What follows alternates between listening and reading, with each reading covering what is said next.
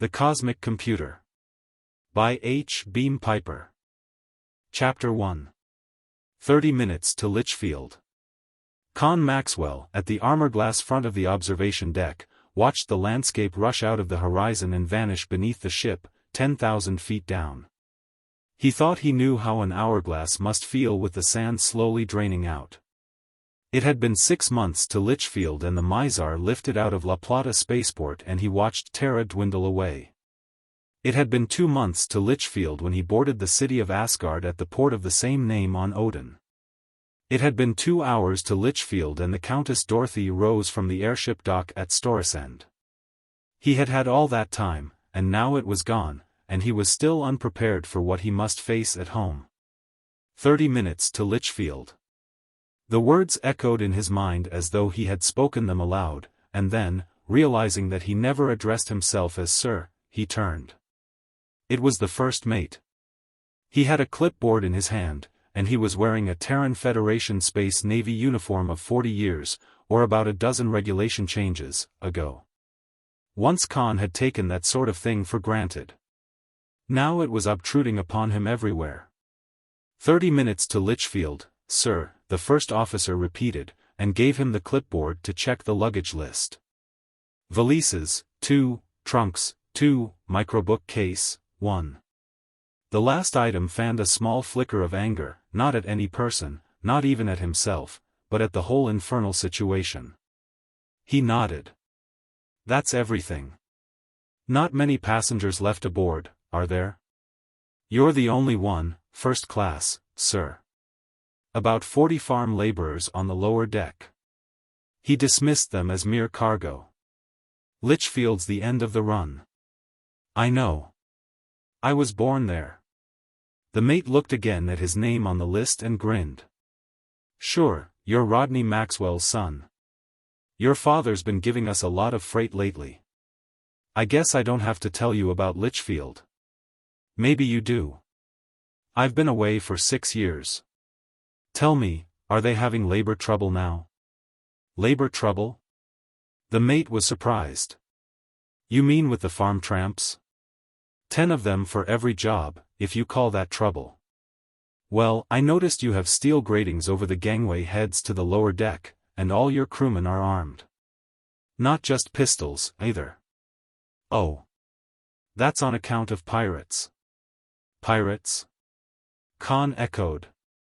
Well, I guess you'd call them that. A gang'll come aboard, dressed like farm tramps, they'll have Tommy guns and sawed-off shotguns in their bindles. When the ship's airborne and out of reach of help, they'll break out their guns and take her. Usually kill all the crew and passengers. They don't like to leave live witnesses, the mate said. You heard about the Harriet Barn, didn't you? She was transcontinent and overseas, the biggest contragravity ship on the planet. They didn't pirate her, did they? The mate nodded. 6 months ago, Blackie Perales' gang. There was just a tag end of a radio call, that ended in a shot. Time the air patrol got to her estimated position it was too late. Nobody's ever seen ship, officers, crew or passengers since. Well, great goo, isn't the government doing anything about it? Sure. They offered a big reward for the pirates, dead or alive. And there hasn't been a single case of piracy inside the city limits of Storesund, he added solemnly. The Calder Range had grown to a sharp blue line on the horizon ahead, and he could see the late afternoon sun on granite peaks. Below, the fields were bare and brown, and the woods were autumn-tinted. They had been green with new foliage when he had last seen them, and the wine melon fields had been in pink blossom. Must have gotten the crop in early, on this side of the mountains. Maybe they were still harvesting, over in the Gordon Valley. Or maybe this gang below was going to the wine pressing. Now that he thought of it, he'd seen a lot of cask staves going aboard at Storesund. Yet there seemed to be less land under cultivation now than 6 years ago. He could see squares of bracken and low brush that had been melon fields recently, among the new forests that had grown up in the past 40 years. The few stands of original timber towered above the second growth like hills, those trees had been there when the planet had been colonized. That had been 200 years ago, at the beginning of the 7th century, atomic era. The name, Poictesme, told that, surromanticist movement, when they were rediscovering James Branch Cabell. Old Genji Gartner, the scholarly and half-piratical space rover whose ship had been the first to enter the Tri-System, had been devoted to the romantic writers of the pre-atomic era. He had named all the planets of the Alpha system from the books of Cabell, and those of Beta from Spencer's Faerie Queene, and those of Gamma from Rabelais. Of course, the camp village at his first landing site on this one had been called Storesend. 30 years later, Genji Gartner had died there, after seeing Storesend grow to a metropolis and Poictesme become a member republic in the Terran Federation. The other planets were uninhabitable except in airtight dome cities, but they were rich in minerals. Companies had been formed to exploit them. No food could be produced on any of them except by carniculture and hydroponic farming, and it had been cheaper to produce it naturally on Poictesme. So Poictesme had concentrated on agriculture and had prospered. At least, for about a century. Other colonial planets were developing their own industries. The manufactured goods the Gartner Tri-System produced could no longer find a profitable market. The mines and factories on Jurgen and Koschei, on Britomart and Calidor, on Panurge and the moons of Pantagruel closed, and the factory workers went away. On Poictesme, the offices emptied, the farms contracted, forests reclaimed fields, and the wild game came back. Coming toward the ship out of the east, now, was a vast desert of crumbling concrete, landing fields and parade grounds, empty barracks and toppling sheds, airship docks, stripped gun emplacements and missile launching sites. These were more recent, and dated from Poictesme's second hectic prosperity, when the Gartner Tri-System had been the advance base for the 3rd Fleet Army Force, during the System States War. It had lasted 12 years. Millions of troops were stationed on or routed through Poictesme. The mines and factories reopened for war production. The Federation spent trillions on trillions of souls, piled up mountains of supplies and equipment, left the face of the world cluttered with installations. Then, without warning, the System States alliance collapsed, the rebellion ended, and the scourge of peace fell on Poictesme. The Federation armies departed. They took the clothes they stood in, their personal weapons, and a few souvenirs. Everything else was abandoned. Even the most expensive equipment had been worth less than the cost of removal. The people who had grown richest out of the war had followed, taking their riches with them. For the next 40 years, those who remained had been living on leavings. On Terra, Conn had told his friends that his father was a prospector, leaving them to interpret that as one who searched, say, for uranium. Rodney Maxwell found quite a bit of uranium, but he got it by taking apart the warheads of missiles. Now he was looking down on the granite spines of the Calder Range. Ahead the misty Gordon Valley sloped and widened to the north. 20 minutes to Litchfield, now. He still didn't know what he was going to tell the people who would be waiting for him. No. He knew that, he just didn't know how. The ship swept on, 10 miles a minute, tearing through thin puffs of cloud. 10 minutes. The Big Bend was glistening redly in the sunlit haze, but Litchfield was still hidden inside its curve. 6. 4. The Countess Dorothy was losing speed and altitude. Now he could see it, first a blur and then distinctly. The airline's building, so thick as to look squat for all its height. The yellow block of the distilleries under their plume of steam. High Garden Terrace, the mall. Moment by moment, the stigmata of decay became more evident. Terraces empty or littered with rubbish, gardens untended and choked with wild growth. Blank staring windows, walls splotched with lichens. At first, he was horrified at what had happened to Litchfield in 6 years. Then he realized that the change had been in himself. He was seeing it with new eyes, as it really was. The ship came in 500 feet above the mall, and he could see cracked pavements sprouting grass, statues askew on their pedestals, waterless fountains. At first he thought one of them was playing, but what he had taken for spray was dust blowing from the empty basin. There was a thing about dusty fountains, some poem he'd read at the university. The fountains are dusty in the graveyard of dreams. The hinges are rusty, they swing with tiny screams. Was Poictesme a graveyard of dreams? No, junkyard of empire.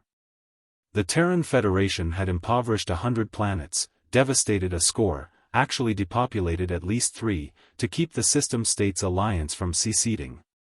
It hadn't been a victory. It had only been a lesser defeat. There was a crowd, almost a mob, on the dock, nearly everybody in topside Litchfield. He spotted old Colonel Zareth, with his white hair and plum-brown skin, and Tom Brangwyn, the town marshal, red-faced and bulking above everybody else. Kurt Fawsey, the mayor, well to the front. Then he saw his father and mother, and his sister Flora, and waved to them. They waved back, and then everybody was waving. The gangway port opened, and the Academy band struck up, enthusiastically if inexpertly, as he descended to the dock. His father was wearing a black suit with a long coat, cut to the same pattern as the one he had worn 6 years ago. Blackout curtain cloth. It was fairly new, but the coat had begun to acquire a permanent wrinkle across the right hip, over the pistol butt. His mother's dress was new, and so was Flora's, made for the occasion. He couldn't be sure just which of the Federation armed forces had provided the material, but his father's shirt was med-service sterilin. Ashamed to be noticing things like that, he clasped his father's hand, kissed his mother, embraced his sister. There were a few, but very few, gray threads in his father's mustache. A few more squint wrinkles around the eyes. His mother's hair was all gray, now, and she was heavier. She seemed shorter, but that would be because he'd grown a few inches in the last 6 years. For a moment, he was surprised that Flora actually looked younger. Then he realized that to 17, 23 is practically middle age, but to 23, 29 is almost contemporary. He noticed the glint on her left hand and caught it to look at the ring. Hey! Zarathustra Sunstone. Nice, he said. Where is he, sis? He'd never met her fiancé. Wade Lucas hadn't come to Litchfield to practice medicine until the year after he'd gone to Terra. Oh, emergency, Flora said. Obstetrical case, that won't wait on anything. In Tramptown, of course. But he'll be at the party. Oops, I shouldn't have said that, that's supposed to be a surprise. Don't worry, I'll be surprised, he promised. Then Kurt Fawsey was pushing forward, holding out his hand. Thinner and grayer, but just as effusive as ever. Welcome home, Conn. Judge, shake hands with him and tell him how glad we all are to see him back. Now, Franz, put away the recorder, save the interview for the Chronicle till later. Ah, Professor Kelton. One pupil Litchfield Academy can be proud of. He shook hands with them, Judge Ledoux, Franz Veltrin, old Professor Dolph Kelton. They were all happy. How much, he wondered, because he was Conn Maxwell, Rodney Maxwell's son, home from Terra, and how much because of what they hoped he'd tell them. Kurt Fawsey, edging him aside, was the first to speak of it. Conn, what did you find out? He whispered. Do you know where it is? He stammered, then saw Tom Brangwyn and Colonel Clem Zareth approaching, the older man tottering on a silver-headed cane and the younger keeping pace with him. Neither of them had been born on Poictesme.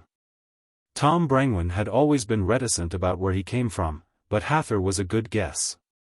There had been political trouble on Hathor 20 years ago. The losers had had to get off-planet in a hurry to dodge firing squads.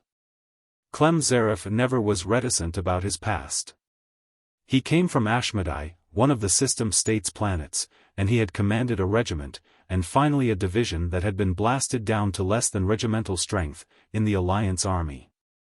He always wore a little rosette of System States black and green on his coat. Hello, boy, he croaked, extending a hand.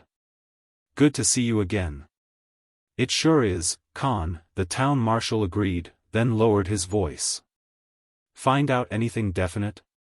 We didn't have much time, Conn, Kurt Fawsey said, but we've arranged a little celebration for you. We'll start it with a dinner at Senta's. You couldn't have done anything I'd have liked better, Mr. Fawsey. I'd have to have a meal at Senta's before I'd really feel at home. Well, it'll be a couple of hours.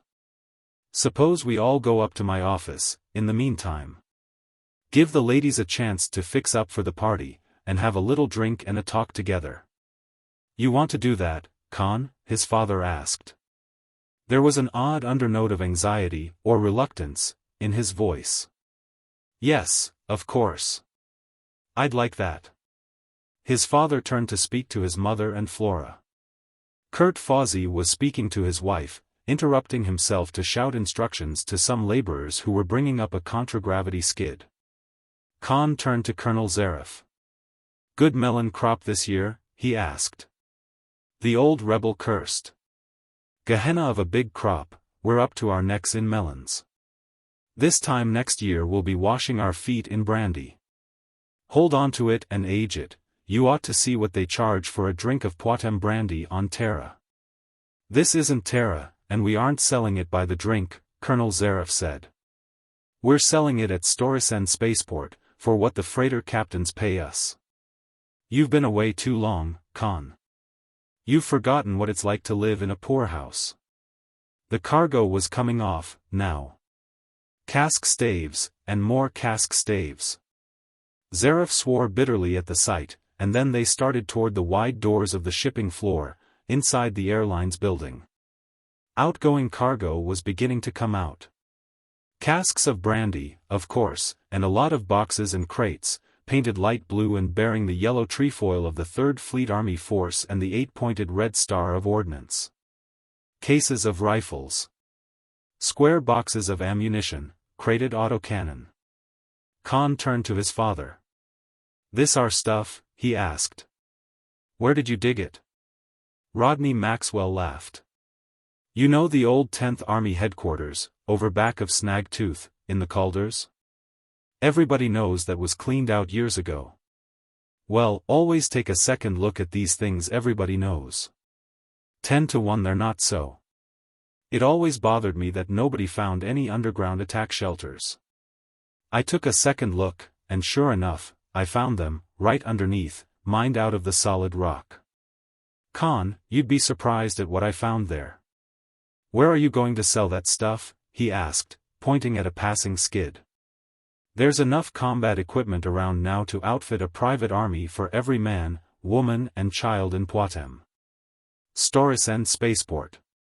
The freighter captains buy it, and sell it on some of the planets that were colonized right before the war and haven't gotten industrialized yet. I'm clearing about 200 sols a ton on it. The skid at which he had pointed was loaded with cases of M504 submachine guns. Even used, one was worth 50 sols. Allowing for packing weight, his father was selling those Tommy guns for less than a good cafe on Terra got for one drink of Poictesme brandy. How do you find this book? Any thoughts about the book or the author? Any suggestion for improvement?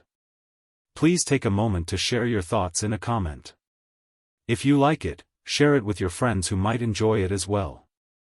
Subscribe to keep in touch. Visit CompleteAudiobooks.com for more quality content. Chapter 2.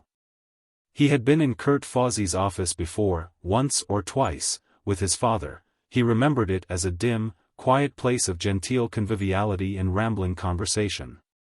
None of the lights were bright, and the walls were almost invisible in the shadows. As they entered, Tom Brangwyn went to the long table and took off his belt and holster, laying it down. One by one, the others unbuckled their weapons and added them to the pile. Clem Zarif's cane went on the table with his pistol. There was a sword inside it. That was something else he was seeing with new eyes. He hadn't started carrying a gun when he had left for Terra, and he was wondering, now, why any of them bothered to. Why, there wouldn't be a shooting a year in Litchfield, if you didn't count the Tramptowners, and they stayed south of the docks and off the top level. Or perhaps that was just it. Lichfield was peaceful because everybody was prepared to keep it that way. It certainly wasn't because of anything the planetary government did to maintain order. Now Brangwen was setting out glasses, filling a pitcher from a keg in the corner of the room. The last time Conn had been here, they'd given him a glass of wine, and he'd felt very grown-up because they didn't water it for him. "Well, gentlemen," Kurt Fawsey was saying, "let's have a toast to our returned friend and new associate. Conn, we're all anxious to hear what you found out, but even if you didn't learn anything, we're still happy to have you back with us. Gentlemen, to our friend and neighbor. Welcome home, Conn." "Well, it's wonderful to be back, Mr. Fawsey," he began. "Here, none of this Mr. Foolishness, you're one of us, now, Conn. And drink up, everybody. We have plenty of brandy, if we don't have anything else." "You can say that again, Kurt." That was one of the distillery people, he'd remember the name in a moment. "When this new crop gets pressed and fermented. I don't know where in Gehenna I'm going to vat mine till it ferments," Clem Zaref said. "Or why," another planter added. "Lorenzo, what are you going to be paying for wine?" Lorenzo Menards, that was the name. The distiller said he was worrying about what he'd be able to get for brandy. "Oh, please," Fawsey interrupted. "Not today, not when our boy's home and is going to tell us how we can solve all our problems." "Yes, Conn." That was Morgan Gatworth, the lawyer. "You did find out where Merlin is, didn't you?" That set them all off. He was still holding his drink. He downed it in one gulp, barely tasting it, and handed the glass to Tom Brangwen for a refill, and caught a frown on his father's face. One did not gulp drinks in Kurt Fawsey's office. Well, neither did one blast everybody's hopes with half a dozen words, and that was what he was trying to force himself to do. He wanted to blurt out the one quick sentence and get it over with, but the words wouldn't come out of his throat. He lowered the second drink by half. The brandy was beginning to warm him and dissolve the cold lump in his stomach. Have to go easy, though. He wasn't used to this kind of drinking, and he wanted to stay sober enough to talk sense until he'd told them what he had to. "I hope," he said, "that you don't expect me to show you the cross on the map, where the computer is buried." All the eyes around him began to look troubled. Most of them had been expecting precisely that. His father was watching him anxiously. "But it's still here on Poictesme, isn't it?" one of the melon planters asked. "They didn't take it away with them?" "Most of you gentlemen," he said, "contributed to sending me to school on Terra, to study cybernetics and computer theory. It wouldn't do us any good to find Merlin if none of us could operate it. Well, I've done that. I can use any known type of computer, and train assistants. After I graduated, I was offered a junior instructorship to computer physics at the university." "You didn't mention that, son," his father said. "The letter would have come on the same ship I did. Besides, I didn't think it was very important." "I think it is." There was a catch in old Dolph Kelton's voice. "One of my boys from the academy offered a place on the faculty of the University of Montevideo, on Terra." He finished his drink and held out his glass for more, something he almost never did. "Conn means," Kurt Fawsey explained, "that it had nothing to do with Merlin." "All right, now tell them the truth." "I was also to find out anything I could about a secret giant computer used during the war by the 3rd Fleet Army Force, codenamed Merlin. I went over all the records available to the public. I used your letter, Professor, and the head of our modern history department secured me access to non-public material, some of it still classified. For one thing, I have locations and maps and plans of every Federation installation built here between 842 and 854, the whole period of the war." He turned to his father. "There are incredible things still undiscovered. Most of the important installations were built in duplicate, sometimes triplicate, as a precaution against space attack. I know where all of them are." "Space attack." Clem Zaref was indignant. "There never was a time we could have attacked Poictesme. Even if we'd had the ships, we were fighting a purely defensive war. Aggression was no part of our policy. He interrupted, "Excuse me, Colonel. The point I was trying to make is that, with all I was able to learn, I could find nothing, not one single word, about any giant strategic planning computer called MERLIN or any MERLIN project." There. He'd gotten that out. Now go on and tell them about the old man in the dome house on Luna. The room was silent, except for the small insectal hum of the electric clock. Then somebody set a glass on the table, and it sounded like a hammer blow. "Nothing, Conn?" Kurt Fawsey was incredulous. Judge Ledoux's hand shook as though palsied as he tried to relight his cigar. Dolph Kelton was looking at the drink in his hand as though he had no idea what it was. The others found their voices, one by one. Of course, it was the most closely guarded secret. But after 40 years... Don't tell me about security. Colonel Zaref barked. You should have seen the lengths our staff went to. I remember, once, on Mephistopheles. But there was a computer codenamed MERLIN, Judge Ledoux was insisting, to convince himself more than anybody else. Its memory bank contained all human knowledge. It was capable of scanning all its data instantaneously, and combining, and forming associations, and reasoning with absolute accuracy, and extrapolating to produce new facts. And predicting future events, And if you'd asked such a computer, "Is there a God?" it would have simply answered, "Present." We'd have won the war, except for MERLIN, Zaref was declaring. Conn, from what you've learned of computers generally, how big would MERLIN have to be? Old Professor Kelton asked. Well, the astrophysics computer at the university occupied a volume of 100,000 cubic feet. For all MERLIN was supposed to do, I'd say something of the order of 3 million to 5 million. Well, it's a cinch they didn't haul that away with them, Lester Dawes, the banker, said. Oh, lots of places on Poictesme where they could have hit a thing like that, Tom Brangwyn said. You know, a planet's a mighty big place. It doesn't have to be on Poictesme, even, Morgan Gatworth pointed out. It could be anywhere in the Tri-System. You know where I'd have put it? Lorenzo Menards asked. On one of the moons of Pantagruel. But that's in the Gamma system, 3 light-years away, Kurt Fawsey objected. There isn't a hypership on this planet, and it would take half a lifetime to get there on normal space drive. Conn was lifting his glass to his lips. He set it down again and rose to his feet. Then, he said, we will build a hypership. On Koschai there are shipyards and hyperdrive engines and everything we will need. We only need one normal space interplanetary ship to get out there, and we're in business. Well, I don't know we need one, Judge Ledoux said. That was only an idea of Lorenzo's. I think MERLIN's right here on Poictesme. We don't know it is, Conn replied. And we don't know we won't need a ship. MERLIN may be on Koschai. That's where the components would be fabricated, and the armed forces weren't hauling anything any farther than they had to.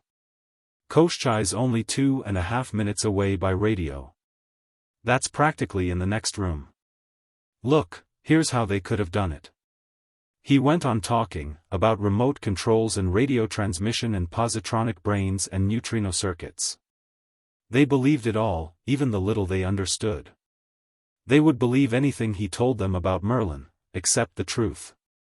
But this will take money, Lester Dawes said. And after that infernal deluge of unsecured paper currency 30 years ago. I have no doubt, Judge Ledoux began, that the planetary government at Storesend would give assistance. I have some slight influence with President Wickhoven. That was one of Clem Zaref's fellow planters. We don't want Jake Wickhoven or any of this first families of Storesend oligarchy in this at all. That's the gang that bankrupted the government with doles and work relief, and everybody else with worthless printing press money after the war. And they've been squatting in a circle deploring things ever since. Some of these days Blackie Perales and his pirates'll sack Storesend, for all they'd be able to do to stop him. We get a ship out to Koshchai, and the next thing you know will be the planetary government, Tom Brangwyn said. Rodney Maxwell finished the brandy in his glass and set it on the table, then went to the pile of belts and holsters and began rummaging for his own. Kurt Fawzy looked up in surprise. "Rod, you're not leaving, are you?" he asked. "Yes. It's only half an hour till time for dinner, and I think Conn and I ought to have a little fresh air. Besides, you know, we haven't seen each other for 6 years." He buckled on the heavy automatic and settled the belt over his hips. "You didn't have a gun, did you, Conn?" he asked. "Well, let's go." Chapter 3. It wasn't until they were down to the main level and outside in the little plaza to the east of the airlines building that his father broke the silence. "That was quite a talk you gave them, Conn." They believed every word of it. I even caught myself starting to believe it once or twice. Conn stopped short, his father halted beside him.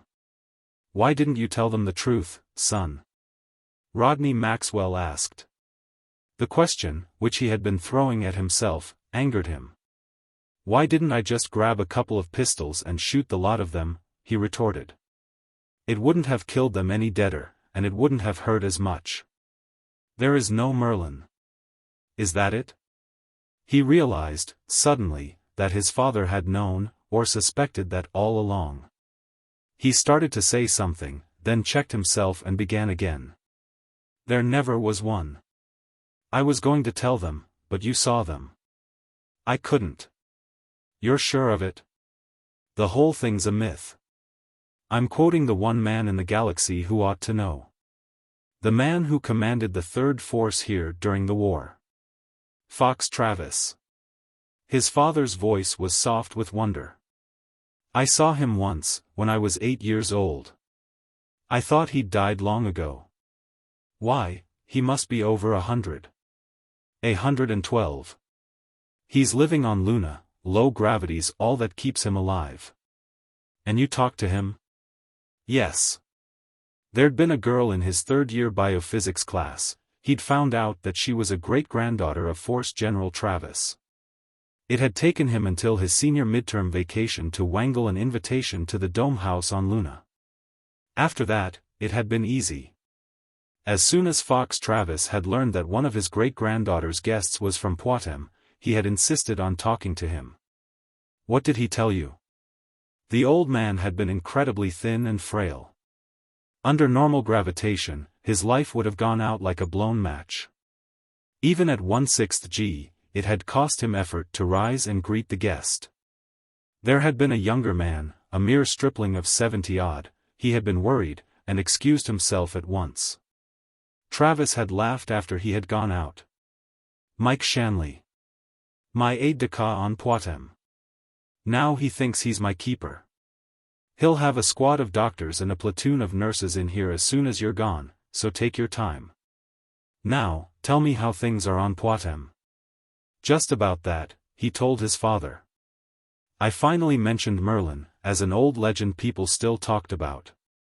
I was ashamed to admit anybody really believed in it." He laughed, and said, "Great goo, is that thing still around?" "Well, I suppose so. It was all through the Third Force during the war. Lord only knows how these rumors start among troops. We never contradicted it, it was good for morale." They had started walking again, and were out on the mall. The sky was flaming red and orange from high cirrus clouds in the sunset light. They stopped by a dry fountain, perhaps the one from which he had seen the dust blowing. Rodney Maxwell sat down on the edge of the basin and got out 2 cigars, handing one to Conn, who produced his lighter. "Conn, they wouldn't have believed you and Fox Travis," he said. "Merlin's a religion with those people. Merlin's a robot god, something they can shove all their problems onto. As soon as they find Merlin, everybody will be rich and happy, the government bonds will be redeemed at face value plus interest. The paper money'll be worth 100 Federation centisols to the soul, and the leaves and waste paper will be raked off the mall, all by magic." He muttered an unprintability and laughed bitterly. I didn't know you were the village atheist, father. In a religious community, the village atheist keeps his doubts to himself. I have to do business with these merlinolators. It's all I can do to keep Flora from antagonizing them at school. Flora was a teacher, now she was assistant principal of the grade schools. Professor Kelton was also school superintendent. He could see how that would be. Flora's not a true believer, then? Rodney Maxwell shook his head. That's largely Wade Lucas's influence, I'd say. You know about him. Just from letters. Wade Lucas was from Baldur, he'd gone off-planet as soon as he'd gotten his MD. Evidently the professional situation there was the same as on Terra, plenty of opportunities, and 50 competitors for each one. On Poictesme, there were few opportunities, but nobody competed for anything, not even to find Merlin. He'd never heard of Merlin till he came here, and when he did, he just couldn't believe in it. I don't blame him. I've heard about it all my life, and I can't. Why not? To begin with, I suppose, because it's just another of these things everybody believes. Then, I've had to do some studying on the third force occupation of Poictesme to know where to go and dig, and I never found any official, or even reliably unofficial, mention of anything of the sort. 40 years is a long time to keep a secret, you know. And I can't see why they didn't come back for it after the pressure to get the troops home was off, or why they didn't build a dozen Merlins. This isn't the only planet that has problems they can't solve for themselves. What's Mother's attitude on Merlin? She's against it. She thinks it isn't right to make machines that are smarter than people. I'll agree. It's scientifically impossible. That's what I've been trying to tell her. Conn, I noticed that after Kurt Fawzi started talking about how long it would take to get to the Gamma system, you jumped right into it and began talking up a ship. Did you think that if you got them started on that it would take their minds off Merlin? That gang up in Fawzi's office? Niflheim, no. They'll go on hunting Merlin till they die. But I was serious about the ship. An idea hit me. You gave it to me, you and Clem Zaref. Why, I didn't say a word. Down on the shipping floor, before we went up. You were talking about selling arms and ammunition at a profit of 200 souls a ton, and Clem was talking as though a bumper crop was worse than a green death epidemic. If we had a hypership, look what we could do. How much do you think a settler on Hoth or Malbolge or Irminsul would pay for a good rifle and 1,000 rounds? How much would he pay for his life? That's what it would come to. And do you know what a 15cc liqueur glass of Poictesme brandy sells for on Terra? 1 soul, Federation money. I'll admit it costs like Niflheim to run a hypership, but look at the difference between what these tramp freighter captains pay at Storesend and what they get. I've been looking at it for a long time. Maybe if we had a few ships of our own, these planters would be breaking new ground instead of cutting their plantings, and maybe we'd get some money on this planet that was worth something. You have a good idea there, son. But maybe there's an angle to it you haven't thought of. Conn puffed slowly at the cigar. Why couldn't they grow tobacco like this on Terra? Soil chemicals, he supposed, that wasn't his subject. You can't put this scheme over on its own merits. This gang wouldn't lift a finger to build a hypership. They've completely lost hope in everything but Merlin. Well, can do. I'll even convince them that Merlin's a space station, in orbit off Koschai. I think I could do that. You know what it'll cost. If you go ahead with it, I'm in it with you, make no mistake about that. But you and I will be the only 2 people on Poictesme who can be trusted with the truth. We'll have to lie to everybody else, with every word we speak. We'll have to lie to Flora, and we'll have to lie to your mother. Your mother most of all. She believes in absolutes. Lying is absolutely wrong, no matter whom it helps. Telling the truth is absolutely right, no matter how much damage it does or how many hearts it breaks. You think this is going to be worth a price like that? Don't you? He demanded, and then pointed along the crumbling and littered mall. Look at that. Pretend you never saw it before and are looking at it for the first time. And then tell me whether it'll be worth it or not. His father took a cigar from his mouth. For a moment, he sat staring silently. Great go. Rodney Maxwell turned. I wonder how that sneaked up on me, I honestly never realized. Yes, Conn. This is a cause worth lying for. He looked at his watch. We ought to be starting for Centas, but let's take a few minutes and talk this over. How are you going to get it started? Well, convince them that I can find Merlin and that they can't find it without me. I think I've done that already. Then convince them that we'll have to have a ship to get to Koschei, and won't do. That'll take money, and money's something none of this gang has. You heard me talk about the stuff I found out on Terra? Father, you have no idea what all there is. You remember the old Force Command headquarters, the one the planetary government took over? I know where there's a duplicate of that, completely underground. It has everything the other one had, and a lot more, because it'll be cram full of supplies to be used in case of a general blitz that would knock out everything on the planet. And a chain of hospitals. And a spaceport, over on Barathrum, that was built inside the crater of an extinct volcano. There won't be any hyperships there of course, but there'll be equipment and material. We might be able to build a ship there. And supply depots, all over the planet. None of them has ever been opened since the war. Don't worry about financing, we have that. His father, he could see, appreciated what he had brought home from Terra. He was nodding, with quick head jerks, at each item.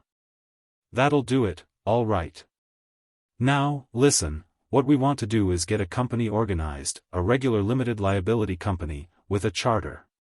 We'll contribute the information you brought back from Terra, and we'll get the rest of this gang to put all the money we can twist out of them into it, so we'll be sure they won't say, Niflheim with it.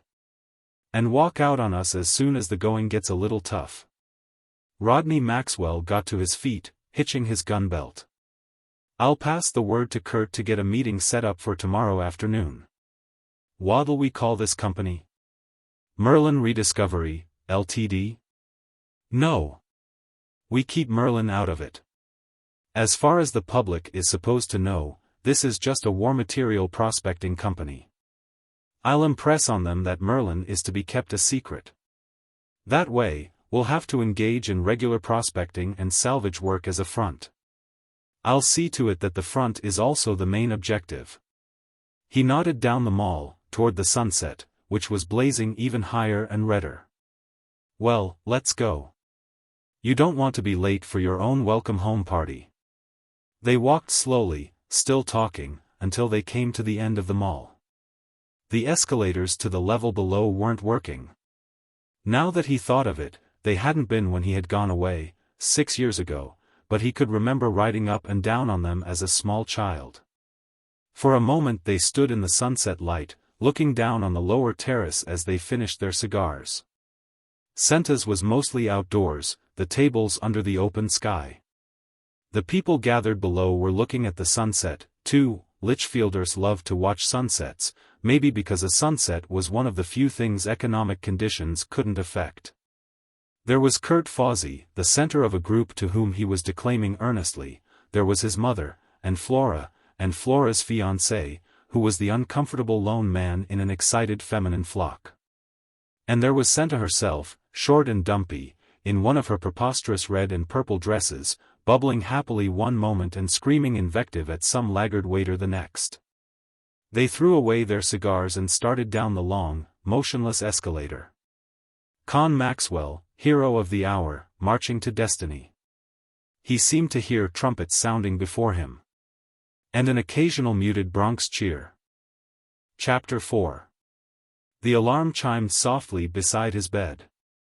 He reached out and silenced it, and lay looking at the early sunlight in the windows, and found that he was wishing himself back in his dorm room at the university. No, back in this room, 10 years ago, before any of this had started. For a while, He imagined himself 13 years old and knowing everything he knew now, and he began mapping a campaign to establish himself as Lichfield's juvenile delinquent number 1. To the end that Kurt Fawsey and Dolph Kelton and the rest of them would never dream of sending him to school on Terra to find out where Merlin was. But he couldn't even go back to yesterday afternoon in Kurt Fawsey's office and tell them the truth. All he could do was go ahead. It had seemed so easy when he and his father had been talking on the mall. Just get a ship built, and get out to Koshchai, and open some of the shipyards and engine works there, and build a hypership. Sure, easy, once he got started. He climbed out of bed, knuckled the sleep sand out of his eyes, threw his robe around him, and started across the room to the bath cubicle. They had decided to have breakfast together his first morning home. The party had broken up late, and then there had been the excitement of opening the presents he had brought back from Terra. Nobody had had a chance to talk about Merlin, or about what he was going to do, now that he was home. That, and his career of mendacity, would start at breakfast. He wanted to let his father get to the table first, to run interference for him. He took his time with his toilet and dressed carefully and slowly. Finally, he zipped up the short waist-length jacket and went out. His father and mother and Flora were at the table, and the serving robot was floating around a few inches off the floor, steam trailing from its coffee urn and its tray lid up to offer food. He greeted everybody and sat down at his place, and the robot came around to him. His mother had selected all the things he'd been most fond of 6 years ago: shovel-snout bacon, hotcakes, starberry jam, things he hadn't tasted since he had gone away. He filled his plate and poured a cup of coffee. "You don't want to bother coming out to the dig with me this morning, do you?" his father was saying. "I'll be back here for lunch, and we'll go to the meeting in the afternoon." "Meeting?" Flora asked. "What meeting?" "Oh, we didn't have time to tell you," Rodney Maxwell said. "You know, Conn brought back a lot of information on locations of supply depots and things like that. An amazing list of things that haven't been discovered yet. It's going to be too much for us to handle alone. We're organizing a company to do it. We'll need a lot of labor, for one thing, jobs for some of these tramptowners."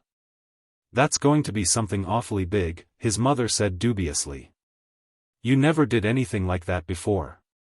"I never had the kind of a partner I have now. It's Maxwell and Son, from now on." "Who's going to be in this company?" Flora wanted to know. "Oh, everybody around town, Kurt and the judge and Clem, and Lester Dawes. All that crowd. The Fawsey's office gang," Flora said disparagingly. "I suppose they'll want Conn to take them right to where Merlin is, the first thing." "Well, not the first thing," Conn said. "Merlin was one thing I couldn't find out anything about on Terra." "I'll bet you couldn't. The people at Armed Forces Records would let me look at everything else, and make microcopies and all, but not one word about computers. 40 years, and they still have the security lid welded shut on that." Flora looked at him in shocked surprise. "You don't mean to tell me you believe in that thing?" "Sure. How do you think they fought a war around a perimeter of close to 1,000 light-years? They couldn't do all that out of their heads. They'd have to have computers, and the one they'd use to correlate everything and work out grand strategy plans would have to be a dilly. Why, I'd give anything just to look at the operating panels for that thing. But that's just a silly story. There never was anything like Merlin. No wonder you couldn't find out about it. You were looking for something that doesn't exist, just like all these old cranks that sit around drinking brandy and mooning about what Merlin's going to do for them. And never doing anything for themselves." "Oh, they're going to do something, now, Flora," his father told her. "When we get this company organized. You'll dig up a lot of stuff you won't be able to sell, like that stuff you've been bringing in from 10th Army. And then you'll go looping off chasing Merlin, like the rest of them. Well, maybe that'll be a little better than just sitting in Kurt Fawsey's office talking about it, but not much." It kept on like that. Conn and his father tried several times to change the subject. Each time Flora ignored the effort and returned to her diatribe. Finally, she put her plate and cup on the robot's tray and got to her feet. "I have to go," she said. "Maybe I can do something to keep some of these children from growing up to be Merlin worshippers like their parents." She flung out of the room angrily. Mrs. Maxwell looked after her in distress. "And I thought it was going to be so nice, having breakfast together again," she lamented. Somehow the breakfast wasn't quite as good as he'd thought it was at first. He wondered how many more breakfasts like that he was going to have to sit through. He and his father finished quickly and got up, while his mother started the robot to clearing the table. "Conn," she said, after his father had gone out, "you shouldn't have gotten Flora started like that." "I didn't get Flora started, she's equipped with a self-starter. If she doesn't believe in Merlin, that's her business. A lot of these people do, and I'm going to help them hunt for it. That's why they all chipped in to send me to school on Terra, remember?" "Yes, I know." Her voice was heavy with distress. "Conn, do you really believe there is that thing?" she asked. "Why, of course." He was mildly surprised at how sincerely and straightforwardly he said it. "I don't know where it is, but it's somewhere on Poictesme, or in the Alpha system." "Well, do you think it would be a good thing to find it?" That surprised him. Everybody knew it would be, and his mother didn't share his father's attitude about things everybody knew. She hadn't any business questioning a fundamental postulate like that. "It frightens me," she continued. "I don't even like to think about it. A soulless intelligence, it seems evil to me." "Well, of course it's soulless. It's a machine, isn't it? An aircar's soulless, but you're not afraid to ride in one. But this is different. A machine that can think. Conn, people weren't meant to make machines like that, wiser than they are." "Now wait a minute, Mother. You're talking to a computer man now." Professional authority was something his mother oughtn't to question. A computer like Merlin isn't intelligent, or wise, or anything of the sort. It doesn't think. The people who make computers and use them do the thinking. A computer's a tool, like a screwdriver, it has to have a man to use it. "Well, but..." "And please, don't talk about what people are meant to do. People aren't meant to do things, they mean to do things, and 9 times out of 10, they end by doing them. It may take 100,000 years from a Stone Age savage in a cave to the captain of a hyperspace ship, but sooner or later they get there." His mother was silent. The soulless machine that had been clearing the table floated out of the room, the dishwasher in its rectangular belly gurgling. Maybe what he had told her was logical, but women aren't impressed by logic. She knew better, for the good old feminine reason, because Wade Lucas wanted me to drop in on him for a checkup, he mentioned. "That's rubbish, I had one for my landing pratique on the ship. He just wants to size up his future brother-in-law." "Well, you ought to go see him." "How did Flora come to meet him, anyhow?" "Well, you know, he came from Baldur. He was in Storsend, looking for an opening to start a practice, and he heard about some medical equipment your father had found somewhere and came out to see if he could buy it. Your father and Judge Ledoux and Mr. Fawzy talked him into opening his office here. Then he and Flora got acquainted." She asked, anxiously, "What did you think of him, Conn? Seems like a regular guy." "I think I'll like him. A husband like Wade Lucas might be a good thing for Flora. I'll drop in on him, sometime this morning." His mother went toward the rear of the house, more soulless machines, like the house-cleaning robot, and the laundry robot, to look after. He went into his father's office and found the cigar humidor, just where it had been when he'd stolen cigars out of it 6 years ago and thought his father never suspected what he was doing. Now, why didn't they export this tobacco? It was better than anything they grew on Terra. Well, at least it was different, just as Poictesme brandy was different from Terran bourbon or Baldur honey rum. That was the sort of thing that could be sold in interstellar trade anytime and anywhere, the luxury goods that were unique. Staple foodstuffs, utility textiles, metal products, could be produced anywhere, and sooner or later they were.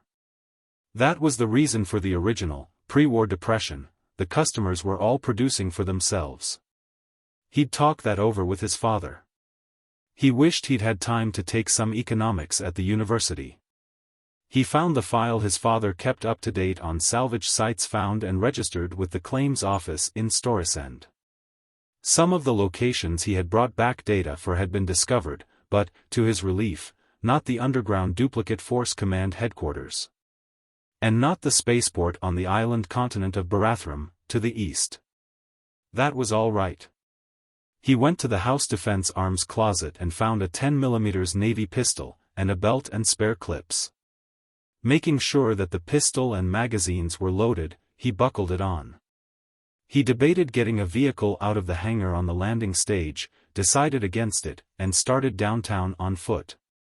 One of the first people he met was Len Yanaguchi, the tailor. He would be at the meeting that afternoon.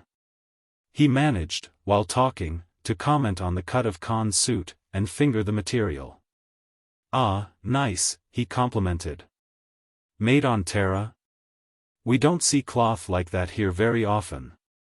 He meant it wasn't armed forces salvage. "Father ought to be around to see you with a bolt of material, to have a suit made," he said. "For goodness sake, either talk him into having a short jacket like this, or get him to buy himself a shoulder holster. He's ruined every coat he ever owned, carrying a gun on his hip." A little farther on, he came to a combat car grounded in the middle of the street. It was green, with black trimmings, and lettered in black, "Gordon Valley Home Guard." Tom Brangwyn was standing beside it, talking to a young man in a green uniform. "Hello, Conn." The town marshal looked at his hip and grinned. "See, you got all your clothes on this morning. You were just plain indecent yesterday. You know Fred Karski, don't you?" Yes, now that Tom mentioned it, he did. He and Fred had gone to school together at the Litchfield Academy. But the 6 years since they'd seen each other last had made a lot of difference in both of them. He was beginning to think that the only strangers in Litchfield were his own contemporaries. They shook hands, and Conn looked at the combat car and Fred Karski's uniform.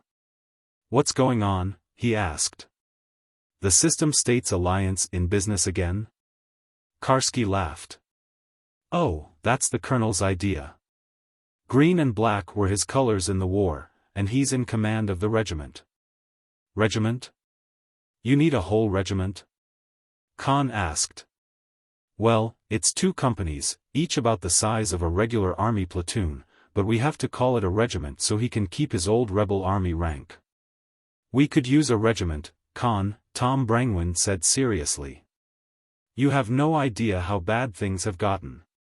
Over on the East Coast, the outlaws are looting whole towns. About 4 months ago, they sacked Waterville, burned the whole town and killed close to 100 people. That was Blackie Perales' gang." "Who is this Blackie Perales?" "I heard the name mentioned in connection with the Harriet Barn."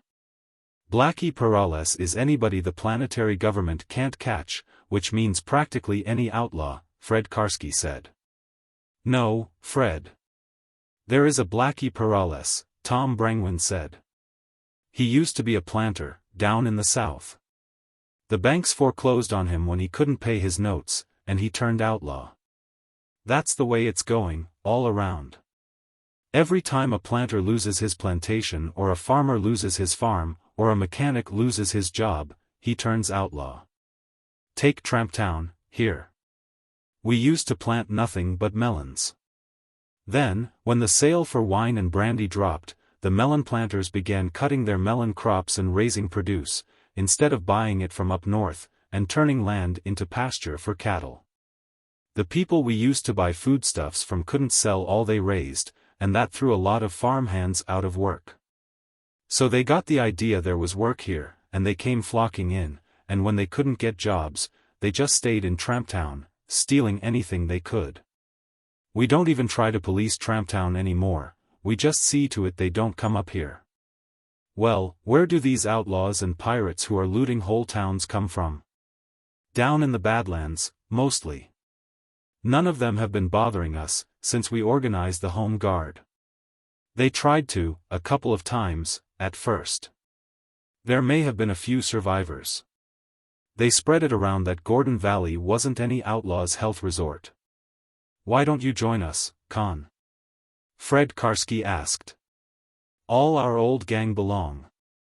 I'd like to, but I'm afraid I'm going to be kind of busy. Brangwyn nodded. Yes. You will be, at that, he agreed. So I hear, Fred Karski said. Do you really know where it is, Conn? Well, no. He went into the routine about Merlin being still classified triple top secret. But we'll find it. It may take time, but we will. They talked for a while. He asked more questions about the Home Guard. His father, it seemed, had donated all the equipment. They had 170 men on the active list, but they had a reserve of over 800, and combat vehicles and weapons on all the plantations and in all the towns along the river. The reserve had only been turned out twice, both times, outlaw attacks had been stopped dead, literally. The Home Guard, it appeared, was not given to making arrests or taking prisoners. Finally, he parted from them, strolling on along the row of stores and business places, many vacant, under the south edge of the mall, until he saw a Floralite sign, Wade Lucas, M.D. He entered. Lucas wasn't busy. They went into his consultation office, and Conn took off his gun belt and hung it up. Lucas offered cigarettes, and they lighted and sat down. I see you've started carrying one, he said, nodding to the pistol Conn had laid aside. Civic obligation. I'm going to be too busy for Home Guard duty, but if I can protect myself, it'll save somebody else the job of protecting me. Maybe if there weren't so many guns around, there wouldn't be so much trouble. He felt his good opinion of Wade Lucas start to slip. The liberals on Terra had been full of that kind of talk, which was why only 4 out of 10 of last year's graduating class at Armed Forces Academy had been able to get active commissions. The last war had been a disaster, so don't prepare for another one. When it comes, let it be a worse disaster. Guns don't make trouble, people make trouble. If the troublemakers are armed, you have to be armed too. When did you last see an air patrol boat around here, or even a constabulary trooper? All we have here is the Home Guard and Tom Brangwyn and 3 deputies, and his pay and theirs is always 6 months in arrears. Lucas nodded. A bankrupt government, an unemployment rate that rises every year, currency that buys less every month. And do-it-yourself justice. The doctor blew a smoke ring and watched it float toward the ventilator intake. You said you're going to be busy. This company your father's talking about organizing? That's right. You're going to be at the meeting at the academy this afternoon, aren't you? Yes. Just what are you going to do, after you get it organized? Well, I brought back information on a great deal of undiscovered equipment and stores that the Third Force left behind. He talked on for some time, keeping to safe generalities. It's too big for my father and me to handle alone, even if we didn't feel morally obligated to take in the people who contributed towards sending me to school on Terra. You ought to be interested in it. I know of 6 fully supplied hospitals, intended to take care of the casualties in case of a system-state space attack. You can imagine, better than I can, what would be in them. Yes. Medical supplies of all sorts are getting hard to find. But look here. You're not going to let these people waste time looking for this alleged computer, this thing they call Merlin, are you? We're looking for any valuable war material. I don't know the location of Merlin, but I'll bet you don't. Lucas said vehemently. That was the same thing Flora had said. But Merlin is undoubtedly the most valuable item of abandoned T.F. equipment on this planet. In the long run, I'd say, more valuable than everything else together. We certainly aren't going to ignore it. Good heavens, Conn. You aren't like these people here. You were educated at the University of Montevideo. So I was. I studied computer theory and practice. I have some doubts about Merlin being able to do some of the things these laymen like Kelton and Fawsey and Judge Ledoux think it could. Those sorts of misconceptions and exaggerations have to be allowed for. But I have no doubt whatever that the master computer with which they did their strategic planning is probably the greatest mechanism of its sort ever built. And I have no doubt whatever that it still exists somewhere in the Alpha system. He almost convinced himself of it. He did not, however, convince Wade Lucas, who was now regarding him with narrow-eyed suspicion. You mean you categorically state that that computer actually exists? That, I think, was the general idea. Yes. I certainly do believe that Merlin exists. Maybe he was telling the truth. Merlin existed in the beliefs and hopes of people like Dolph Kelton and Clem Zarif and Judge Ledoux and Kurt Fawsey. Merlin was a god to them. Well, take Gu, the Thorin grandfather god. Gu was as preposterous, theologically, as Merlin was technologically. Gu, except to Thorins, was a Federation-wide joke. But he'd known a couple of Thorins at the university, funny little fellows, with faces like terriers, their bodies covered with matted black hair. They believed in Gu the way he believed in the second law of thermodynamics. Gu was with them every moment of their lives. Take away their belief in Gu, and they would have been lost and wretched.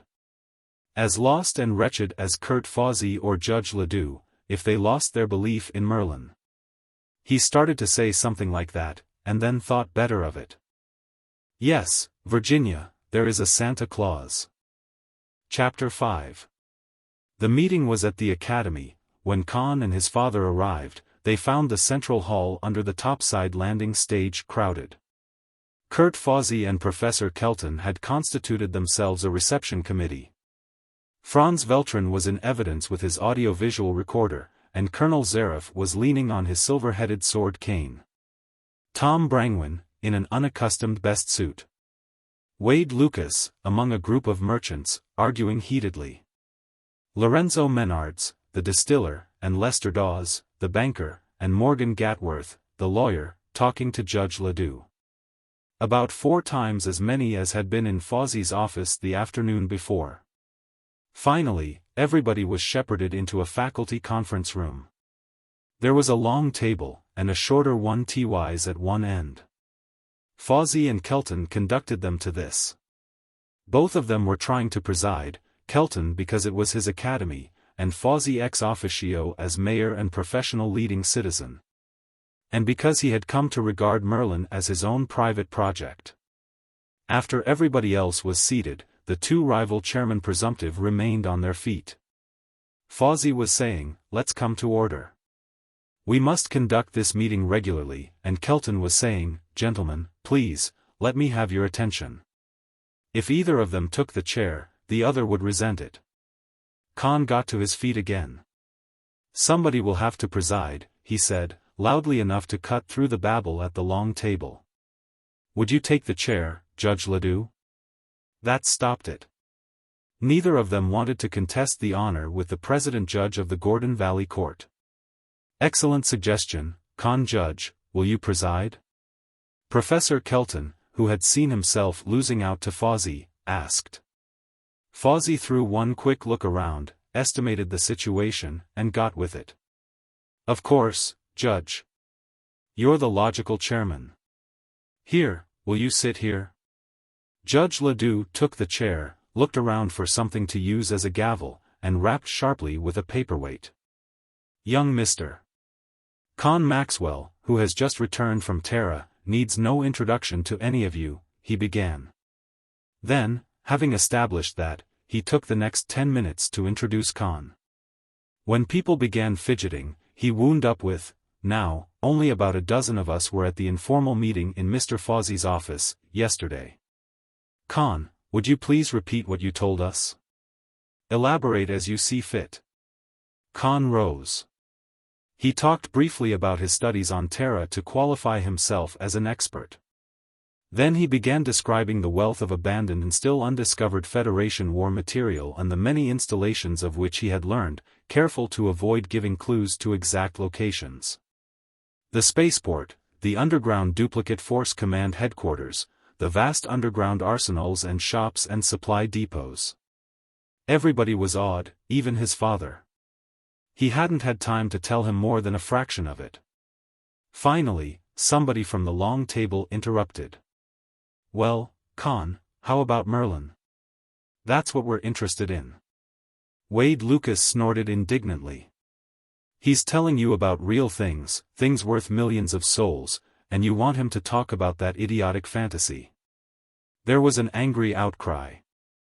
Nobody actually shouted, "To the stake with the blasphemer," but that was the general idea. Judge Ledoux was rapping loudly for order. "I don't know the exact location of Merlin." Conn strove to make himself heard. "The whole subject's classified top secret. But I am certain that Merlin exists, if not on Poictesme then somewhere in the Alpha system, and I am equally certain that we can find it." Cheers. He waited for the hubbub to subside. Lucas was trying to yell above it. "You admit you couldn't learn anything about this so-called Merlin, but you're still certain it exists?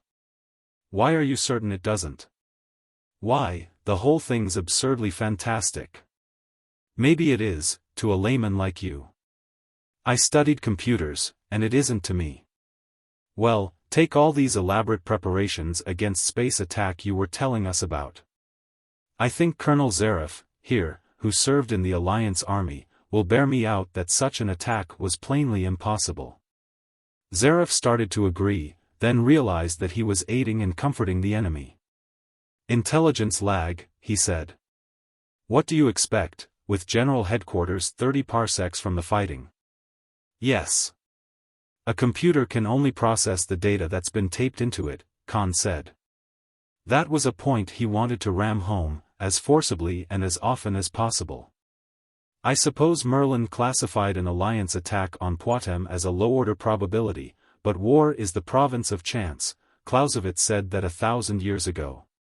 Fox Travis wasn't the sort of commander to let himself get caught, even by a very low-order probability. "Well, how do you explain the absence, after 40 years, of any mention, in any history of the war, of Merlin? How do you get around that?" "I don't have to." "How do you get around it?" "Huh?" Lucas was startled. "Yes. Stories about Merlin were all over Poictesme, all through the Third Force, even to the enemy. Say the stories were unfounded, say Merlin never existed. Yet the belief in Merlin was an important historical fact, and no history of the war gives it so much as a footnote." He paused for effect, then continued, "That can mean only one thing. Systematic suppression, backed by the whole force of the Terran Federation. A gigantic conspiracy of silence. Brother. If they swallow that, I have it made, they'll swallow anything." They did, all but Lucas. He banged his fist on the table. "Now I've heard everything," he shouted in disgust. "Not quite everything, Doctor," Morgan Gatworth said. "You will hear, one of these days, that we have found Merlin." "Yes, that'll be the day." Lucas sprang to his feet, his chair toppling behind him. He shoved it aside with his foot. "I'm not going to argue with you. Conn Maxwell gave you 1,000-year-old quotation. I'll give you another, from Thomas Paine: "To argue with those who have renounced the use and authority of reason is as futile as to administer medicine to the dead." I'll add this. Conn Maxwell knows better than this balderdash he's been spouting to you. I don't know what his racket is, and I'm not staying to find out. You will, though, to your regret. He turned and strode from the room. There was a moment's silence, after the door slammed behind him. Too bad, Conn thought. He would have made a good friend. Now he was going to make a very nasty enemy. "Well, let's get to business," his father said. "We don't have to argue about the existence of Merlin, we know that. Let's discuss the question of finding it." "I still think it's somewhere off-planet," Lorenzo Menart said. "The moons of Pantagruel." Evidently he'd read something, or seen an old film, about the moons of Pantagruel. "No, that's too far, they'd keep it where they could use it." The old GHQ. Lester Dawes suggested. Suppose it's down under that, like the place Rodney found under 10th Army. I hope not, Gathworth said. The planetary government took that over. Well, wherever it is, finding it is going to be expensive, Rodney Maxwell said. Now, to finance the search, I propose we use this information my son brought back from Terra. Dr. Lucas was right about one thing, that's worth millions of souls. Well, I propose, also, that we set up a company and get it chartered. A prospecting company, to operate under the Abandoned Property Act of 867. My son and I will contribute this information as our share in the capitalization of the company. The work of opening these Federation installations can go on concurrently with the search for Merlin, and the profits can finance it. Silence for a moment, then a bedlam of cheering. Well, let's get organized, Gatworth said. What will we call this company? A number of voices shouted suggestions. Rodney Maxwell managed to get recognition and partial silence. It is of the first importance, he said, that we keep our real objective, Merlin, as close a secret as possible. The planetary government would like to get hold of it, and I leave you to ask yourselves how far Jake Vickhoven and his cronies are to be trusted with anything like that, and I have no doubt the Federation might try to take it away from us. Couldn't do it, Rodney, Judge Ledoux objected. Everything the Federation abandoned in the Tri-System is public domain now. We have a Federation Supreme Court ruling. What's legality to the Federation? Clem Zaref demanded. They fought a criminally illegal war of aggression against my people. Down the table, somebody started singing, "Rally round the banner black and green." Well, I think it's a good idea to keep quiet about it, myself, Kurt Fawsey said. All right, Rodney Maxwell said. Then we don't want this company to sound like anything but another salvage company. I suggest we call it Litchfield Exploration and Salvage. Good name, Rodney, Dawes approved. That a motion? I second it. Unanimously carried. They had a name, now, anyhow. Everybody began suggesting other topics for consideration: capitalization, application for charter, election of officers, stock issues. Conn paid less and less attention. Industrial finance and organization wasn't his subject, either. His father was plunging happily into it as though he had been promoting companies all his life. Conn sat and doodled with his six-color pen, mostly spherical hyperspace ships. We can't get all this cleared up now, Lester Dawes was protesting. Your Honor, I mean, Mr. Chairman. I suggest that committees be appointed. More hassling, everybody wanted to be on all the committees. Finally, they appointed enough committees to include everybody. Well, that seems to be cleared up, Judge Ledoux said. I suggest a meeting day after tomorrow evening. The committees should have everything set up, and we should be able to organize ourselves and elect permanent officers. Is there anything else to discuss, or do I hear a motion to adjourn? Somebody thought they ought to have some idea of what the first operation would be. You heard me mention a spaceport, Conn said. I can tell you, now, that it's over on Barathrum, inside the crater of an extinct volcano. I think we ought to have a look at that, first of all. I know you seemed to think yesterday that Merlin is off-planet, Fawsey said. I'm inclined to disagree, Conn. I think it's right here on Poictesme. We ought to nail that spaceport down first, Conn argued. Conn, you mentioned an underground duplicate of Travis's general headquarters, Zaref said. They thought we'd possibly send a fleet here to blitz Poictesme, or they wouldn't have built that. And this underground headquarters would be the safest place on the planet. They'd make sure of that.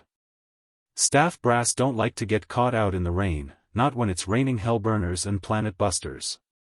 Merlin would be too big to take there along with them, so they'd put it there in the first place. That made sense. If he'd been Fox Travis, and if there had been a Merlin, that was exactly where he'd have put it himself. But there was no Merlin, and he wanted a ship. He argued mulishly for a little, then saw that it was hopeless and gave in. "I want to find Merlin as much as any of you," he said. "More. Merlin was the only thing I was trained for. We'll look there first." Somebody asked where, approximately, this underground force command headquarters was. "Why, it's in the Badlands, over between the Blaubergs and the East Coast." "Great go. We'll need an army to go in there," Tom Brangwyn said. "That's where all these outlaws have been coming from, Blackie Perales and all." "Then we'll get an army together," Clem Zaref said happily. "Might make a little of that reward money that's been offered." "We'll need more than that.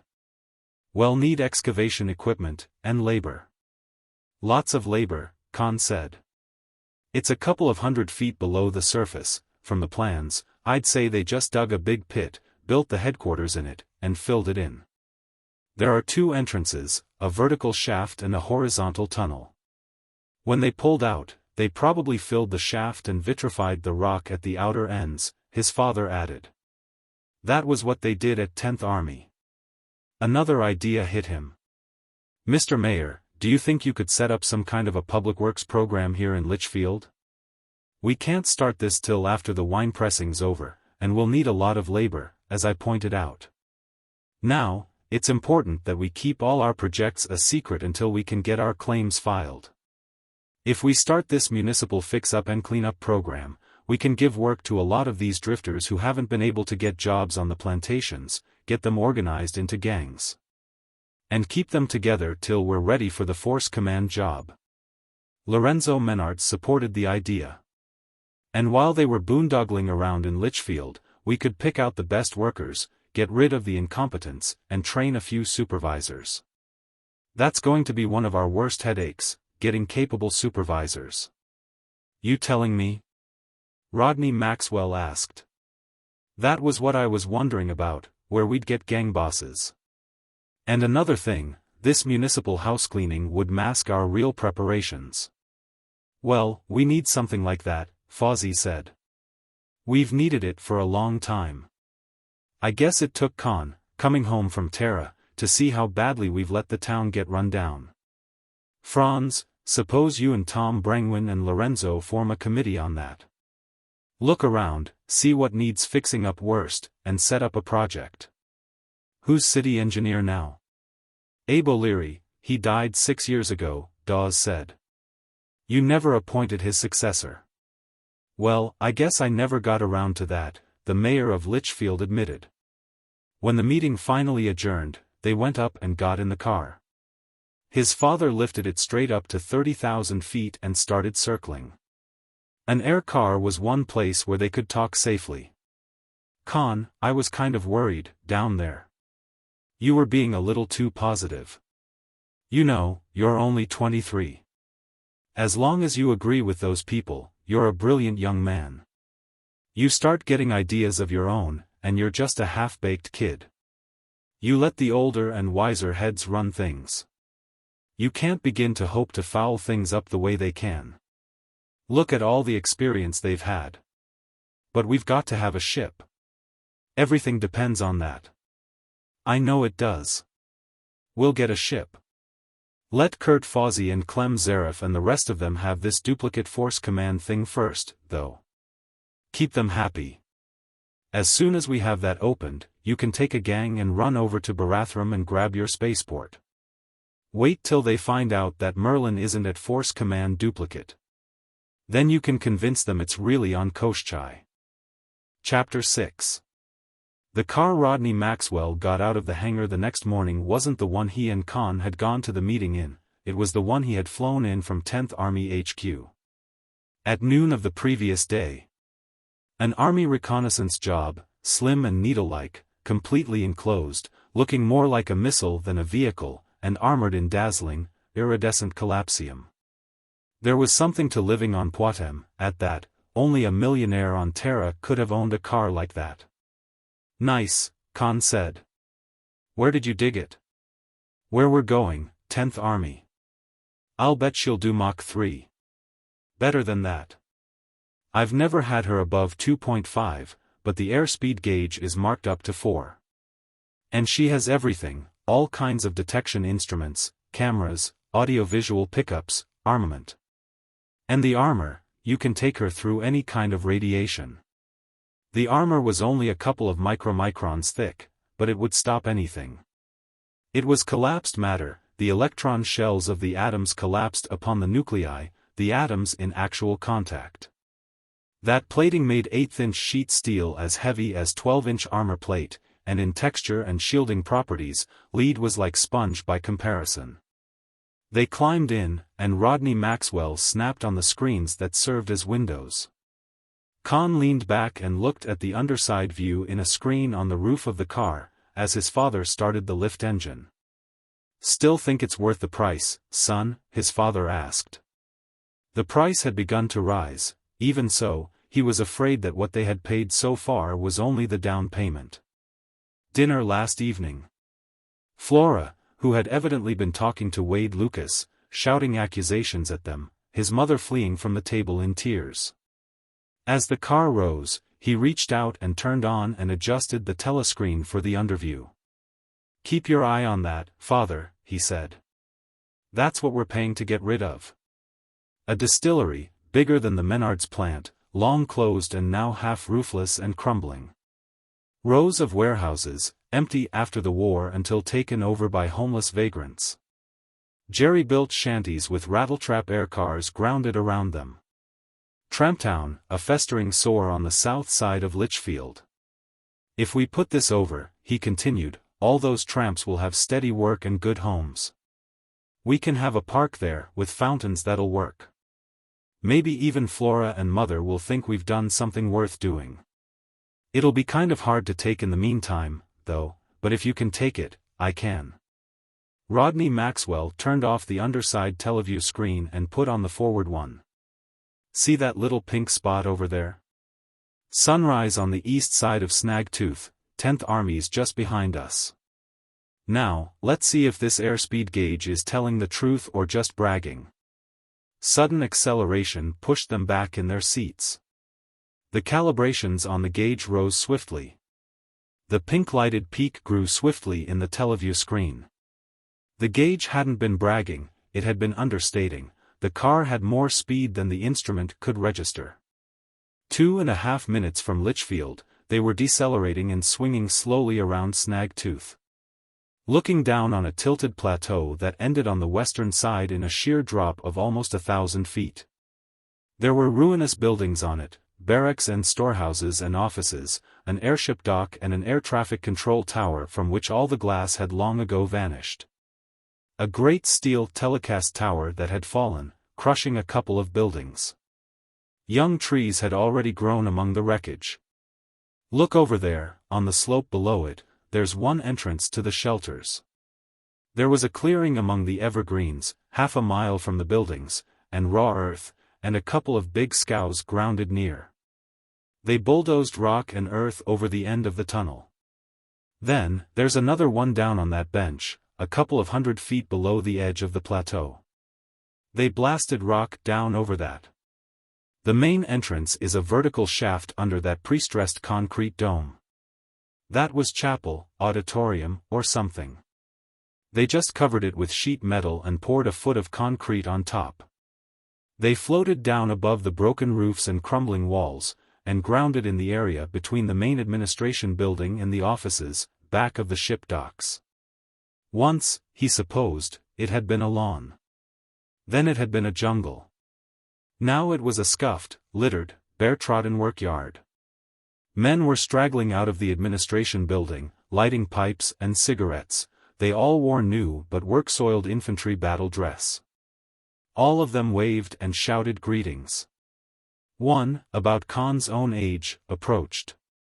As he got out, Conn saw the resemblance to Lester Dawes, the banker, before he recognized Aunts Dawes, who had been one of his closest friends 6 years ago. They shook hands and pounded each other on the back. "Hey, you're looking great, Conn." They all told him that. He'd begin to believe it pretty soon. "Sorry I couldn't make the party, but somebody had to sit on the lid here, and Jerry Rivas and I cut cards for it and Jerry won." "You didn't tell me Aunts was with you," he reproached his father.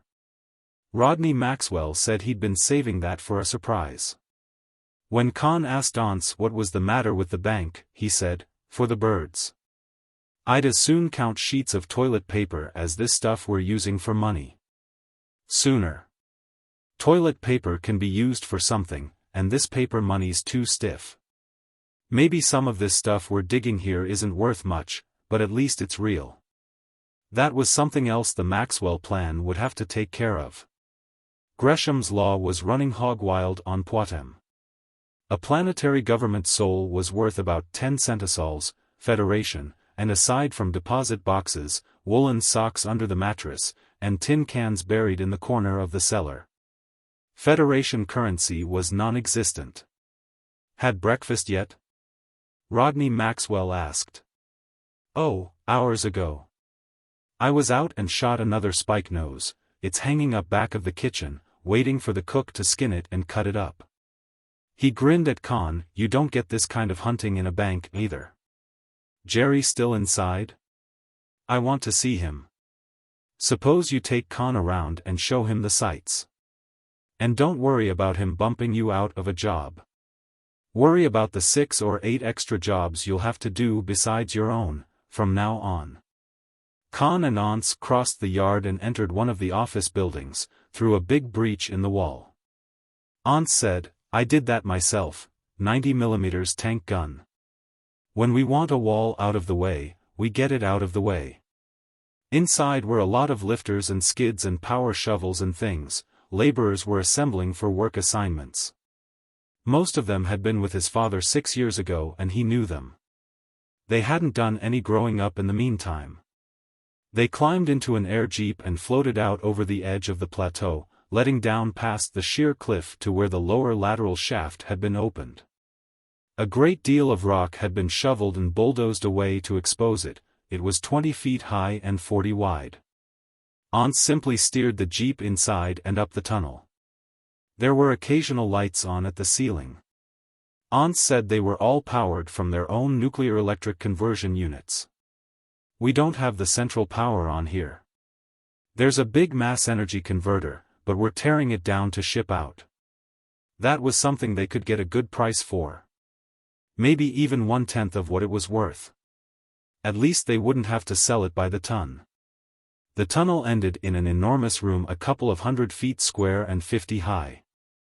There was a wide aisle up the middle. On either side, contragravity equipment was massed. Tanks with long 90mm guns. Combat cars. Small airboats. Rank on rank of air cavalry single mounts, egg-shaped things just big enough for a man to sit in, with quadruple machine guns in front and flame jets behind. Ambulances armored against radiation. Decontamination units, mobile workshops, mobile kitchens. Troop carriers, jeeps, staff cars, power shovels, manipulators, lifters. All waiting, for 40 years, to swarm out as soon as the bombs that never came stopped falling. They floated the jeep along hallways beyond, and got down to look into rooms. Work was already going on in the power plant. A gang under a slim young man whom Aunts introduced as Mohammed Matsui were using repair robots to get canisters of live plutonium out of a reactor. Workshops. Laundries. Storerooms. Kitchens, some stripped and a few still intact. A hospital. Guardhouse and lockup. More storerooms on the level above, reached by returning to the vehicle hangar and lifting to an upper entrance. By this time, gangs were at work there, too, moving contragravity skids in empty and out-loaded. "The CO here must have had squirrel blood," Aunts said. "I think when the evacuation orders came through he just gathered up everything there was topside and crammed it down here, any old way. Honest to goo, this place was packed solid when we found it. Nobody'd believe it. Wait till you see the next one." "You mean there's another place like this?" "You can say so. You can say a 20-megaton thermonuclear is like a hand grenade, too." Aunts Dawes simply didn't believe that. When they got back to the administration building on top, they found Rodney Maxwell, Jerry Rivas, the general foreman, and half a dozen gang foremen, in consultation. "We're getting 150 more men and 10 farm scows from Litchfield," his father said. "Dave McCade's coming out from our yard, and Tom Brangwen's sending one of his deputies to help boss them.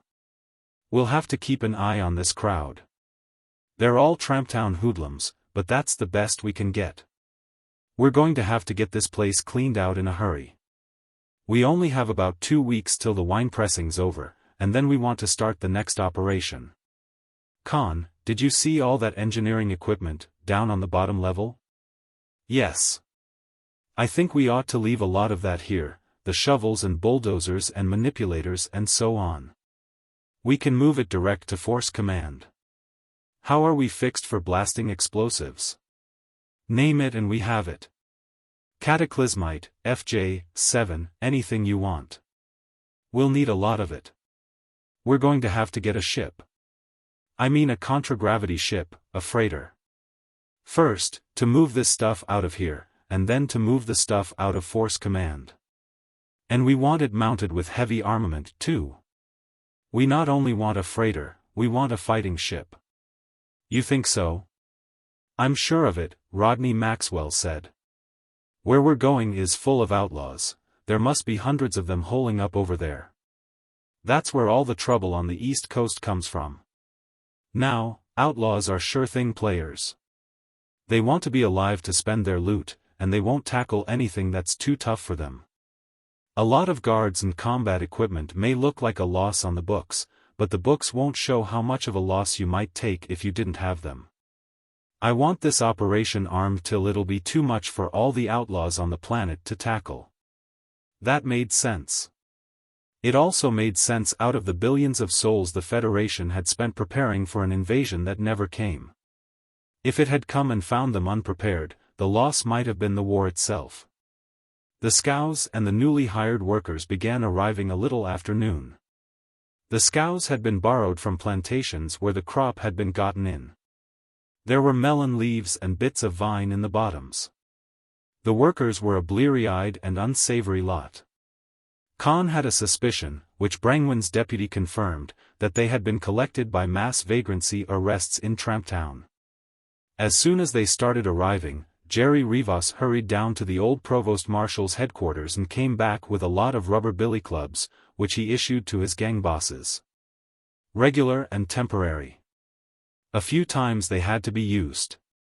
By evening, however, the insubordinate and troublesome had been quieted. They would all steal anything they could put in their pockets, but that was to be expected. By evening, too, the contents of the underground treasure trove was moving out in a steady stream, and scows were shuttling to and from Litchfield. Rodney Maxwell was going back to town after lunch the next day. Conn wanted to know if he should go along. "No, you stay here, help keep things moving. Remember what I told you about the older and wiser heads? Let me handle them. I've been around them, heaven pity me, longer than you have. Just give me an audio-visual of your proxy and I'll vote your stock. How much stock do I have, by the way?" "The same as I have, 10,500 shares of common, at 20 centisols a share. But watch where it goes after we open Force Command." His father was back, 2 days later, to report. "We're organized. Kurt Fozzie's president, of course, and does he love it. That'll keep him out of mischief. Dolph Kelton's secretary. He has an office force at the academy and can conscript students to help. He's organizing a research team from his seniors and postgrad students to work in the planetary library at Storesend. There are a lot of old Third Force records there, he may find something useful. Of course, Lester Dawes is treasurer. What are you? Vice president in charge of operations. That's what I spent all yesterday logrolling, baby kissing and cigar passing to get. And what am I, if it's a fair question? You have a very distinguished position. You are a non-office holding stockholder. The only other one is Judge Ledoux. As a member of the judiciary, he did not feel it proper to accept official position in a private corporation. Tom Brangwen's chief of company police, Clem Fawzi is commander of the company guards. And we have a law firm in Storesend lined up to handle our charter application. Sturber, Flynn and Chen Wang. Sturber's married to Jake Vickhoven's sister, Flynn's son is married to the daughter of the Secretary of the Treasury, and Chen Wang is a nephew of the Chief Justice. All of them are directly descended from members of Genji Gartner's original crew. You don't anticipate any trouble about getting the charter? Not exactly. And Lester Dawes is in Storesend now, trying to find us a contragravity ship. There are about a dozen in the hands of receivers for bankrupt shipping companies. He might find one that's still airworthy. Oh, you remember how I insisted on absolute secrecy about our Merlin objective? That's working out better than my fondest expectations. It's leaking like a machine-gunned water tank, and everybody it leaks to is positive that we know exactly where Merlin is, or we wouldn't be trying to keep it a secret. 3 days later, Conn hitched a ride on a freight scow to Litchfield. From the air, he could see a haze of bonfire smoke over High Garden Terrace, and a gang of men at work. There were more men at work on the mall and along the streets on either side. He went up from the yard below the house, where the scow was being unloaded, and found his mother in the living room watching a screen play with one eye and keeping the other on a soulless machine like a miniature contragravity tank, which was going over the carpet with a vacuum cleaner and taking swipes at the furniture with a rotary dust mop. She was glad to see him, and then became troubled. Conn, when Flora comes home, you won't argue with her, will you? Only in self-defense. That was the wrong thing to say. He changed it to, no. I won't argue with her at all, and then quoted Wade Lucas quoting Thomas Paine. Then he had to assure his mother a couple of times that there really was a Merlin, and then assure her that it wouldn't get loose and hurt anybody if he did find it. In the middle of his assurances about the harmlessness of Merlin, the house-cleaning robot began knocking things off the top of a table. Oscar! You stop that, his mother yelled. Oscar, deaf as the adder, kept on.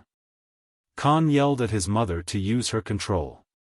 She remembered that she had one, a thing like an old-fashioned pocket watch, around her neck on a chain, and got the robot stopped. No wonder she was afraid of Merlin. He took advantage of the interruption to get to his room and change clothes, then went up to the hangar and got out an air cavalry mount. About 50 men were working on High Garden Terrace, pruning and trimming and leveling the lawns. There was a big vitrifier on the mall. Even at 500 feet he could feel the heat from it, chuffing and clanking and pouring lava like molten rock for a new pavement. And all the nymphs and satyrs and dryads and fauns and centaurs had had their pedestals rebuilt and were sandblasted clean. He landed on the top of the airline's building and rode a lift down to the office where Kurt Fawzi neglected the affairs of his ship line agency, his brokerage business, and the city of Litchfield. The afternoon habitués had begun to gather. Raymond Fitch, the used vehicles dealer, Lorenzo Menards, Judge Ledoux, Tom Brangwyn, Clem Zaref. Fawzi was on the screen, talking to somebody with sandy hair and a suit that didn't seem to be made of any sort of Federation Armed Forces material, about warehouse facilities. The addresses they were mentioning were in Storesend. No, Leo, I don't know when, Fawzi was saying, but don't you worry. You just have space for it, and we'll fill it up. And don't ask me what sort of stuff. You know what a salvage operation's like, you just haul out the stuff as you come to it. Tom Brangwyn, lounging in one of the deep chairs, looked up. Hello, Conn. We're having a time. Another 200 tramps came in on the Countess this morning, and Gu only knows how many in their own vehicles, and they all seem to think if there's work for some there ought to be work for all. And some of them are getting nasty. We can use some more out at the dig. The ones you sent out Thursday are doing all right, once they found out we weren't taking any foolishness. Fawzi turned away from the screen. Well, Conn, we're in, he said. The charter was granted this morning, now we're Litchfield Exploration and Salvage, Limited. And Lester Dawes has found us a contragravity ship. How much will it cost us? Fawzi began to laugh. Conn, this'll slay you. She isn't costing us a centisol. You know those old ships on Mothball Row, back of the old West End ship docks at Storesend? Conn nodded. He'd seen them before he had gone away, and from the city of Asgard coming in, a lot of old army transport craft, covered with muslin and sprayed with protectoplast. The planetary government had taken them over after the war and forgotten them. Well, Lester's getting one of them for us under the old 878 Commercial Enterprise Encouragement Act. She's an Army combat freighter, regimental ammunition ship. Of course, she still has armament, we'll have to pay to get that off. Why? Fawzi looked at him in surprise. It would only be in the way and add weight. We want her for a cargo ship, don't we? That's what she was built for. What kind of armament? Fawzi didn't know. Clem Zaref did. For 115mm rifles, 2 fore and 2 aft. A pair of lift-and-drive missile launchers amidships. And a secondary gun battery of 70 mm and 50mm autocannon.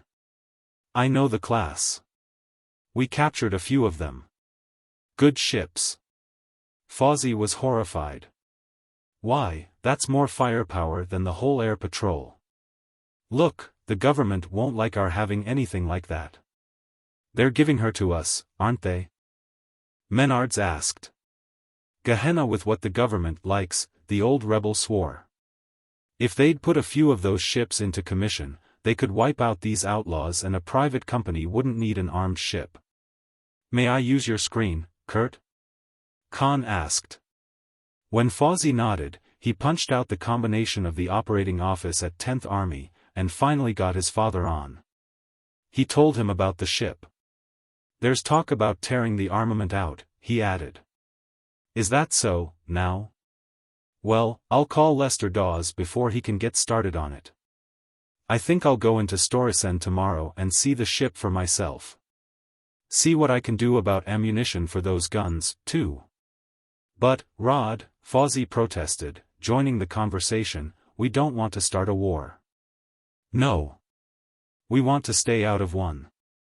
You don't do that by disarming. We're taking that ship down into the Badlands. Remember? Rodney Maxwell said. Ever hear the name Blackie Perales? Fawzi had. He stopped arguing about armament. Instead, he began worrying about how much the civic cleanup campaign was costing Litchfield. You think we really need that, Rod? Of course we do. You'd be surprised how much labor we're going to need, and how hard up we're going to be for capable supervisors. This thing's a training program, Kurt, and we'll need every man we train on it. But it's costing like Niflheim, Rod. We're going to bankrupt the city. Worse than it is now, you mean? Oh, don't worry, Kurt. As soon as we find Merlin, everything will be all right. Franz Veltrin came in, shortly after Rodney Maxwell was off the screen. He dropped his audiovisual camera and sound recorder on the table, laid his pistol belt on top of them and took a drink of brandy. Downing it with the audible satisfaction of a thirsty horse at a trough. Then he looked around accusingly. Somebody's been talking, he declared. I've had all the news services on the planet on my screen today, they all want the story about what's happening here. They've heard we know where Merlin is, that Conn Maxwell found out on Terra. They just put 2 and 2 together and through 7, Conn said. A Herald Guardian ship news reporter interviewed me when I got in, and found out I'd been studying cybernetics and computer theory on Terra. What did you tell them? Complete denial. We don't know a thing about Merlin. Naturally, they didn't believe me. A bunch of them are coming out here tomorrow.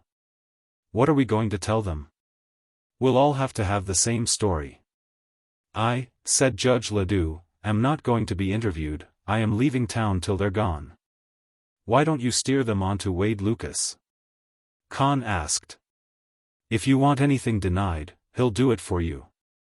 Everybody thought that was a wonderful idea, except Clem Zaref, and he waited until Conn was ready to go and rode up to the landing stage with him. Conn, I know this Lucas is going to marry your sister, he began, but how much do you know about him? Not much. He seems like a nice chap. I don't hold what he said at the meeting against him. I suppose if I'd come from off-planet, I wouldn't believe in Merlin either. Ha! But doesn't he believe in Merlin? He makes noises like it. You know what I think? XVIII lowered his voice to a whisper. I think he's a Federation spy. I think the Federation's lost Merlin. That's why they haven't come back to get it long ago. Pretty big thing to mislay. It could happen. There'd only be a few scientists and some high staff officers who'd know where it was. Well, say they all went back to Terra on the same ship, and the ship was lost at space. Sabotage, one of our commerce raiders that hadn't heard the war was over, maybe just an ordinary accident. But the ship's lost, and the location of Merlin's lost with her. That could happen, Conn agreed seriously. All right. So ever since, they've had people here, listening, watching, spying. This Lucas, he showed up here about a year after you went to Terra. And who does he get engaged to? Your sister. And what does he do here? Goes around arguing that there is no Merlin, getting people to argue with him, getting them mad, so they'll blurt out anything they know. I'm an old field officer. I know all the prisoner interrogation tricks in the book, and that's always been one of the best. Then why did he act the way he did at the meeting? All he did there was cut himself off from learning anything more from any of us. In his place, would you have done that? No, you'd have tried to take the lead in hunting for Merlin yourself. Now wouldn't you? Zareth was silent, first puzzled, and then hurt. Now he would have to tear the whole idea down and build it over. Flora was quite friendly when she came home from school. She'd found out, somewhere, that Conn had been the originator of the municipal facelifting project. He was tempted, briefly, to tell her a little, if not all, of the truth about the Maxwell plan, then decided against it. The way to keep a secret was to confide it to nobody. Every time you did, you doubled, maybe even squared, the chances of exposure. He told his father, when Rodney Maxwell came in from the dig, about his talk with Clem Zareth. How long's he been like that, anyhow? He asked. As long as I've known him. When it comes to melons and wine and bossing tramp labor and taking care of his money and coming in out of the rain, Clem Zareth's as sane as I am. But on the subject of the Terran Federation, he's crazy as a bedbug. What is a bedbug, anyhow? They have them on Terra, in places like Tramptown. They have places like Tramptown on Terra, too. I suppose, in Clem's boots, I'd be just as crazy as he is, Rodney Maxwell said. 1 minute, he had a wife and 2 children in Kindleberg, on Ashmedai, and the next minute Kindleberg was a puddle of radioactive slag. That was in 51, wasn't it? I read about it, Conn said. It was a famous victory. That was from a poem, too. Rodney Maxwell flew to Storesend early the next morning. Conn rode back to 10th Army on an empty scow and pitched into the job of getting the stores and equipment out of the underground shelters.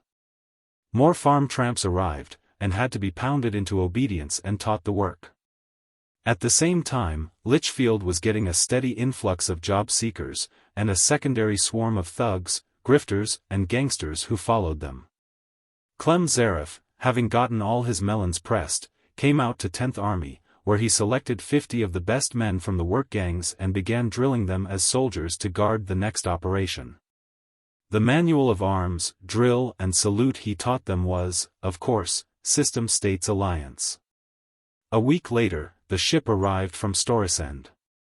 160 feet, 3,000 tons, small enough to be berthed inside a hyperspace transport, and fast enough to get a load of ammunition to troops at the front, unload, and get out again before the enemy could zero in on her, and armed to fight off any Army Air Force combat craft. The delay had been in recruiting officers and crew. The captain and chief engineer were out-of-work ship line officers, the gunner was a former Federation artillery officer, and the crew looked more like pirates than most pirates did. They christened her the Lester Dawes, because Dawes had secured her and because the name began with the initials of Litchfield Exploration and Salvage. From then on, it was a race to see whether the 10th Army attack shelters would be emptied before the wine was all pressed, or vice versa. Chapter 7. 52 years before, they had come to the mesa in the Badlands and dug a pit on top of it, 1,000 feet in diameter and more than 500 deep. And in it they built a duplicate of the headquarters for 3rd Fleet Army Force Command. They built a shaft 100 feet in diameter like a chimney at one side, and they ran a tunnel out through solid rock to the head of a canyon half a mile away. Then they buried the whole thing. 12 years later, when the war was over, they sealed both entrances and went away and left it. For a month each winter, cold rains from the east lashed the desert. For the rest of the year, it was swept by wind-blown sand. Wiregrass sprouted, and thornbush grew. Nature, the master camoufleur, completed the work of hiding the forgotten headquarters. Little things not unlike rabbits scampered over it, and bigger things, vaguely fox-like, hunted them. Hunted men came, too, their air cars skimming low. None of them had the least idea what was underneath. The mesa top came suddenly to life, just as the sun edged up out of the east. Conn and his father and Aunt Dawes came in first, in the recon car with which they had scouted and photographed the site a few days before. They circled at 1,000 feet, fired a smoke bomb, and then let down near where Conn's map showed the head of the vertical shaft. The rest followed, first a couple of combat cars that circled slowly, scanning the ground, and then the Lester Dawes with her big guns and her load of equipment. And behind a queue of boats and scows and heavy engineering equipment on contragravity and troop carriers full of workmen and guards, flanked by air cavalry, which circled above while everything else landed, then scattered out over a 50-mile radius. Occasionally there was a hammering of machine guns, either because somebody saw something on the ground that might need shooting at or simply because it was a beautiful morning to make a noise. The ship settled quickly and daintily, while Conn and Aunts and Rodney Maxwell sat in the car and watched. Immediately, she began opening like a beetle bursting from its shell, large sections of armor swinging outward. Except for the bridge and the gun turrets, almost the whole ship could be opened. She had been designed to land in the middle of a battle and deliver ammunition when seconds could mean the difference between life and death. Jeeps and lifters and manipulators and things floated out of her. Scows began landing and unloading prefab hut elements. A water tank landed, and the cook shed began going up beside it. A lorry came in with scanning and probing equipment, and a couple of men jumped off and huddled over a photoprint copy of one of Conn's maps. Conn lifted the car again and coasted it half a mile to where the cleft in the mesa started. There were half a dozen claw-armed manipulators already there, and 2 giant power shovels. Jerry Rivas and one of the engineers Kurt Fawzy had hired had gotten out of a jeep and were looking at another photoprint of the map. Rivas pointed to the head of the canyon, where a mass of rock had slid down. "That's it, you can still see where they put off the shots." The canyon was long enough and wide enough for the Lester Dawes to land in it. She could be loaded directly from the tunnel. The manipulators began moving in, wrestling with the larger chunks of rock and dragging or carrying them away. Power shovels began grunting and clanking and rumbling, dust rose in a thick column. Toward mid-morning, the troop carriers which served as school buses in Litchfield arrived, loaded with more workmen. A lorry lettered Storesend Herald Guardian came in, hovered over the canyon, and began transmitting audio-visuals. More newsfolk put in an appearance. The earth and rock at the top of the tunnel entrance fell away, revealing the vitrified stone lintel. Everybody cheered and dug harder. More air cars arrived, getting in each other's and everybody else's way. Raymond Fitch, Lester Dawes, Lorenzo Menards and Morgan Gatworth. Dolph Kelton, playing hooky from school. Kurt Fawzy.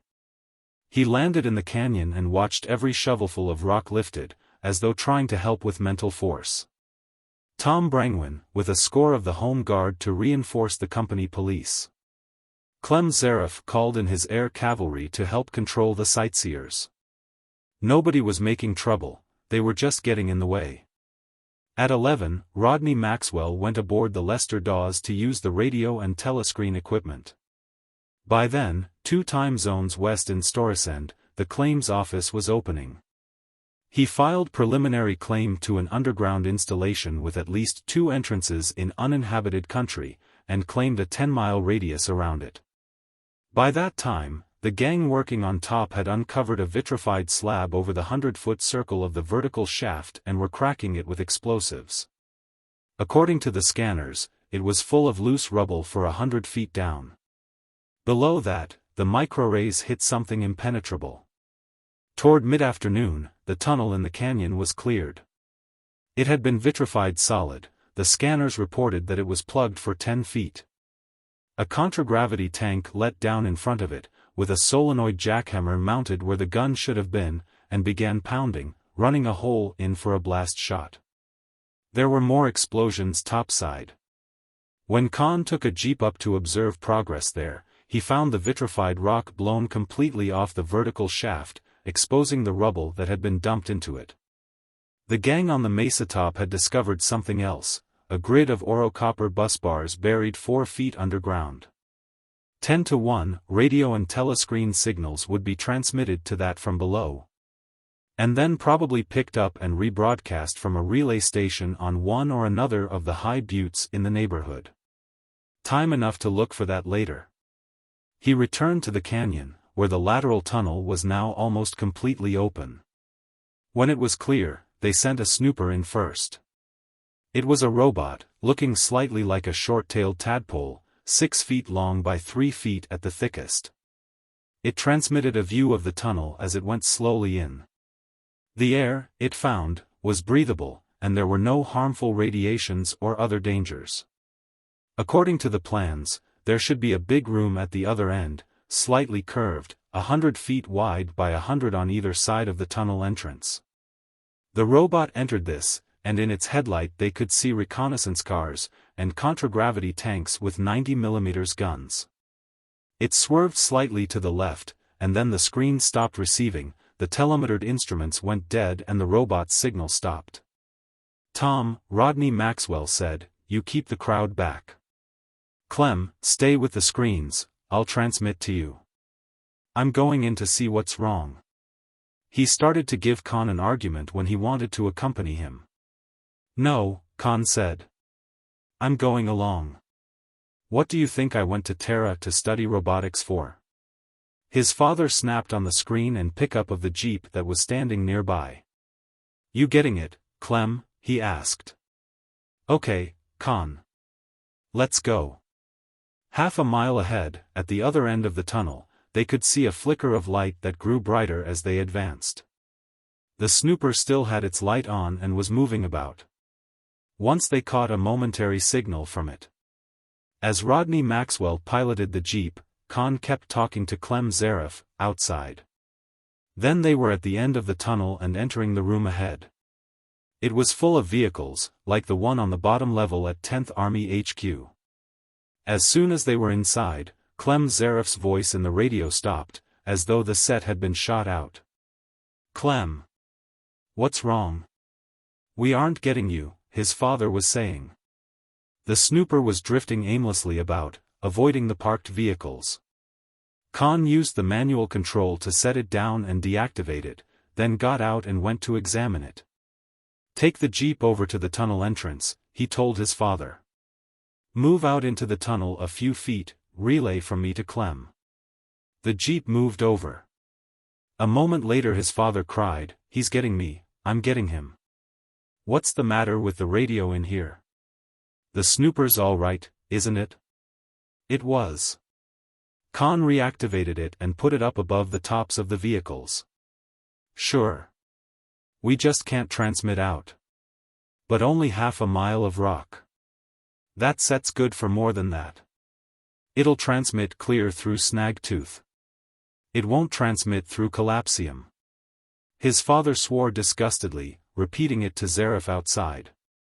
Conn could hear the old soldier, in the radio, make a similar remark. They should have all expected that, in the first place. If the Third Force High Command was expecting to sit out a nuclear bombardment in this place, they'd armor it against anything. Bring the gang in. It's safe as far as we've gotten, his father said. We'll just have to string wires out. Conn used his flashlight and found the power unit for the room lights. All the overhead lights were wired to one unit, if wired were the word for gold leaf circuits cemented to the walls and covered with insulating paint. For the heavy stuff, like the ventilator fans, they'd have to find the central power plant. He looked around the big room, poking into some of the closets that lined it. Radiation-proof clothing. Tools. Arms and ammunition. First aid kits. Emergency rations. All the vehicles were plated in shimmering collapsium. The crowd started coming in, the work gang selected for the first exploration work, most of them old hands of Rodney Maxwell's, the engineers they had recruited. Mohammed Matsui, he had a gang of his own, the same one he had been using in tearing down the converter at 10th Army, the stockholders and officials, the press. And everybody else Tom Brangwen's police hadn't been able to keep out. The power plant was at the extreme bottom. Matsui began looking it over at once. Above it they found the service facilities, air and water plant, pumps for the artesian well, sewage disposal. Then repair ships, and a laboratory, and laundries and kitchens above that. Where do you suppose it is? Kurt Fawzi was asking. Up at the very top, I suppose. Let's go up and work down, I can't wait till we've found it.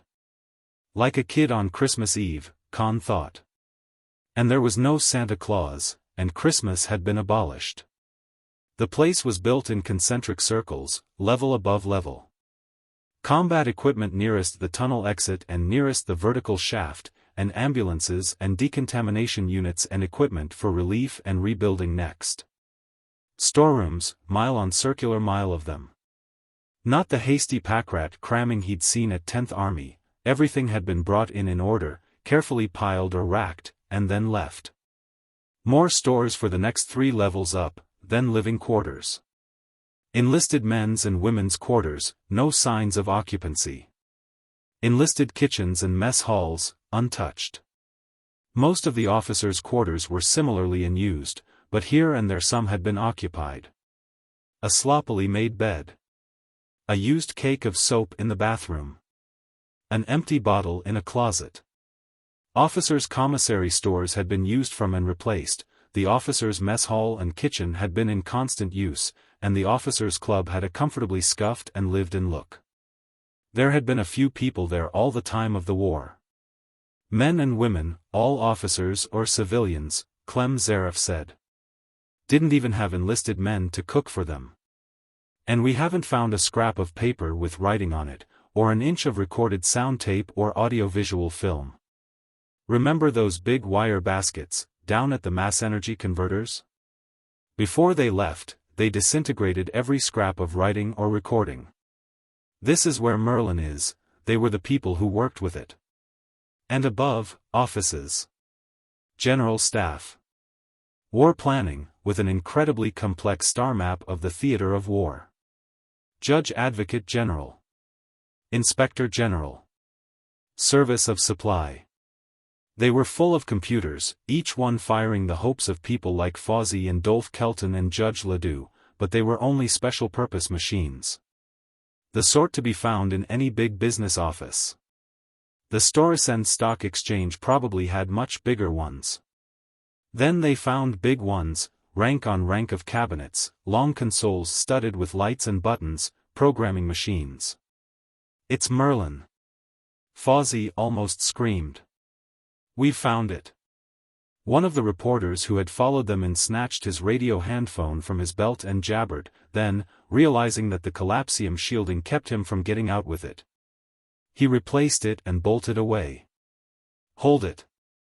Conn yelled at the others, who were also becoming hysterical. Wait till I take a look at this thing. They managed to calm themselves. After all, he should know what it was. Wasn't that why he'd gone to school on Terra? They followed him from machine to machine, first hopefully and then fearfully. Finally he turned, shaking his head and feeling like the doctor in a film show, telling the family that there's no hope for Grandpa. This is not Merlin. This is the personnel file machine. It's taped for the records and data of every man and woman in the Third Force for the whole war. It's like the student record machine at the university. Might have known it. This section in here's marked G1 all over everything, that's personnel. Wouldn't have Merlin in here, Clem Zaref was saying. Well, we'll just keep on hunting for it till we do find it, Kurt Fawzi said. It's here somewhere. It has to be. The next level up was much smaller. Here were the offices of the top echelons of the Force Command staff. They, unlike the ones below, had been used. From them, too, every scrap of writing or film or record tape had vanished. Finally, they entered the private office of Force General Fox Travis. It had not only been used, it was in disorder. Ashtrays full, many of the 40-year-old cigarette ends lipstick tinted. Chairs shoved around at random. 3 bottles on the desk, with Terran bourbon labels, 2 empty and 1 with about an inch of whiskey left in it. But no glasses. That bothered Conn. Somehow, he couldn't quite picture the commander and staff of the 3rd Fleet Army Force passing bottles around and drinking from the neck. Then he noticed that the wall across the room was strangely scarred and scratched. Dropping his eye to the floor under it, he caught the twinkle of broken glass. They had gathered here, and talked for a long time. Then they had risen, for a final toast, and when it was drunk, they had hurled their glasses against the wall and smashed them. Then they had gone out, leaving the broken glass and the empty bottles, knowing that they would never return. Chapter 8. Before they returned to the lower level into which the lateral tunnel entered, Matsui and his gang had the power plant going. The ventilator fans were humming softly, and whenever they pressed a starting button, the escalators began to move. They got the pumps going, and the oxygen generators, and the sewage disposal system. Until the communication center could be checked and the relay station found, they ran a cable out to the Lester Dawes, landed in the canyon, and used her screen and radio equipment. Before the claims office in Storesend closed, Rodney Maxwell had transmitted in recorded views of the interior, and enough of a description for a final claim. They also received teleprint copies of the Storesend papers. The first story, in an extra edition of the Herald Guardian, was headlined, "Merlin Found." That would have been the reporter who bolted off prematurely when they first saw the personnel record machines. Conn wondered if he still had a job. A later edition corrected this, but was full of extravagant accounts of what had been discovered. Merlin or no Merlin, Force Command duplicate was the biggest abandoned property discovery since the Third Force left the Tri-System. The camp they had set up on top of the mesa was used, that night, only by Clem Zaref's guards. Everybody else was inside, eating cold rations when hungry and, when they could keep awake no longer, bedding down on piles of blankets or going up to the barracks rooms above. The next day they found the relay station which rebroadcast signals from the buried aerial, or wouldn't one say, subterrial, on top of the mesa. As Conn had expected, it was on top of a high butte 3.5 miles to the south. It had been so skillfully camouflaged that none of the outlaw bands who roamed the Badlands had found it. After that, Force Command duplicate was in communication with the rest of Poictesme. They moved into the staff headquarters at the top. Fox Travis's office, tidied up, became the headquarters for the company officials and chief supervisors. The workmen quartered themselves in the enlisted barracks, helping themselves liberally to anything they found. The crowds of sightseers kept swarming in, giving Tom Brangwen's police plenty to do. Tom himself turned the marshal's office in Litchfield over to his chief deputy. Clem Zaref insisted on more men for his guard force. A dozen gunboats, 80-foot craft mounting one 90mm gun, several smaller autocannon and one missile launcher, had been found. He took them over immediately, naming them for capital ships of the old system states navy. It took some argument to dissuade him from repainting all of them black and green. He kept them all in the air, with a swarm of smaller airboats and combat cars, circling the underground headquarters at a radius of 100 miles. These patrols reported a general exodus from the region. At least a dozen outlaw bands, all with fast contragravity, had been camped inside the zone. Some fled at once. The rest needed only a few warning shots to send them away. Other bands, looking like legitimate prospecting parties, began to filter into the Badlands. XVIII came to Rodney Maxwell, instead of Kurt Fawsey, the titular head of the company, which was significant, to find out what policy regarding them would be. "Well, we have no right to keep them out, as long as they stay outside our 10-mile radius," Conn's father said. "And as we're the only thing that even looks like law around here, I'd say we have an obligation to give them protection. Have your boats investigate them. If they're legitimate, tell them they can call on us for help if they need it." Conn protested, privately. "There's a lot of stuff around here, in small caches," he said. "Equipment for guerrilla companies, in event of invasion. When work slacks off here, we could pick that stuff up. Conn, there's an old stock market maxim, a bear can make money sometimes, and a bull can make money sometimes, but in the long run, a hog always loses. Let the other people find some of this. It'll all help the plan. Fact is, I've been thinking of leaking some information, if I can do it without Fawsey and that gang finding out. Do you know a good supply depot or something like that, say over on Acare, or on the West Coast? Big enough to be important, and to start a second prospector's rush away from us. How about one of those hospitals?" "No, not a hospital. We might use them to talk Wade Lucas into joining us. A lot of medical stores would be a good bait for him. I'm afraid he's going to make trouble if we don't do something about him." "Well, how about engineering and construction equipment? I know where there's a lot of that, down to the southwest. That's farming country, that stuff'll be useful down there." "I'll do that." The next morning, Rodney Maxwell scorched the stratosphere to Storesend in his recon car. The day after he got back, there was a big discovery of engineering equipment to the southwest and, as he had anticipated, a second rush of prospectors. They had the vertical shaft clear now, and the Lester Dawes was shuttling back and forth between Force Command Duplicate and Storesend. Other ships were coming in, now, mostly privately owned freighting ships. They bought almost anything, as fast as it came out. The stock market had been paralyzed for a couple of days after the discovery of Force Command. Nobody seemed to know what to sell and what to hold.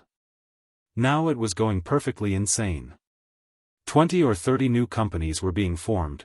Unlike Litchfield Exploration and Salvage, they were all offering their stock to the public. A week after the opening of Force Command, the stock exchange reported the first 500,000 share day since the war. A week after that, there were 2 million share days in succession. Some of the L, E, and S stockholders who had come out on the first day began drifting back to Litchfield. Lester Dawes was the first to defect. There was nothing he could do at Force Command, and a great deal that needed his personal attention at the bank. Morgan Gatworth and Lorenzo Menards and one or two others followed.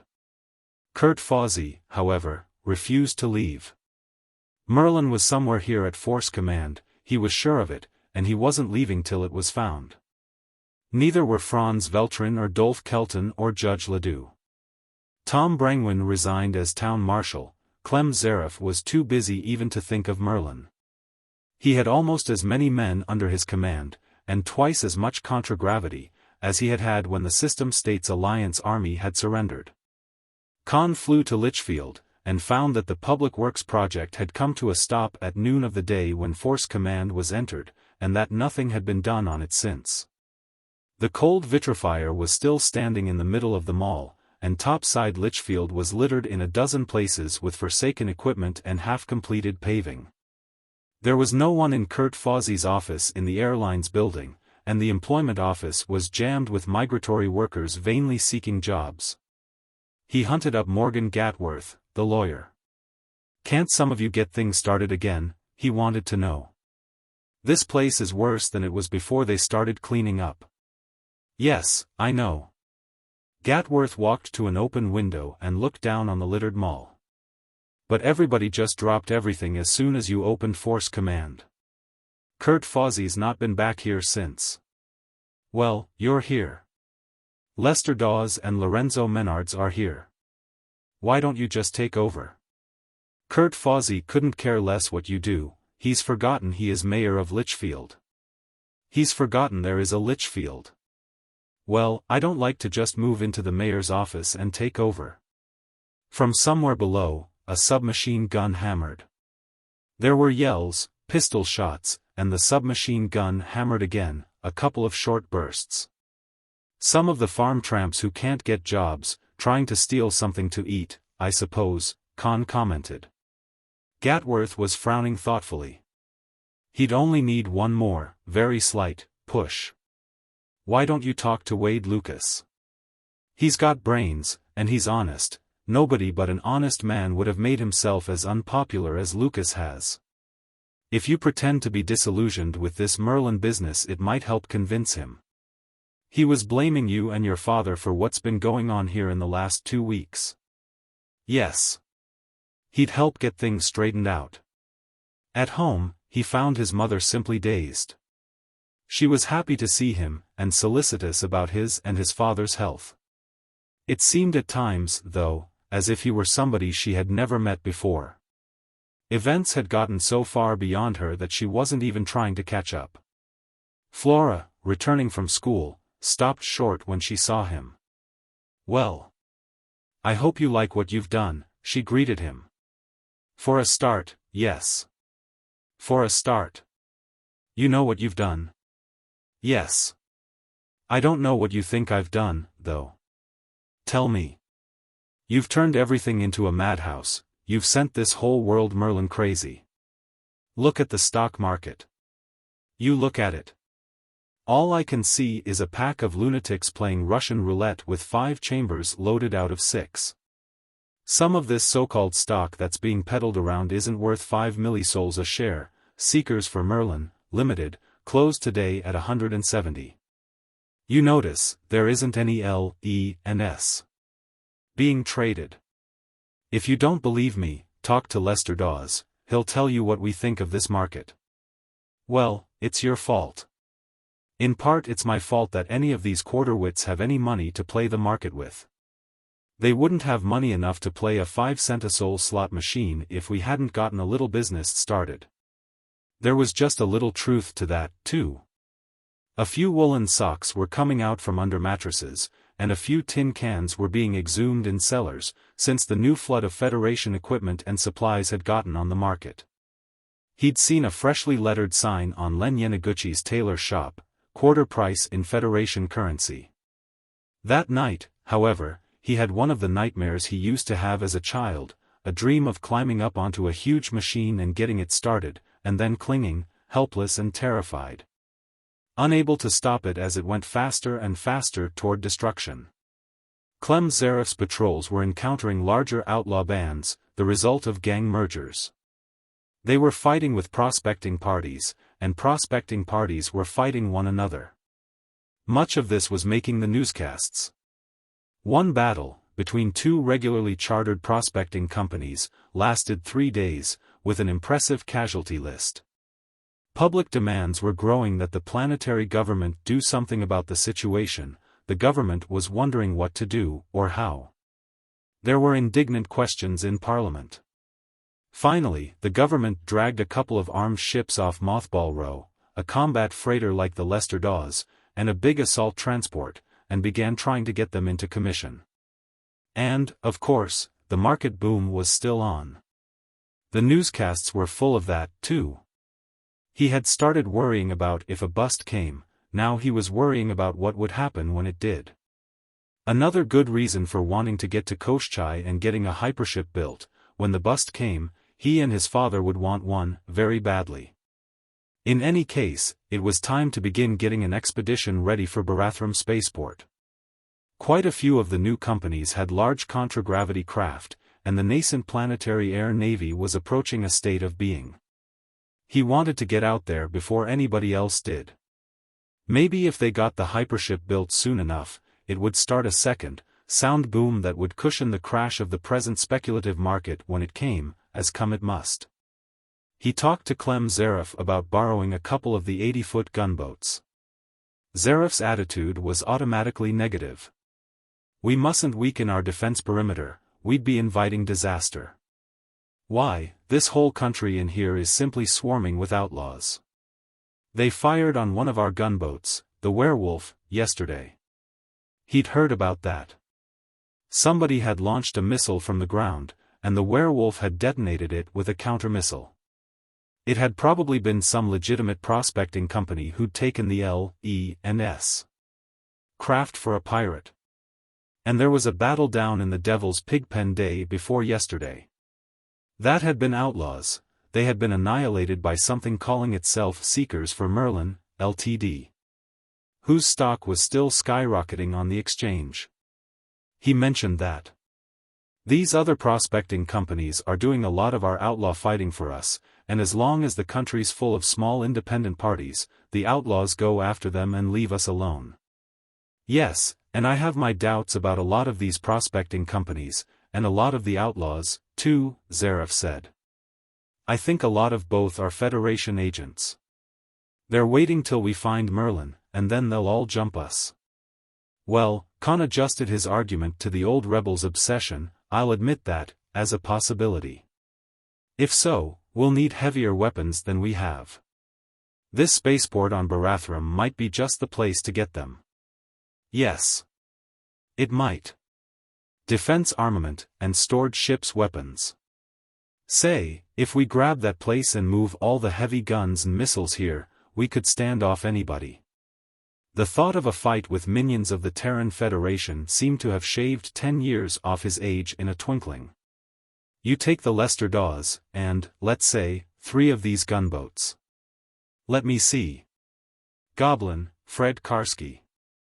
And Vampire, Charlie Gatworth. And Dragon, Stefan Jorison. They're all good men. Home Guard, trained them myself. Aren't you coming, Colonel? Oh, I'd like to, Conn, but I can't. I don't want to be away from here, no telling what might happen. But you keep in constant screen contact. If you get into any trouble, I'll come with everything I can put into the air. Chapter 9. Barathrum was a grim land, naked black and grey. Spines and crags of bare rock jutted up, lava flows like black glaciers twisting among them. It was split by faults and fissures, pimpled with ash cones. Except for the seabirds that nested among the cliffs and the few thin patches of green where seeds windblown from the mainland had taken root. It was as lifeless as when some ancient convulsion had thrust it up from the sea. Barathrum was a dead inferno, untenanted even by the damned. By comparison, the Badlands seemed lushly fertile. The 4 craft crossed above the line of white breakers that marked the division of sea and land. The gunboat Goblin in the lead, her sisters, Vampire and Dragon to right and left and a little behind, and the Lester Dawes a few miles in the rear. Fred Karski was at the Goblin's controls. Conn, beside him, was peering ahead into the teleview screen and shifting his eyes from it to the map and back again. Somebody behind him was saying that it would be a nice place to be air-wrecked. Somebody else was telling him not to joke about it. From the radio, his father was asking, "Can you see it, yet?" "Not yet. We're on the right map and compass direction, we should before long." "We're picking up radiation," Fred Karski said. "Way above normal count. I hope the place isn't hot." "We're getting that, too," Rodney Maxwell said. "Looks like power radiation. Something must be on there." After 40 years, that didn't seem likely. He leaned over to look at the Omni Geiger, then whistled. If that was normal leakage from inactive power units, there must be enough of them to power 10 towns the size of Litchfield. "Something's operating there," he said, and then realized what that meant. somebody had beaten them to the spaceport. That would be one of the new companies formed after the opening of Force Command. He was wishing, now, that he hadn't let himself be talked out of coming here first. Older and wiser heads indeed. Fred Karski whistled shrilly into his radio phone. Attention everybody. General alert. Prepare for combat, prepare to take immediate evasive action. We must assume that the spaceport is occupied, and that the occupants are hostile. Captain Poole, will you please make ready aboard your ship? Reduce both speed and altitude, and ready your guns and missiles at once. Well, now, wait a minute, young fellow, Poole began to argue. You don't know. No. I don't. And I want all of us alive after we find out, too, Karski replied. Rodney Maxwell's voice, in the background, said something indistinguishable. Poole said ungraciously, well, all right, if you think so. The Lester Dawes began dropping to the rear and going down toward the ground. Conn returned to the teleview screen in time to see the truncated cone of the extinct volcano rise on the horizon, dwarfing everything around it. Fred Karski was talking to Colonel Zareff, back at Force Command, giving him the radiation count. That's occupied, the old soldier replied. Mass energy converter going. Now, Fred, don't start any shooting unless you have to, but don't get yourself blown to MC waiting on them to fire the first shot. The dark cone bulked higher and higher in the screen. It must be 7 miles around the crater, and a mile deep. When that thing blew out, 10 or 15,000 years ago, it must have been something to see, preferably from a ship 1,000 miles off-planet. It was so huge that it was hard to realize that the jumbled foothills around it were themselves respectably lofty mountains. When they were within 5 miles of it, something twinkled slightly near the summit. An instant later, the missile man, in his turret overhead, shouted. Missile coming up, counter-missile off. Grab onto something, everybody. Karski yelled, bracing himself in his seat. Conn, on his feet, flung his arms around an upright stanchion and hung on. Fred's hand gave a twisting jerk on the steering handle, the goblin went corkscrewing upward. In the rearview screen, Conn saw a pink fireball blossom far below. The sound and the shock wave never reached them, the goblin outran them. Dragon and vampire were spiraling away in opposite directions. The radio was loud with voices, and a few of the words were almost printable. A gong began clanging from the command post on top of the mesa on the mainland. Be quiet, all of you. Clem Zareff was bellowing. And get back from there. Back 3 or 4 miles, close enough so they won't dare use thermonuclears. Take cover behind one of those ridges, where they can't detect you. Then we can start figuring what the Gehenna to do next. That made sense. And get it settled who's in command of this Donnybrook, while we're at it, Conn thought. He looked into the rear and side view screens, and taking cover immediately made even more sense. 2 more fireballs blossomed, one dangerously close to the dragon. Guns were firing from the mountaintop, 2 big ones, and shells were bursting close to them. He saw a shell land on and another beside one of the enemy gun positions, 115 mm from the Lester Dawes, he supposed. He continued to cling to the stanchion, and the goblin shot straight up, and he was expecting to see the sky blacken and the stars come out when the gunboat leveled and started circling down again. The mountainside, he saw, was sending up a lightning-crackling tower of smoke and dust that swelled into a mushroom top. Clem Zareff, on the radio, was demanding to know who'd launched that. We did, sir, Dragon, Stefan Jorison was replying. We had to get rid of it. We took a hit. Gun turret smashed, Milt Hennant's dead, and Abe Samuels probably will be before I'm done talking, and if we get this crate down in one piece, it'll do for a miracle till a real one happens. Well, be careful how you shoot those things off, his father implored, from the Lester Dawes. Get one inside the crater and we won't have any spaceport. The Lester Dawes vanished behind a mountain range a few miles from the volcano. The dragon, still airborne but in obvious difficulties, was limping after her, and the vampire was covering the withdrawal. Firing rapidly but with doubtful effect with her single 90mm and tossing out counter-missiles. There was another fireball between her and the mountain. Then, when the dragon had followed the Lester Dawes to safety, she turned tail and bolted, the goblin following. As they approached the mountains, something the shape of a recon car and about half the size passed them going in the opposite direction. As they dropped into the chasm on the other side, another nuclear went off at the volcano. When Conn and Fred left the goblin and boarded the ship, they found Rodney Maxwell, Captain Poole, and a couple of others on the bridge.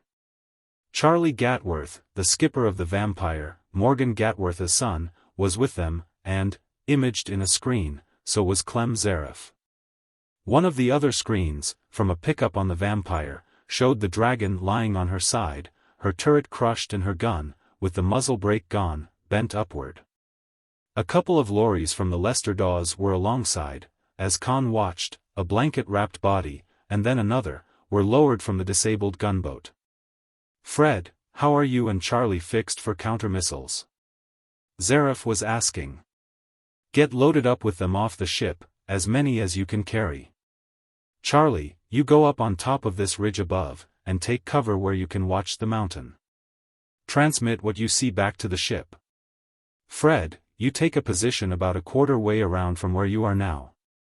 Don't let them send anything over, but don't start anything yourselves. I'm coming out with everything I can gather up here. I'll be along myself in a couple of hours, and the rest will be stringing in after me. In the meantime, Rodney, you're in command." Well, that settled that. There was one other point, though. "Colonel," Conn said, "I assume that this spaceport is occupied by one of these new prospecting companies. We have no right to take it away from them, have we?" "They fired on us without warning," Karski said. "They killed Milt, and it's 10-1 Abe won't live either. We owe them something for that." "We do, and we'll pay off." "Conn, you assume wrong. This gang's been at the spaceport long enough to get the detection system working and put the defense batteries on ready. They didn't do that since this morning, and up to last evening they neglected to file claim. I'll assume they're on the wrong side of the law. They're outlaws, Conn. All the raids along the East Coast, everybody's blamed them on the Badlands gangs. I'll admit they're responsible for some of it, but I'll bet this gang at the spaceport is doing most of it." That was reasonable. Barathrum was closer to the scene of the worst outlaw depredations than the Badlands, not more than an hour at Mach 2. And nobody ever thought of Barathrum as an outlaw hangout. People rarely thought of Barathrum at all. He liked the idea. The only thing against it was that he wanted so badly to believe it. They brought the body of Milt Hennant aboard, and Abe Samuels, swathed in bandages and immobilized by narcotic injections. A few more of the Dragon's 6-man crew had been injured. Jorison, the skipper, had one trouser leg slit to the belt and his right thigh splinted and bandaged. He took over the Lester Dawes missile controls, which he could manage sitting in one place. Fred Karski and Charlie Gatworth went aboard their craft and lifted out. For a long time, nothing happened. Conn got out the plans of the volcano spaceport and the photomaps of the surrounding area. The principal entrance, the front door of the spaceport, was the crater of the extinct volcano itself. It was ringed, outside, with launching sites and gun positions, and according to the data he had, some of the guns were as big as 250 millimeters. How many outlaws there were to man them was a question a lot of people could get killed trying to answer. The ship docks and shops were down on the level of the crater floor, in caverns, both natural and excavated, that extended far back into the mountain. There were 2 galleries, one above the other, extending entirely around the inside of the crater near the top. Passages from them gave access to the outside gun and missile positions. With a dozen ships the size of the Lester Dawes, about 5,000 men, and a CO who wasn't concerned with trivialities like casualties, they could have taken the place in half an hour. With what they had, trying to fight their way in at the top was out of the question. There was another way in. He had known about it from the beginning, and he was trying desperately to think of a way not to utilize it.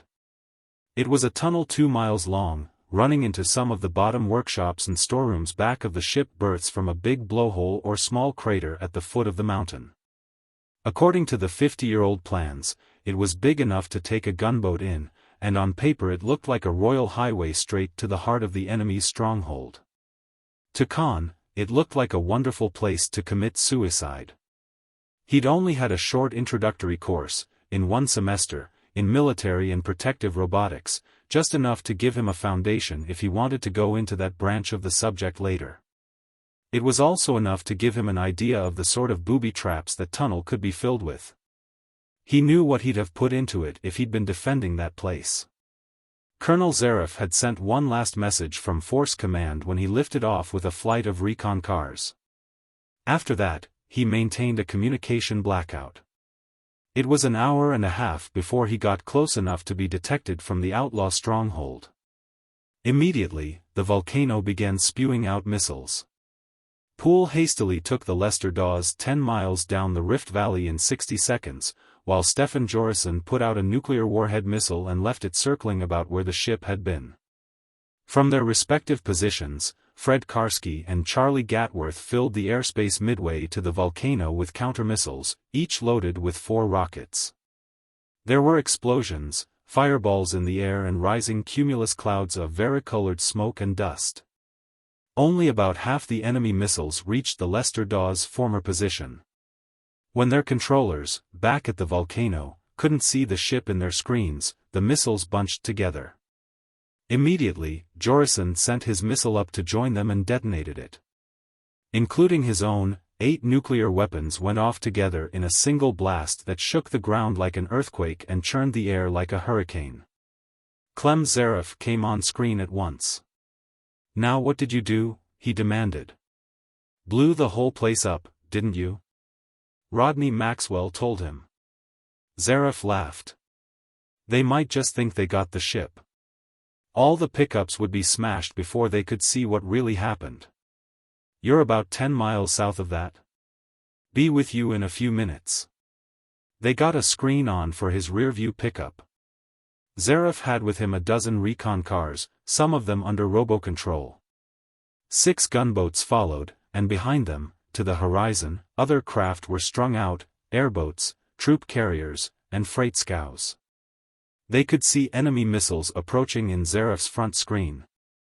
Counter-missiles got most of them, and a couple of pilotless recon cars were sacrificed. The Lester Dawes blasted more missiles as they crossed the top of the mountain range. Then Zaref's car was circling in and entering at one of the ship's open cargo ports. Zaref announced Dawes got out. "Gunboats are only half an hour behind," Zaref said. "Get some screens onto them, aunts, you know the combinations. Now let's see what kind of a mess we're in here." It was almost a miracle, the way the tottering old man Conn had seen on the dock at Litchfield when he had arrived from Terra had been rejuvenated. The rest of the reinforcements arrived slowly, sending missiles and countermissiles out ahead of them. Zaref began worrying about the supply. The enemy didn't seem to be running short. By 1300, Conn noted the time incredulously. The battle seemed to have been going on forever. Instead of just 4 hours, the Lester Dawes had moved halfway around the volcano and was almost due west of it. And the 8 gunboats were spaced all around the perimeter. Then one stopped transmitting. In the other screens, there was a rising fireball where she had been. The radio was loud with verbal reports. "Poltergeist," Zaref said, naming half a dozen names. 1 or 2 of them had been schoolmates of Conn's at the academy. He knew how he'd feel about it later, but now it simply didn't register. "They're launching missiles faster than we can shoot them down," he said. "That's usually the beginning of the end," Zaref said. "I saw it happen too often during the war. We've got to get inside that place. It's a lot of harmless fun to send contragravity robots out to smash each other, but it doesn't win battles. Battles are won by men, standing with their feet on the ground, using personal weapons. We'll have to win this one pretty soon, Rodney Maxwell said. The amount of nuclear energy we've been releasing will be detectable anywhere on the planet by now. The government has a ship like the Lester Dawes in commission. If this keeps on, she'll be coming out for a look. Then we'll have help, Captain Poole said. We need government help like we need the polka dot fever, Rodney Maxwell said. If they get in it, they'll claim the spaceport themselves, and we'll have fought a battle for nothing. Well, that was it, then. The spaceport was essential to the Maxwell plan. He'd gotten 7 men killed, 8, if the recon car that was taking Abe Samuels to the hospital in Litchfield didn't make it in time, and it was up to him to see that they hadn't died for nothing. He spread the photo map and the spaceport plans on the chart table. Look at this, he said. Clem Zaref looked at it. He didn't like it any better than Conn had. He studied the plan for a moment, chewing his cigar. You know, it's possible they don't know that thing exists, he said, without too much conviction. You'll be betting the lives of at least 20 men, fewer than that couldn't accomplish anything. I'll be putting mine on the table along with them, Conn said. I'll lead them in. He was wishing he hadn't had to say that. He did, though. It was the only thing he could say. You better pick the men to go with me, Colonel, he continued. You know them better than I do. We'll need working equipment, too. I have no idea what we may have to take out of the way, inside. I won't call for volunteers, Zaref said. I'll pick home guards. They did their volunteering when they joined. Let me pick one man, Colonel, Aunt Dawes said. I'll pick me. Chapter 10. They sent a snooper in first. It picked up faint radiation leakage from inactive power units of overhead lights, and nothing else. The tunnel stretched ahead of it, empty, and dark beyond its infrared vision. After it had gone a mile without triggering anything, the jeep followed, Aunt Dawes piloting and Conn at the snooper controls watching what it transmitted back. The 2 lorries followed, loaded with men and equipment, and another jeep brought up the rear. They had cut screen and radio communication with the outside. They weren't even using inter-vehicle communication. At length, the snooper emerged into a big cavern, swinging slowly to scan it. The walls and ceiling were rough and irregular. It was natural instead of excavated. Only the floor had been leveled smooth. There were a lot of things in it, machinery and vehicles, all battered and in poor condition, dusty and cobwebbed, the spaceport junk heap. A passage, still large enough for one of the gunboats, led deeper into the mountain toward the crater. They sent the snooper in and, after a while, followed. They came to other rectangular, excavated caverns. On the plans, they were marked as storerooms. Cases and crates, indeterminate shrouded objects. Some had never been disturbed, but here and there they found evidence of recent investigation. Beyond was another passage, almost as wide as the mall in Litchfield. Even the Lester Dawes could have negotiated it. According to the plans, it ran straight out to the ship docks and the open crater beyond. Ons turned the jeep into a side passage, and Conn recalled the snooper and sent it ahead.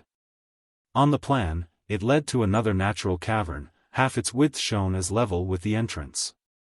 The other half was a pit, marked as 60 feet deep. Above this and just under the ceiling, several passages branched out in different directions. The snooper reported visible light ahead. Fluoroelectric light from one of the upper passages, and firelight from the pit. The air analyzer reported wood smoke and a faint odor of burning oil. He sent the snooper ahead, tilting it to look down into the pit. A small fire was burning in the center. Around it, in a circle, some 150 people, including a few women and children, sat, squatted or reclined. A low hum of voices came out of the sound box. Who the blazes are they? Aunts whispered. I can't see any way they could have gotten down there. They were in rags, and they weren't armed, there wasn't so much as a knife or a pistol among them. Conn motioned the lorries and the other jeep forward. Prisoners, he said. I think they were hauled down here on a scow, shoved off, and left when the fighting started. Cover me, he told the men in the lorries. I'm going down and talk to them. Somebody below must have heard something. As Aunts took the jeep over and started floating it down, the circle around the fire began moving. The women and children being pushed to the rear and the men gathering up clubs and other chance weapons. By the time the jeep grounded, the men in the pit were standing defensively in front of the women and children. They were all dirty and ragged, the men were unshaven. There was a tall man with a grizzled beard, in greasy coveralls, another man with a black beard and an old Space Navy uniform, his head bandaged with a dirty and blood-caked rag. Another in the same uniform, wearing a cap on which the Terran Federation insignia had been replaced by the emblem of transcontinent and overseas ship lines and the words Chief Engineer. And beside the tall man with the gray beard, was a girl in baggy trousers and a torn smock. Like the others, she was dirty, but in spite of the rags and filth, Conn saw that she was beautiful. Black hair, dark eyes, an impudently tilted nose. They all looked at him in hostility that gradually changed to perplexity and then hope. "Who are you?" the tall man with the gray beard asked. "You're none of this gang here. Litchfield Exploration and Salvage, I'm Conn Maxwell." That meant nothing, none of them had been near a news screen lately. "What's going on topside?" The man with the bandaged head and the 4 stripes on his sleeve asked. "There was firing, artillery and nuclears, and they herded us down here." "Have you cleaned the bloody murderers out?" "We're working on it," Conn said. "I take it they aren't friends of yours?" Foolish question of the year, they all made that evident. "They took my ship. They murdered my first officer and half my crew and passengers. They burned our home and killed our servants," the girl said. "They kidnapped my father and me. They've been keeping us here as slaves." "It's the Blackie Perales gang," the tall man with the gray beard said. "They've been making us work for them, converting a blasted tub of a contragravity ship into a spacecraft. I beg your pardon, Captain Nichols, she was a fine ship, for her intended purpose." "You're Captain Nichols?" Aunts Dawes exclaimed. "Of the Harriet Barn?" "That's right. The Harriet Barn's here. They've been making us work on her, to convert her to an interplanetary craft, of all idiotic things." "My name's Yves Jacquemont," the man with the gray beard said. "I'm a retired hyperspace maintenance engineer. I had a little business at Waterville, buying, selling and rebuilding agricultural machinery. This gang found out about me. They raided and burned our village and carried me and my daughter, Sylvie, away. We've been working for them for the last 4 months, tearing Captain Nichols' ship down and armoring her with collapsium. How many pirates are there here?" That started an argument. Nobody was quite sure. 250 seemed to be the highest estimate, which Conn decided to play safe by accepting. "You get us out of here," Yves Jacquemont was saying. "All we want is a chance at them. How about arms? You can't do much with clubs and fists." "Don't worry about that, we know where to get arms. The treasure house, where they store their loot. There's plenty of arms and ammunition, and anything else you can think of. They've used us to help stow the stuff, we know where it is. Aunts, you remember those scows we saw, in the big room before we came to the broad passage? Take 4 men in the jeep, have them lift 2 of them and bring them here. Then, you get out to the end of the tunnel and call the Lester Dawes. Tell them what's happened, tell them they can get gunboats all the way in, and wait to guide them when they arrive." When Aunts turned and climbed into the jeep, he asked Yves Jacquemont, "Why does this Perales want an interplanetary ship?" "He's crazy." Jacquemont swore. "Paranoid, megalomaniac. He talks of organizing all the pirates and outlaws on the planet into one band and making himself king. He's heard that there are Space Navy superweapons on Koshchai, I suppose there are, at that, and he wants to get a lot of planet busters and hellburners and annihilators." He lowered his voice. Captain Nichols and I were going to fix up something that'd blow the Harriet barn up as soon as he got her out of atmosphere. He talked for a while to Jacquemont and his daughter Sylvie, and to Nichols and the chief engineer, whose name was Vibart. There was evidently nothing else at the spaceport of which a spaceship could be built, but there were foundries and rolling mills and a collapsed matter producer. The Harriet barn was gutted, half torn down, and half armored with new collapsium-plated sheet steel. It might be possible to continue the work on her and take her to space. Then the two scows floated over the top of the pit and began letting down. They got the prisoners into them, the combat-effective men in one and the women and children in the other. At the top, he took over the remaining jeep, getting Jacquemont, his daughter, and the two contragravity ship officers in with him. Up to the top, Jacquemont said. Take the middle passage, and turn right at the next intersection. As they approached the section where the pirates stored their loot, the sound of guns and explosions grew louder, and they began picking up radio and screen signals. All of which were scrambled and incomprehensible. The pirates, in different positions, talking among themselves. With all that, it ought to be safe to use their own communication equipment, nobody would notice it. The treasure room looked like a giant pack rat's nest. Cases and crates of merchandise, bales, boxes, barrels. Machinery. Household and industrial robots. The prisoners piled out of the two scows and began rummaging. Somebody found a case of cigarettes and smashed it open. In a moment, cartons were being tossed around and opened, and everybody was smoking. The pirates evidently hadn't issued any tobacco rations to their prisoners. And they found arms and ammunition, began ripping open cases, handing out rifles, pistols, submachine guns. The prisoners grabbed them even more hungrily than the cigarettes. Sylvie Jacquemont took charge of the ammunition. She had 3 men opening boxes for her, while she passed out boxes of cartridges and made sure that everybody had ammunition to fit their weapons.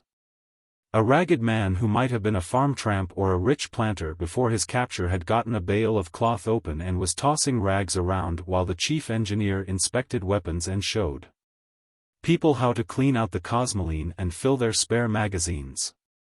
Conn collected a few of his own party. Let's look these robots over, he said. Find about half a dozen we can load with blasting explosive and send ahead of us on contragravity. They found several. An electric light servicer, a couple of wall and window washers, a serving robot that looked as if it had come from a restaurant, and an all-purpose robo-janitor. In the passage outside, they began loading the lorries with bricks of ionite and packages of cataclysmite, packing all the scrap iron and other junk around the explosives that they could. As soon as they had weapons, the prisoners came swarming out, making more noise than was necessary and a good deal more than was safe. Sylvie Jacquemont, with a submachine gun slung from one shoulder and a canvas bag of spare magazines from the other, came over to see what he was doing. Well, look what you're doing to him. She mock-reproached. That's a dirty trick to play on a little robot. He grinned at her. You and my mother would get along. She always treats robots like people. Well, they are, sort of. They aren't alive, at least, I don't think they are, but they do what you tell them, and they learn tricks, and they have personalities. That was true. He didn't think robots were alive either, though biophysics professors tended to become glibly evasive when pinned down to defining life. Robots could learn, if you used the term loosely enough. And any robot with more than 500 hours service picked up a definite and often exasperating personality. I've been working with them, and tearing them down and fixing them, ever since I was in pigtails, she added.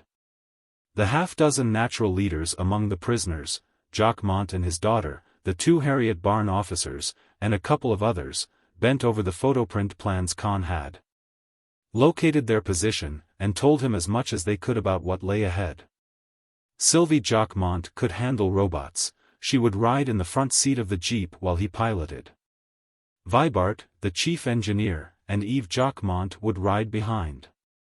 Nichols would ride in the scow with the fighting men. One lorry of his own party would follow the jeep, the other would bring up the rear. He snapped on the screen and punched the ship combination. Stefan Jorison appeared in it. "Hi, Conn. You all right?" He raised his voice. "Conn's on screen." His father appeared at Jorison's shoulder and, a moment later, Clem Zaref. "Well, we're in, all right," he said. "We just picked up an army, too." He swung the jeep to get the crowd in the pickup, explaining who they were. "Did you hear from Once?" "Yes, he just screened in," Rodney Maxwell said. "He said a gunboat can get in." "That's right, clear into the crater." "Well, we're going to put 3 of them inside," Zaref told him. "Werewolf, Zombie, and Darrow. And a troop carrier with 50 men, flamethrowers, portable machine guns, bomb launchers, regular special weapons section." "What can you do where you are?" "Here? Nothing. We're going to work around to the other side of the crater, and then find a vertical shaft and go up topside and make as much disturbance as we can." "That's it." Zaref approved. "Pull them off balance. As soon as we get in, we'll go straight to the top. Look for us in about an hour. It's going to take time getting to the tunnel mouth without being spotted from above." He lifted the jeep and started off. The lorry, and the scows and the other lorry, followed. The snooper and the bomb robots went ahead like a pack of hunting dogs. They went through great chambers, dark and silent and bulking with dusty machines. Jacquemont explained that the prisoners had never gotten into this section. The Harriet barn was a mile or so to their right. Conn turned left, when the noise of firing from outside became plainer. A foundry. A machine shop which seemed to have been abandoned in the middle of some rushed job that hadn't really been necessary. They came to a place even the snooper couldn't enter, choked to the ceiling with dead vegetation, hydroponic seed plants that had been left untended to grow wild and die. They emerged into outside light, in vast caves a mile high and open onto the crater, and looked across the floor that had been leveled and vitrified to the other side, 3.5 miles away. He didn't know whether to be more awed by the original eruption that had formed the crater or by the engineering feat of carving these docks and ship berths. Big enough for the hugest hyperspace ship, into it. At first, he had been afraid of getting into position too soon before the task force from outside could profit by the diversion. Then he began to worry about the time it was taking to get halfway around the crater. He could hear artillery thundering continuously above. Except at the very beginning of the battle, there had been little gunfire. He wondered if both sides were running out of lift-and-drive missiles, or if the fighting had gotten too close for anybody to risk using nuclear weapons. He was also worrying about the women and children among the released prisoners. Why did the pirates bother with them? He asked Sylvie. They used the women and some of the old men to do housekeeping chores for them, she said. Mostly, though, they were hostages.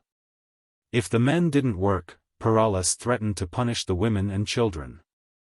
I wasn't doing any housework, I'm too good a mechanic. I was helping on the ship. Well, what'll I do with them when the fighting starts? I can't take them into battle. You'll have to, it'll be the safest place for them. You can't leave them anywhere and risk having them recaptured. That means we'll have to detach some men to cover them, and that'll cut our striking force down. He whistled at the sound pickup of his screen and told his father about it. What do I do with these people, anyhow? You're the officer in command, Conn, his father told him. Your decision. How soon can you attack? We're almost through to the crater. There's a vertical shaft right above us, and a lot of noise at the top. We'll send up a couple of bomb robots to clear things at the shaft head and follow with everything we have. Non-combatants and all? He nodded. Only thing we can do. An old quotation occurred to him. If you want to make an omelet, you have to break eggs. He wondered who'd said that in the first place. One of the old pre-atomic conquerors, maybe Hitler. No, Hitler would have said, if you want to make sauerkraut, you have to chop cabbage. Maybe it was Caesar. We'd better send Gumshoe Gus up, first, Sylvie suggested. You handle him. Take a quick look around, and then pull him back. We'll need him later. It was the first time he'd ever caught himself calling a robot him, instead of it. He thought for a second, and added, give your father and Mr. Vibart the controls for the 2 window washers, you handle the snooper. He gave more instructions, Yves Jacquemont to turn his bomb robot right, Vibart to turn his left, the 2 lorries to follow the jeep up the shaft, the scows to follow. Then he leaned back and looked at the screens that had been rigged under the top of the jeep. A circle of light appeared in one, growing larger and brighter as the snooper approached the top of the shaft. 2 more came on as the bomb robots followed. All right. Follow me, he said into the inter-vehicle radio, and started the jeep slowly up the shaft. The snooper popped out of the shaft, onto a gallery that had been cut into the solid rock, 50 feet high and 150 across. With a low parapet on the outside and the mile-deep crater beyond. There were a few grounded air cars and lorries in sight, and a medium airboat rested 100 or so feet on the right of the shaft opening. 15 or 20 men were clustered around it, with a lifter loaded with ammunition. They looked like any crowd of farm tramps. Suddenly, one of them saw the snooper, gave a yell, and fired at it with a rifle. Sylvie pulled it back into the shaft. Her father and the chief engineer sent the 2 bomb robots up onto the gallery. The right-hand robot sped at the airboat. The last thing Conn saw in its screen was a face, bearded and villainous and contorted with fright, looking out the pilot's window of the airboat. Then it went dead, and there was a roar from above. On the other side, several men were firing straight at the pickup of the other robot. It went dead, too, and there was a second explosion. In the communication screen, somebody was yelling, give them another one for Milt Hennant, and his father was urging him to get in fast, before they recovered. In peace or war, screen communication was a wonderful thing. The only trouble was that it let in too many kibitzers. The gallery, when the jeep emerged onto it, was empty except for casualties, a few still alive. The side of the airboat was caved in, the lifter load of ammunition had gone up with the bomb. He moved the jeep to the right of the shaft and waited for the vehicles behind him, suffering a brief indecision. Never divide your force in the presence of the enemy. There had been generals who had done that and gotten away with it, but they'd had names like Fox Travis and Robert E. Lee and Napoleon, that was who'd made that crack about omelets. They'd known what they were doing. He was playing this battle by ear. There was a lot of shouting ahead to the right. That meant live pirates, a deplorable situation which ought to be corrected at once. The communication screen was noisy, now. His father had gotten to the top gallery with the 3 gun cutters, and was meeting resistance. He formed his column, his jeep and one of the lorries in front, the scows next, and the second lorry behind, and started around the gallery counterclockwise. The snoopers and the 3 remaining bomb robots ahead. They began running into resistance almost at once. Bullets spattered on the armor glass in front of him, spalling it and blotching it with metal until he found that he could steer better by the showback of his view pickup. He used that until the pickup was shot out. Then his father began wanting to know, from the communication screen, what was going on and where he was. A bomb or something went off directly under the jeep, bouncing it almost to the ceiling. He found that it was impossible to lift it again after it settled to the floor of the gallery, and they all piled out to fight on foot. Summers and his gang from the number 1 lorry were also afoot. Their vehicle had been disabled.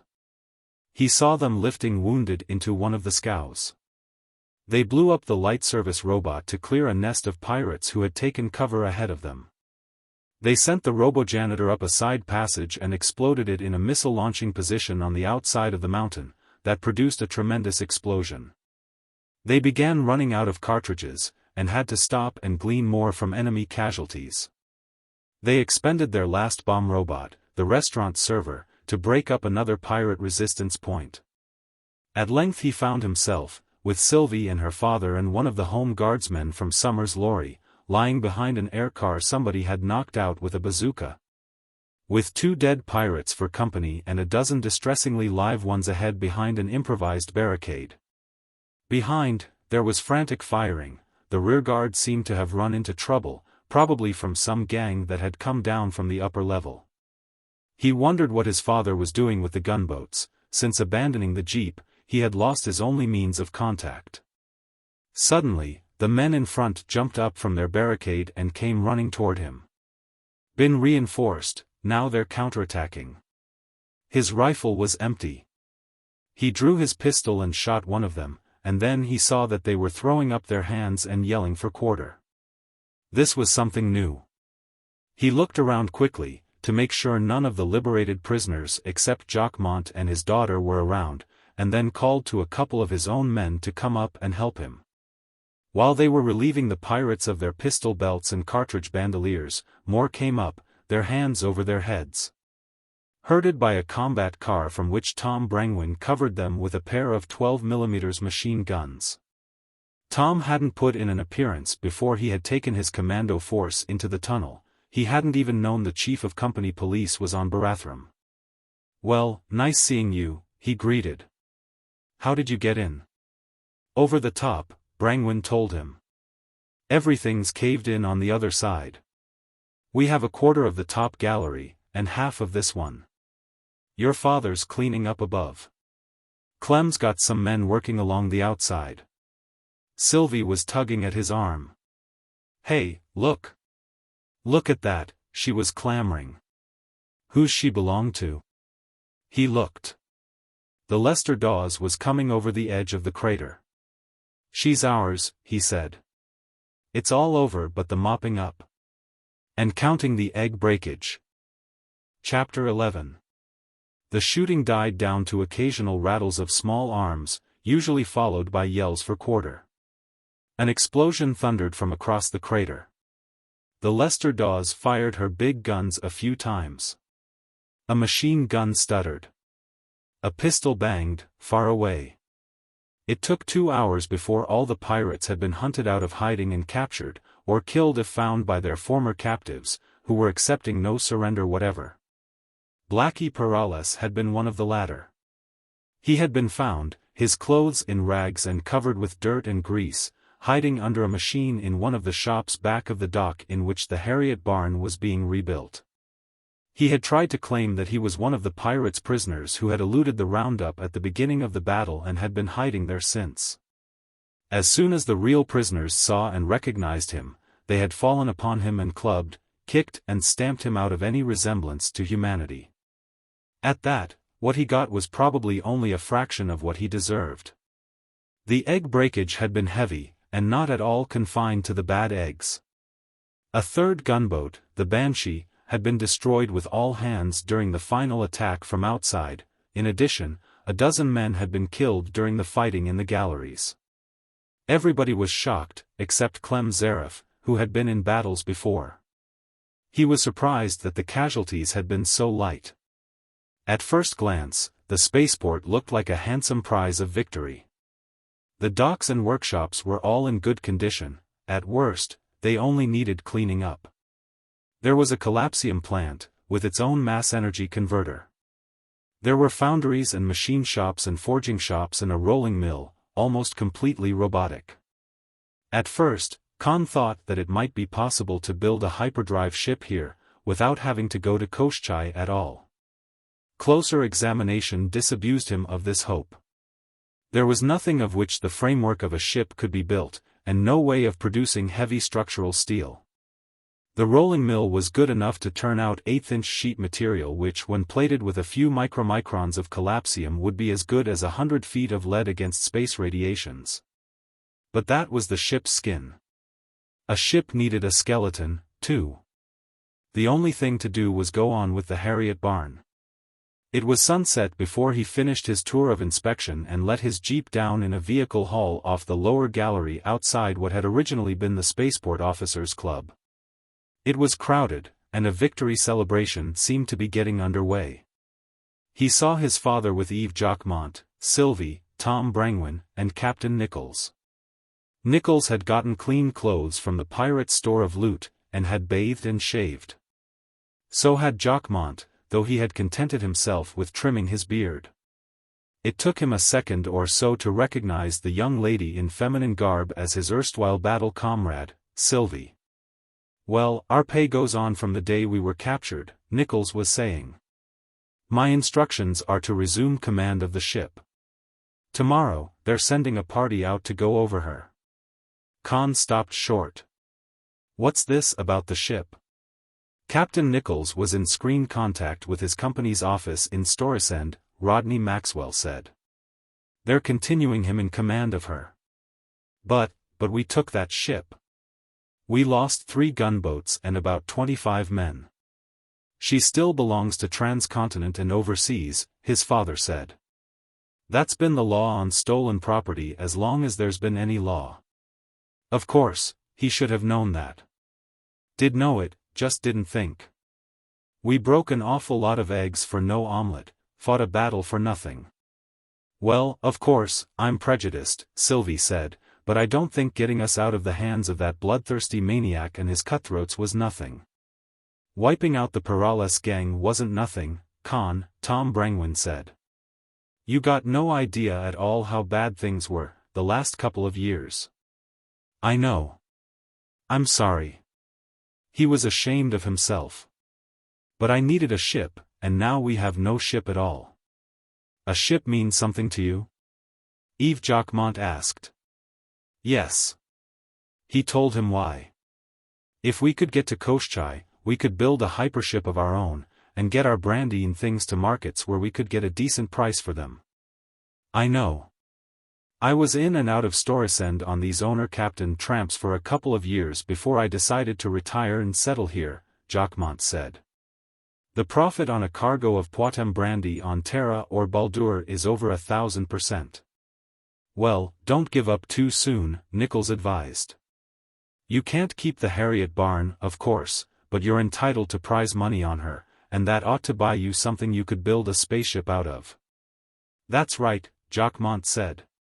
"Everything else besides the frame can be made here. Look, these pirates burned me out, except for the money I have in the bank. I lost everything, home, business and all. As soon as I can find a place for Sylvie to stay, I'll come back and go to work for your company building a spaceship.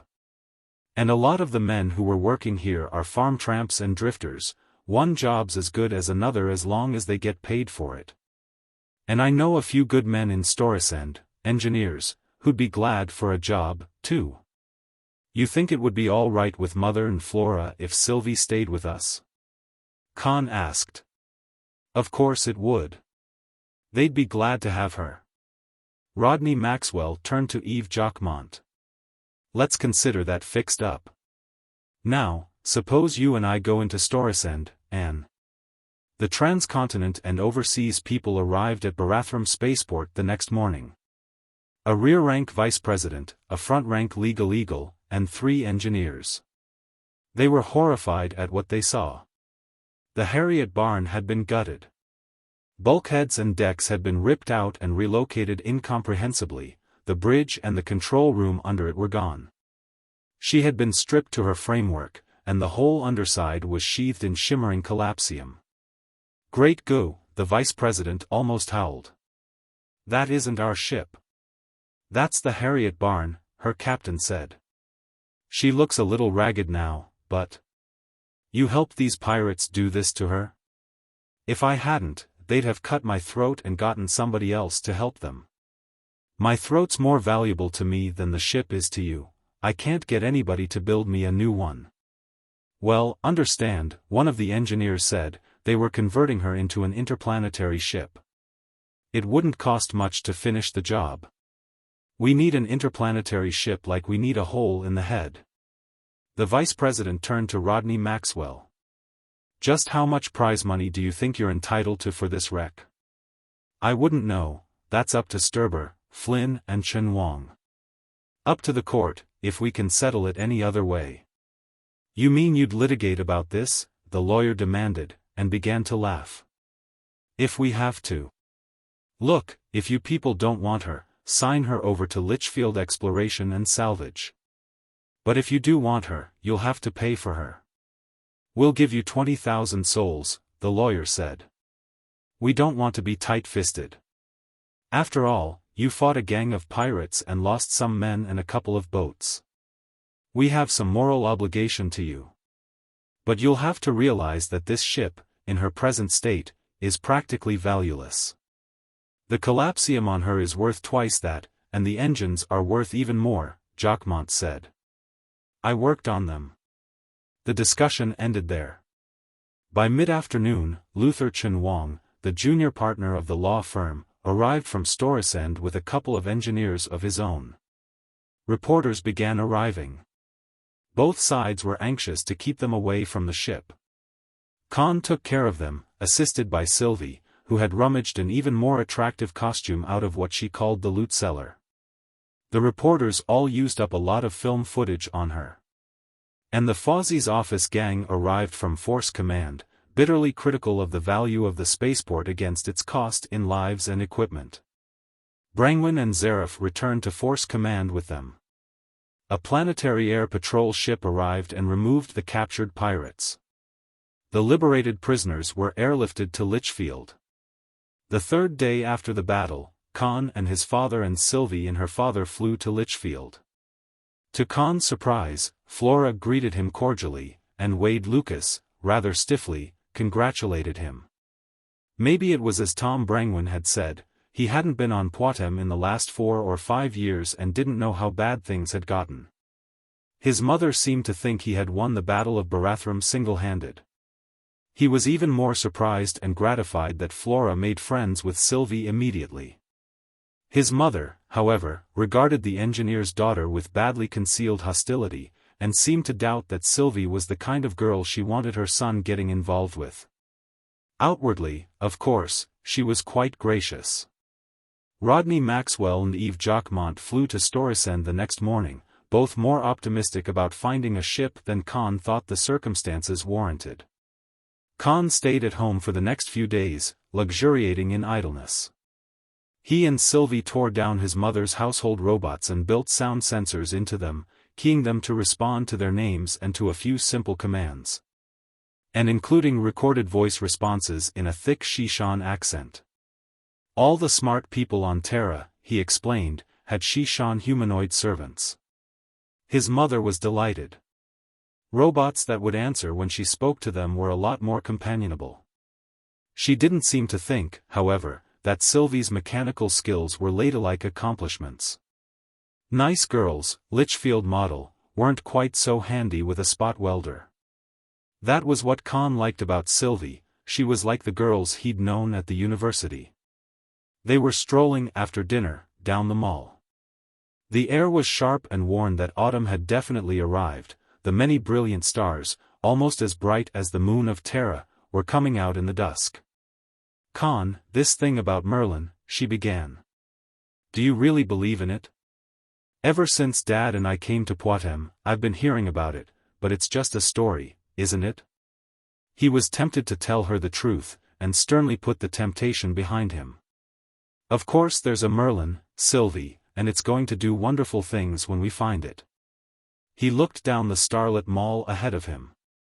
Somebody, maybe Lester Dawes and Morgan Gatworth and Lorenzo Menards, had gotten things finished and cleaned up. The pavement was smooth and unbroken. The litter had vanished. It's done wonderful things already, just because people started looking for it, he said. Some of these days, they're going to realize that they had Merlin all along and didn't know it. There was a faint humming from somewhere ahead, and he was wondering what it was. Then they came to the long escalators, and he saw that they were running. Why, look! They got them fixed. They're running.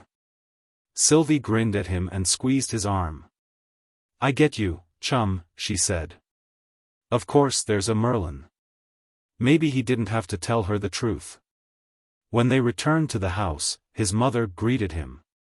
Conn, your father's been trying to get you ever since you went out. Call him, right away, Ritz-Gardner Hotel, in Storesend. It's something about a ship. It took a little time to get his father on screen. He was excited and happy. "Hi, Conn, we have one," he said. "What kind of a ship?" "You know her. The Harriet Barn." That he hadn't expected. Something off Mothball Row that would have to be flown to Barathrum and torn down and completely rebuilt, but not the one that was there already, partly finished. "How the dickens did you wangle that?" "Oh, it was Eve's idea, to start with. He knew about her, the T&Os been losing money on her for years. He said if they had to pay prize money on her and then either restore her to original condition or finish the job and build a spaceship they didn't want, it would almost bankrupt the company. They got up as high as 50,000 souls for prize money and we just laughed at them. So we made a proposition of our own. We proposed organizing a new company, subsidiary to both L, E and S. and T and O, to engage in interplanetary shipping. Both companies to assign their equity in the Harriet Barn to the new company, the work of completing her to be done at our spaceport and the labor cost to be shared. This would give us our spaceship and get T and O off the hook all around. Everybody was for it except the president of T and O. Know anything about him? Conn shook his head. His father continued. Name's Jethro Sasterman. He could play Scrooge in Christmas Carol without any makeup at all. He hasn't had a new idea since he got out of college, and that was while the war was still going on. Preposterous, utterly visionary and impractical, his father mimicked. Fortunately, a majority of the big stockholders didn't agree. They finally bullied him into agreeing. "We're calling the new company Alpha Interplanetary, we have an application for charter in, and that'll go through almost automatically." "Who's going to be the president of this new company?" "You know him. Character named Rodney Maxwell. Eve is going to be vice president in charge of operations. He's flying to Barathrum tomorrow or the next day with a gang of technicians we're recruiting. T and O are giving us Clyde Nichols and Mac Vibart, and a lot of men from their shipyard. I'm staying here in Storesend, we're opening an office here. By this time next week, we're all going to wish we'd been born quintuplets. And Conn Maxwell, I suppose, will be an influential non-office holding stockholder?" "That's right. Just like in L, E and S." Chapter 12. He found Jerry Rivas and Aunts Dawes and a score of workmen making a survey and inventory of the spaceport. Captain Nichols and 4 of the original crew of the Harriet Barn, who had shared his captivity among the pirates, had stayed to take care of the ship. And Fred Karski, with 1 gun cutter and a couple of light airboats, was keeping up a routine guard. All of them had heard about the formation of Alpha Interplanetary when Conn arrived. The next day, Eve Jacquemont arrived, accompanied by Mac Vibart, a gang from the T&O shipyard, and a dozen engineers and construction men whom he had recruited around Storesend. More workers arrived in the next few days, including a number who had already worked on the ship as slaves of the Perales gang. It didn't take Conn long to appreciate the problems involved in the conversion. Built to operate only inside planetary atmosphere and gravitation, the Harriet Barn was long and narrow, like an old ocean ship. More than anything else, she had originally resembled a huge submarine. Spaceships, either interplanetary or interstellar, were always spherical with a pseudo-gravity system at the center. This, of course, the Harriet Barn lacked. "Well, are we going to make the whole trip in free fall?" he wanted to know. "No, we'll use our acceleration for pseudograv halfway, and deceleration the other half," Jacquemont told him. "We'll be in free fall about 10 or 15 hours. What we're going to have to do will be to lift off from Poictesme in the horizontal position the ship was designed for, and then make a 90-degree turn after we're off planet. With our lift and our drive working together, just like one of the old rocket ships before the Abbott drive was developed." That meant, of course, that the after bulkheads would become decks, and explained a lot of the oddities he had noticed about the conversion job. It meant that everything would have to be mounted on gimbals, everything stowed so as to be secure in either position, and nothing placed where it would be out of reach in either. Jacquemont and Nichols took charge of the work on the ship herself. Chief Engineer Vibart, with a gang of half-taught, self-taught and untaught helpers, went back to working the engines over. Tearing out all the safety devices that were intended to keep the ship inside planetary atmosphere, and arranging the lift engines so that they could be swung into line with the drive engines. There was a lot of cybernetic and robotic equipment, and astrogational equipment, that had to be made from scratch. Conn picked a couple of helpers and went to work on that. From time to time, he was able to snatch a few minutes to read teleprint papers or listen to audiovisual newscasts from Storesend. He was always disappointed. There was much excitement about the new interplanetary company, but the emphasis was all wrong. People weren't interested in getting hyperships built, or opening the mines and factories on Koschai, or talking about all the things now in short supply that could be produced there. They were talking about Merlin, and they were all positive, now. That something found at Force Command Duplicate had convinced Litchfield Exploration and Salvage that the giant computer was somewhere off-planet.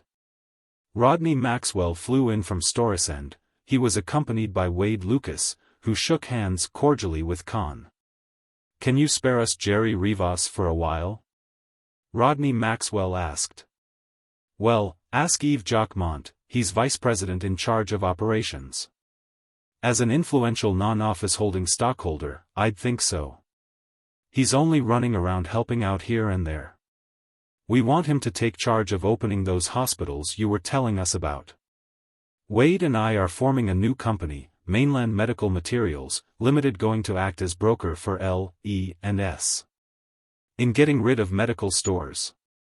Nobody in the company knows where to sell that stuff or what we ought to get for it." Wade Lucas began to talk about how desperately some types of drug and some varieties of diagnostic equipment were needed. Conn had it on the tip of his tongue to ask Lucas whether he thought that was a racket, too.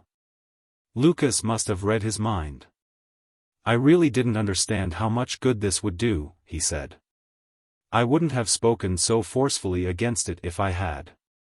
I thought it was nothing but this Merlin thing." "Af! Don't talk to me about Merlin," Conn interrupted. "I have to talk to Kurt Fawzi and that crowd about Merlin till I'm sick of the whole subject." His father shot him a warning glance. Lucas was looking at him in surprise. He hastened to change the subject. "I see Len made you a suit out of that material," he said to his father. "And I see you're not bulging the coat out behind with a hip holster." "Oh, I stopped carrying a gun, I'm a city man, now. Nobody carries one in Storesend. Won't even be necessary in Litchfield before long.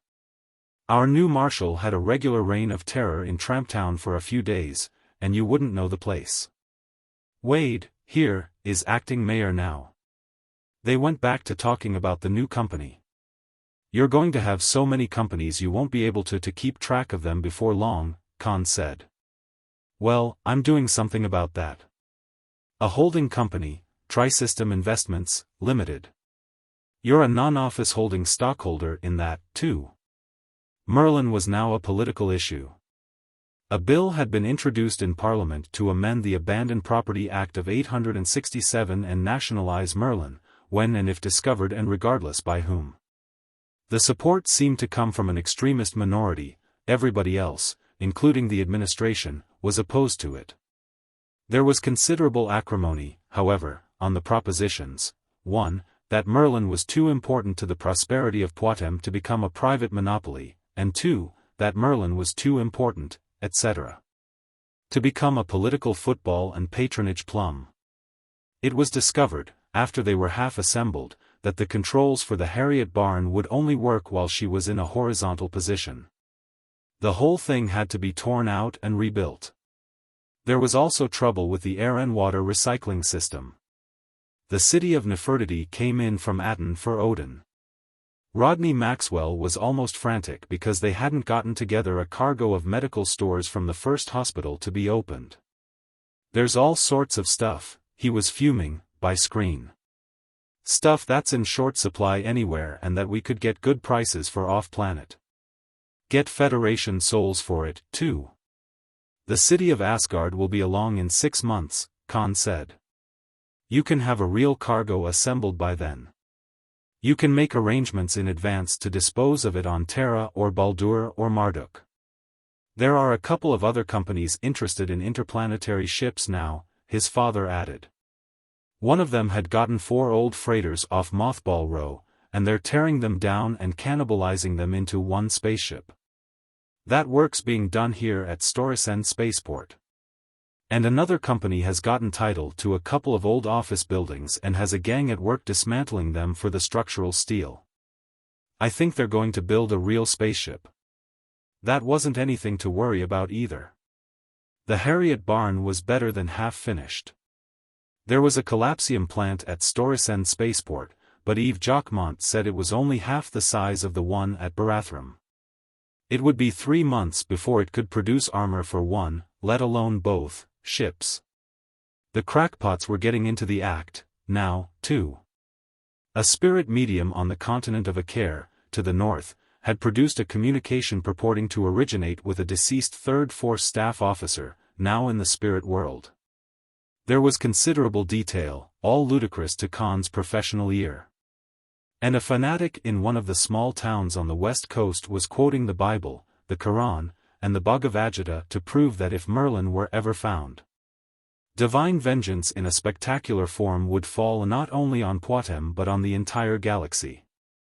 The spaceship that was building at Storesund got into the news. On screen, it appeared that the work was progressing rapidly. So was the work of demolishing a block of empty buildings to get girders for the second ship, on which work had not yet been started. The one under construction seemed to be of cruciform design, like an old-fashioned pre-contragravity winged airplane. The design puzzled everybody at Barathrum. Yves Jacquemont thought that perhaps there would be decks in the crossarm which would be used when the ship was running on combined lift and drive. Well, till we can get a shipyard going on Koschai and build some real spaceships, there are going to be some rare-looking objects traveling around the Alpha system. I wonder what the next one's going to look like, a flying skyscraper? Conn said. What I wonder, Yves Jacquemont replied, is where all the old interplanetary ships got to. There must have been hundreds of them running back and forth from here to Janicot and Koschai and Jürgen and Horvendile during the war. They must have gone somewhere. Couldn't they all have been fitted with Dillingham hyperdrive engines and used in the evacuation? Possible. But the average interplanetary ship isn't very big. 500 to 750 feet in diameter.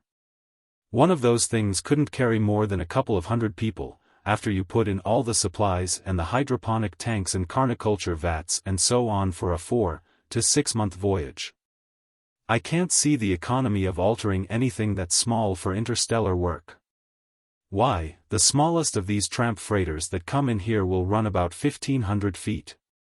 They didn't just disintegrate when peace broke out, that was for sure. And there certainly weren't any of them left on Poictesme. He puzzled over it briefly, then shoved it aside. He had more important things to think about. In his spare time he was studying, along with his other work, everything he could find on Koschai. With an intensity he had not given to anything since cramming for examinations at the university. There was a lot of it. The 4th planet of Alpha Gartner was older than Poictesme. Geologists claimed that it was the oldest thing, the Sun excepted, in the system. And astrophysicists were far from convinced that it hadn't been captured from either Beta or Gamma when the 3 stars had been much closer together. It had certainly been formed at a much higher temperature than Janicot or Poictesme or Jürgen or Horvendile. For better than 1 billion years, it had been molten hot, and it had lost most of its lighter elements in gaseous form along with its primary atmosphere, leaving little to form a light rock crust. All that had remained had been a core of almost pure iron and a mantle that was mostly high-grade iron ore. The same process had gone on, as it cooled, as on any Terra-size planet. After the surface had started to congeal, gases, mostly carbon dioxide and water vapor, had come up to form a secondary atmosphere, the water vapor forming a cloud envelope, condensing, and sending down rain that returned immediately as steam. Solar radiations and electric discharges broke some of that into oxygen and hydrogen, most of the hydrogen escaped into space. Finally, the surface cooled further and the rain no longer steamed off. The whole planet started to rust. It had been rusting, slowly, for the billion or so years that had followed, and almost all the free oxygen had become locked in iron oxide. The air was almost pure carbon dioxide. It would have been different if life had ever appeared on XVIII, but apparently the right amino acids never assembled. Some attempts had been made to introduce vegetation after the colonization of Poictesme, but they had all failed. Men went to XVIII. They worked out of doors in oxygen helmets, and lived in airtight domes and generated their own oxygen. There had been mines, and smelters, and blast furnaces and steel mills. And there had been shipyards, where hyperships up to 3,000 feet had been built. They had all been abandoned when the war had ended. They were waiting there, on an empty, lifeless planet. Some of them had been built by the Third Fleet Army Force during the war, most of them dated back almost a century before that, to the original industrial boom. All of them could be claimed under the Abandoned Property Act of 1867, since all had been taken over by the Federation, and the original owners, or their heirs, compensated. And there was the matter of selecting a crew. As an influential non-office holding stockholder in all the companies involved, Conn Maxwell, of course, would represent them. He would also serve as astrogator. Clyde Nichols would command the ship in atmosphere, and act as first mate in space. Mac Vibart would be chief engineer at all times. Yves Jacquemont would be first officer under Nichols, and captain outside atmosphere. They had 3 real space crewmen, named Rodel, Yutzko and O'Keefe, who had been in Storysend jail as a result of a riotous binge when their ship had lifted out, 6 months before. The rest of the company, Jerry Rivas, Ants Dawes, Charlie Gatworth, Mohammed Matsui, and 4 other engineers, Ludvigsen, Gomez, Karanja and Retief, rated as ordinary spacemen for the trip. And would do most of the exploration work after landing. They got the controls put up, they would work in either position. The engines were lifted in and placed. Conn finished the robopilot and the astrogational computers and saw them installed. The air and water recycling system went in. The collapsium armor went on. In the new screen, they saw the spaceship at Storysend still far from half-finished, with swarms of heavy-duty lifters and contragravity machiners around it, and a set of landing stands. On which the second ship was to be built, in the process of construction.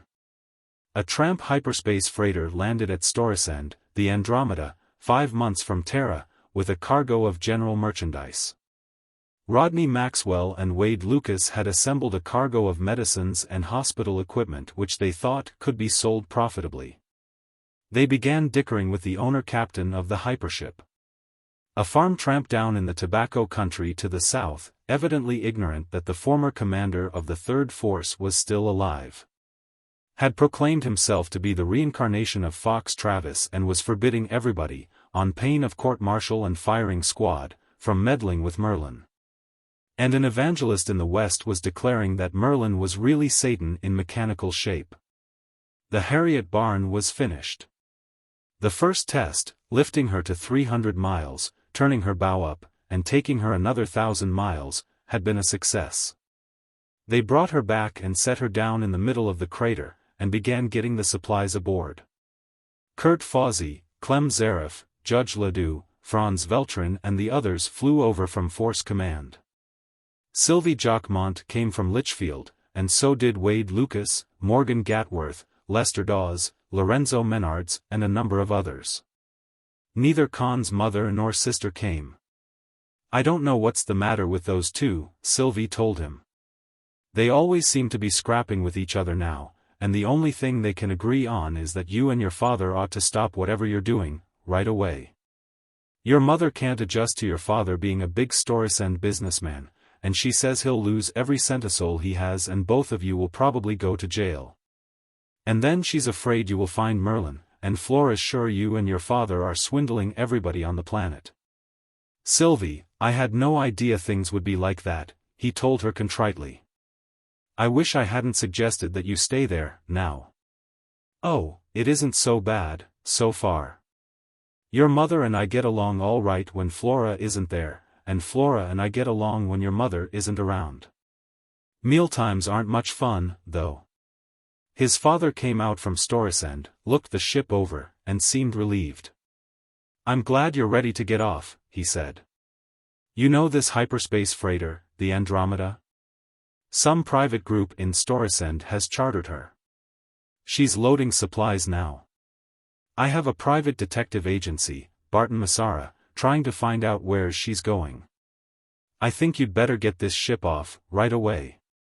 We have everything aboard, all the supplies and everything, Jacquemont told him. We can lift off tonight. Chapter 13. The ship lurched slightly. In the outside screens, the lights around, the crowd that was waving goodbye, and the floor of the crater began receding. The sound pickups were full of cheering, and the boom of a big gun at one of the top batteries, and the recorded and amplified music of a band playing the traditional spaceman's hymn. It's been a long time since I heard that played in earnest, Jacquemont said. Well, we're off to see the wizard.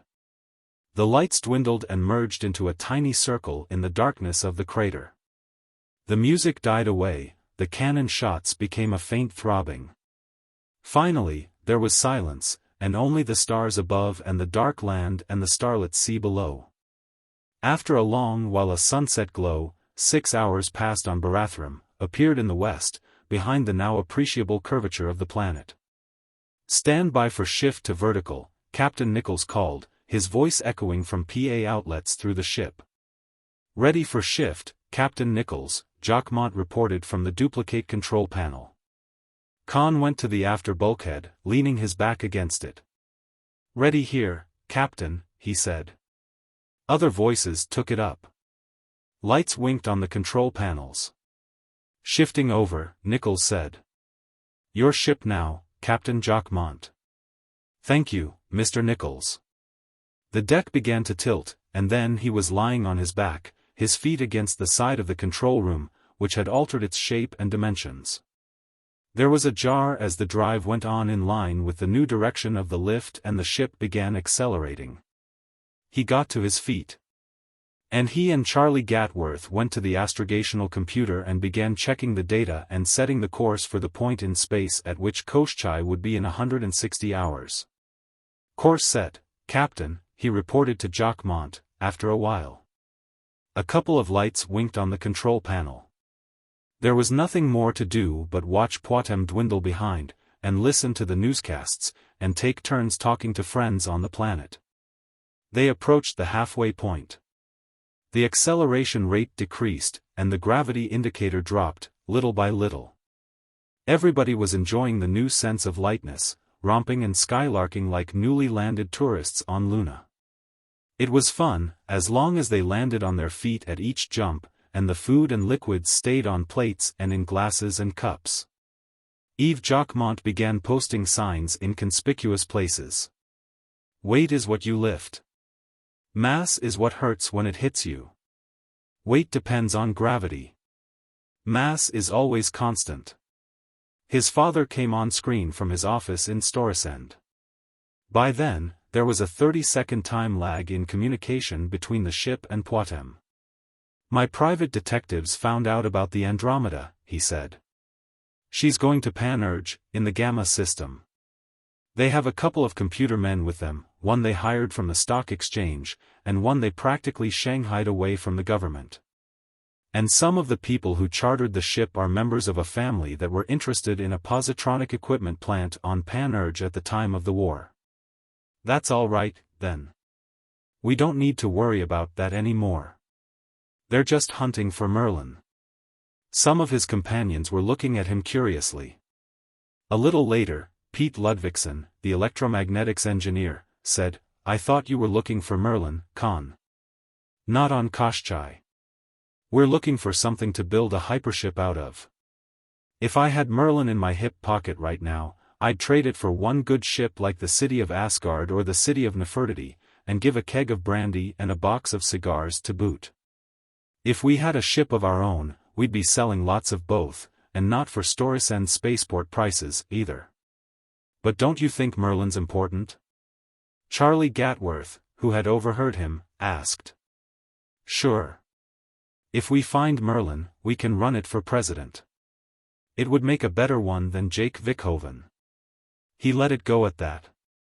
Plenty of opportunities later to expand the theme. The gravitation gauge dropped to 0. Now they were in free fall, and it lasted twice as long as Yves Jacquemont had predicted. There were a few misadventures, none serious and most of them comic. For example, when Jerry Rivas opened a bottle of beer, everybody was chasing the amber globules and catching them in cups. And those who were splashed were glad it hadn't been hot coffee. They made their second, 180-degree turnover while weightless. Then they began decelerating and approached Koschei stern on, and the gravity gauge began climbing slowly up again, and things began staying put, and they were walking instead of floating. Koschei grew larger and larger ahead. The polar ice caps, and the faint dappling of clouds, and the dark wiggling lines on the otherwise uniform red-brown surface which were mountain ranges became visible. Finally they began to see, first with the telescopic screens and then without magnification, the little dots and specks that were cities and industrial centers. Then they were in atmosphere, and Jacquemont made the final shift, to horizontal position, and turned the ship over to Nichols. For a moment, the scout boat tumbled away from the ship and Conn was back in free fall. Then he got on the lift-and drive and steadied it, and pressed the trigger button, firing a green smoke bomb. Beside him, Yves Jacquemont put on the radio and the screen pickups. He could see the ship circling far above, and the manipulator boat, with its claw arms and grapples, breaking away from it. Then he looked down on the endless desert of iron oxide that stretched in all directions to the horizon, until he saw a spot, optically the size of a 5-centesole piece. That was the shipbuilding city of Port Carpenter. He turned the boat toward it, firing 4 more green smokes at 3-second intervals. The manipulator boat started to follow, and the Harriet barn, now a distant speck in the sky, began coming closer. Below, as he cut speed and altitude, he could see the pockmarks of open-pit mines and the glint of sunlight on bright metal and armor-glass roofs. The blunt conical stacks of nuclear furnaces and the twisted slag flows, like the ancient lava flows of Barathrum. And, he reflected, he was an influential non-office holding stockholder in every bit of it, as soon as they could screen Storesend and get claims filed. A high tower rose out of the middle of Port Carpenter, with a glass-domed mushroom top. That would be the telecast station. The administrative buildings were directly below it and around its base. He came in slowly over the city, above a spaceport with its empty landing pits in a double circle around a traffic control building, and airship docks and warehouses beyond. More steel mills. Factories, either hemispherical domes or long buildings with rounded tops. Ship construction yards and docks. For the most part, these were empty, but on some of them the landing stands of spaceships, like 8- and 10-legged spiders, waiting for 40 years for hulls to be built on them. A few spherical skeletons of ships, a few with some of the outer skin on. It wasn't until he was passing close to them that he realized how huge they were. And stacks of material, sheet steel, deck plate, girders, and contragravity lifters and construction machines, all left on jobs that were never finished. The bright rustless metal dulled by 40 years of rain and wind-blown red dust. They must have been working here to the very last, and then, when the evacuation elsewhere was completed, they had dropped whatever they were doing, piled into such ships as were completed, and lifted away. The mushroom-top tower rose from the middle of a circular building piled level on level, almost half a mile across. He circled over it, saw an airship dock, and called the Harriet barn while Jacquemont talked to Jerry Rivas, piloting the manipulator boat.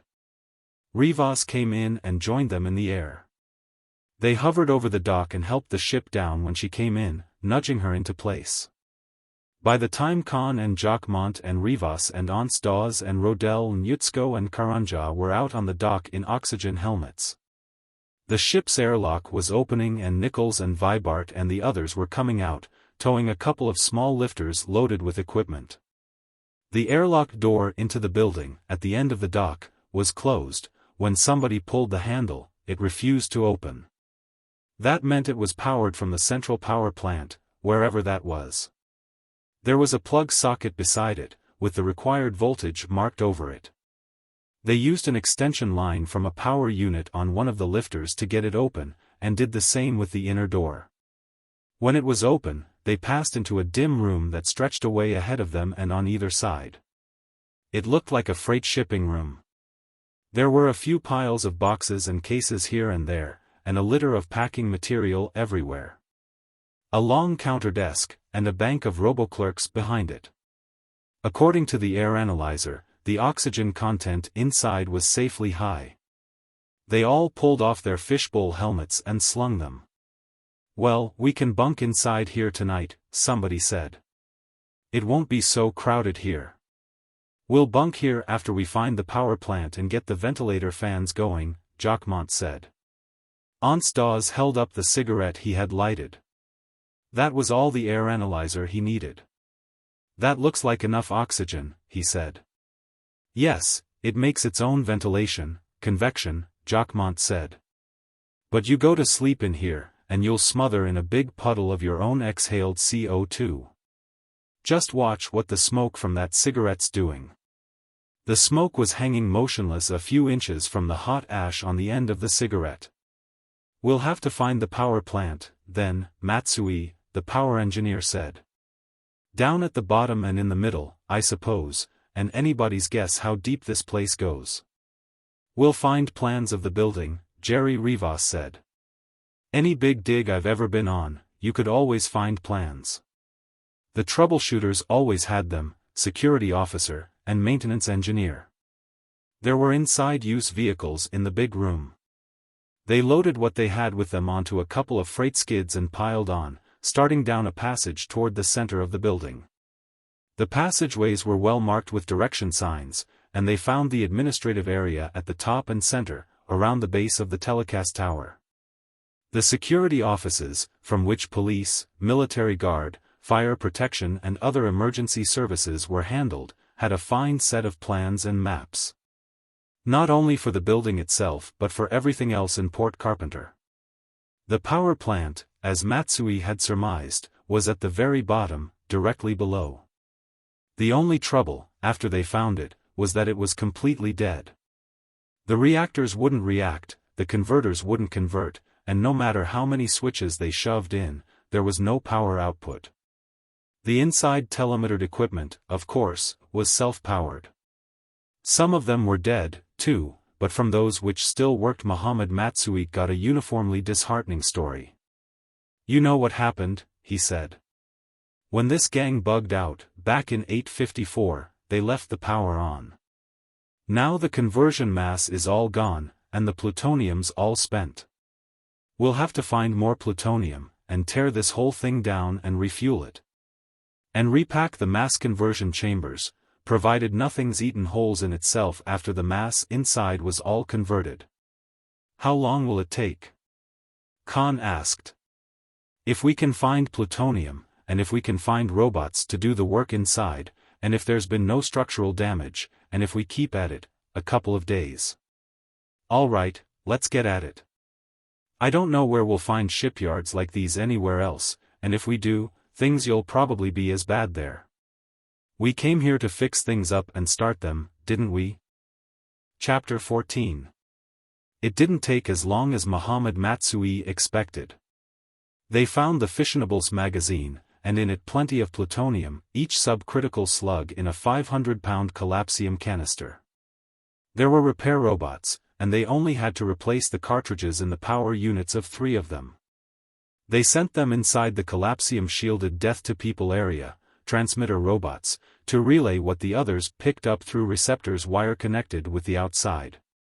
Foreman robots, globes a yard in diameter covered with horns and spikes like old-fashioned ocean navy mines, worker robots, in a variety of shapes, but mostly looking like many-clawed crabs. Neither the converter nor the reactor had sustained any damage while the fissionables were burning out. So the robots began tearing out reactor elements, and removing plutonium slugs no longer capable of sustaining chain reaction but still dangerously radioactive. Nuclear reactors had become simpler and easier to service since the first day of the year zero, when Enrico Fermi put the first one into operation, but the principles remained the same.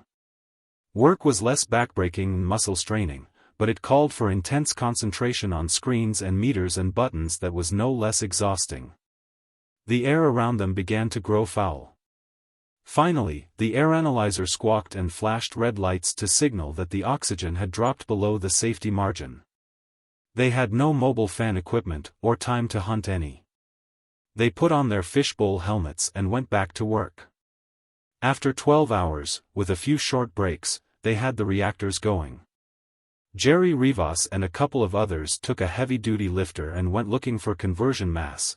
They brought back a couple of tons of scrap iron and fed it to the converters. A few seconds after it was in, the pilot lights began coming on all over the panels. They took 2 more hours to get the oxygen separator and the ventilator fans going, and for good measure they started the water pumps and the heating system. Then they all went outside to the ship to sleep. The sun was just coming up. It was sunset when they rose and returned to the building. The airlocks opened at a touch on the operating handles. Inside, the air was fresh and sweet, the temperature was a pleasantly uniform 75 degrees Fahrenheit, the fans were humming softly, and there was running hot and cold water everywhere. Jerry Rivas, Ants Dawes, and the 3 tramp freighter FOCSLE hands took lifters and equipment and went off foraging. The rest of them went to the communications center to get the telecast station, the radio beacon, and the inside screen system into operation. There were a good many things that had to be turned on manually, and more things that had been left on, 40 years ago, and now had to be repowered or replaced. They worked at it most of the night. Before morning, almost everything was working, and they were sending a signal across 28 million miles to Storesend, on Poictesme. It was late evening, Storesend time, but Rodney Maxwell, who must have been camping beside his own screen, came on at once, which is to say 5.5 minutes later. "Well, I see you got in somewhere. Where are you, and how is everything?" Then he picked up a cigar out of an ashtray in front of him and lit it, waiting. "Port Carpenter. We're in the main administration building," Conn told him. He talked for a while about what they had found and done since their arrival. "Have you an extra view screen, fitted for recording?" he asked. 5.5 minutes later, his father nodded. "Yes, right here." He leaned forward and away from the communication screen in front of him. "I have it on." He gave the wavelength combination. "Ready to receive. This is about all we have, now. Views we took coming in, from the ship and a scout boat." He started transmitting them. "We haven't sent in any claims yet. I wasn't sure whether I should make them for Alpha Interplanetary, or Litchfield Exploration and Salvage." "Don't bother sending in anything to the claims office," his father said. "Send anything you want to claim in here to me, and I'll have Sturber, Flynn and Chen Wang file them. They'll be made for a new company we're organizing." "What? Another one?" His father nodded, grinning. "Koshchai Exploitation and Development, we've made application already. We can't claim exclusive rights to the whole planet, like the old interstellar exploration companies did before the war, but since you're the only people on the planet, we can come pretty close to it by detail." He was looking to one side, at the other screen. "Great go, Conn. This place of yours altogether beats everything I ever dug, Force Command and Barathrum Spaceport included. How big would you say it is? More than 10 miles in radius? About 5 or 6. 10 or 12 miles across. That's all right, then. We'll just claim the building you're in, now, and the usual 10-mile radius, the same as at Force Command. We'll claim the place as soon as the company's chartered. In the meantime, send in everything else you can get views of." They set up a regular radio and screen watch after that.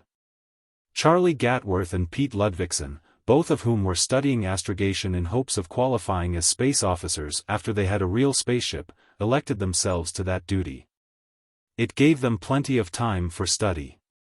Jerry Rivas and Ants Dawes, with whomever they could find to help them, were making a systematic search.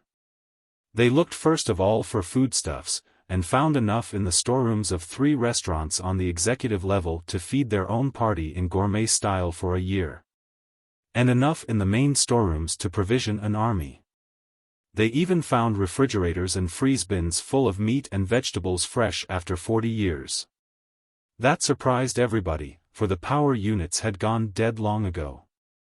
Then it was noticed that they were covered with collapsium. Anything that would stop cosmic rays was 100% efficient as a heat insulator. Coming in, the first day, Conn had seen an almost completed hypership bulking above the domes and roofs of Port Carpenter in the distance. He saw it again on screen from a pickup atop the central tower. As soon as the party was comfortably settled in the executive apartments on the upper levels, he and Yves Jacquemont and Mac Vibart and Jacques Retief, the construction engineer, found an air car in one of the hangars and went to have a closer look at her. She had all her collapsium on, except for a 100-foot circle at the top and a number of rectangular openings around the sides. Yves Jacquemont said that would be where the airlocks would go. They always put them on last. But don't be surprised at anything you find or don't find inside. As soon as the skeleton's up they put the armor on, and then build the rest of the ship out from the middle. It might be slower getting material in through the airlock openings, but it holds things together while they're working. They put on the car's lights, lifted to the top, and let down through the upper opening.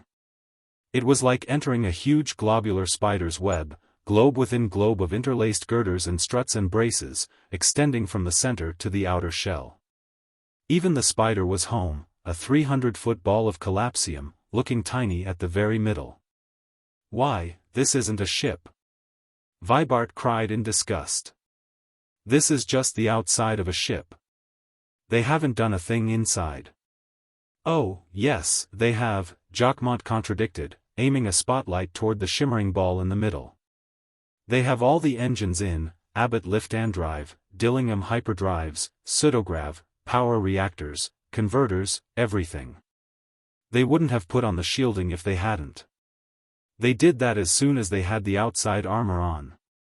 Wonder why they didn't finish her, if they got that far," Retief said. "They didn't need her. They'd had it, they wanted to go home."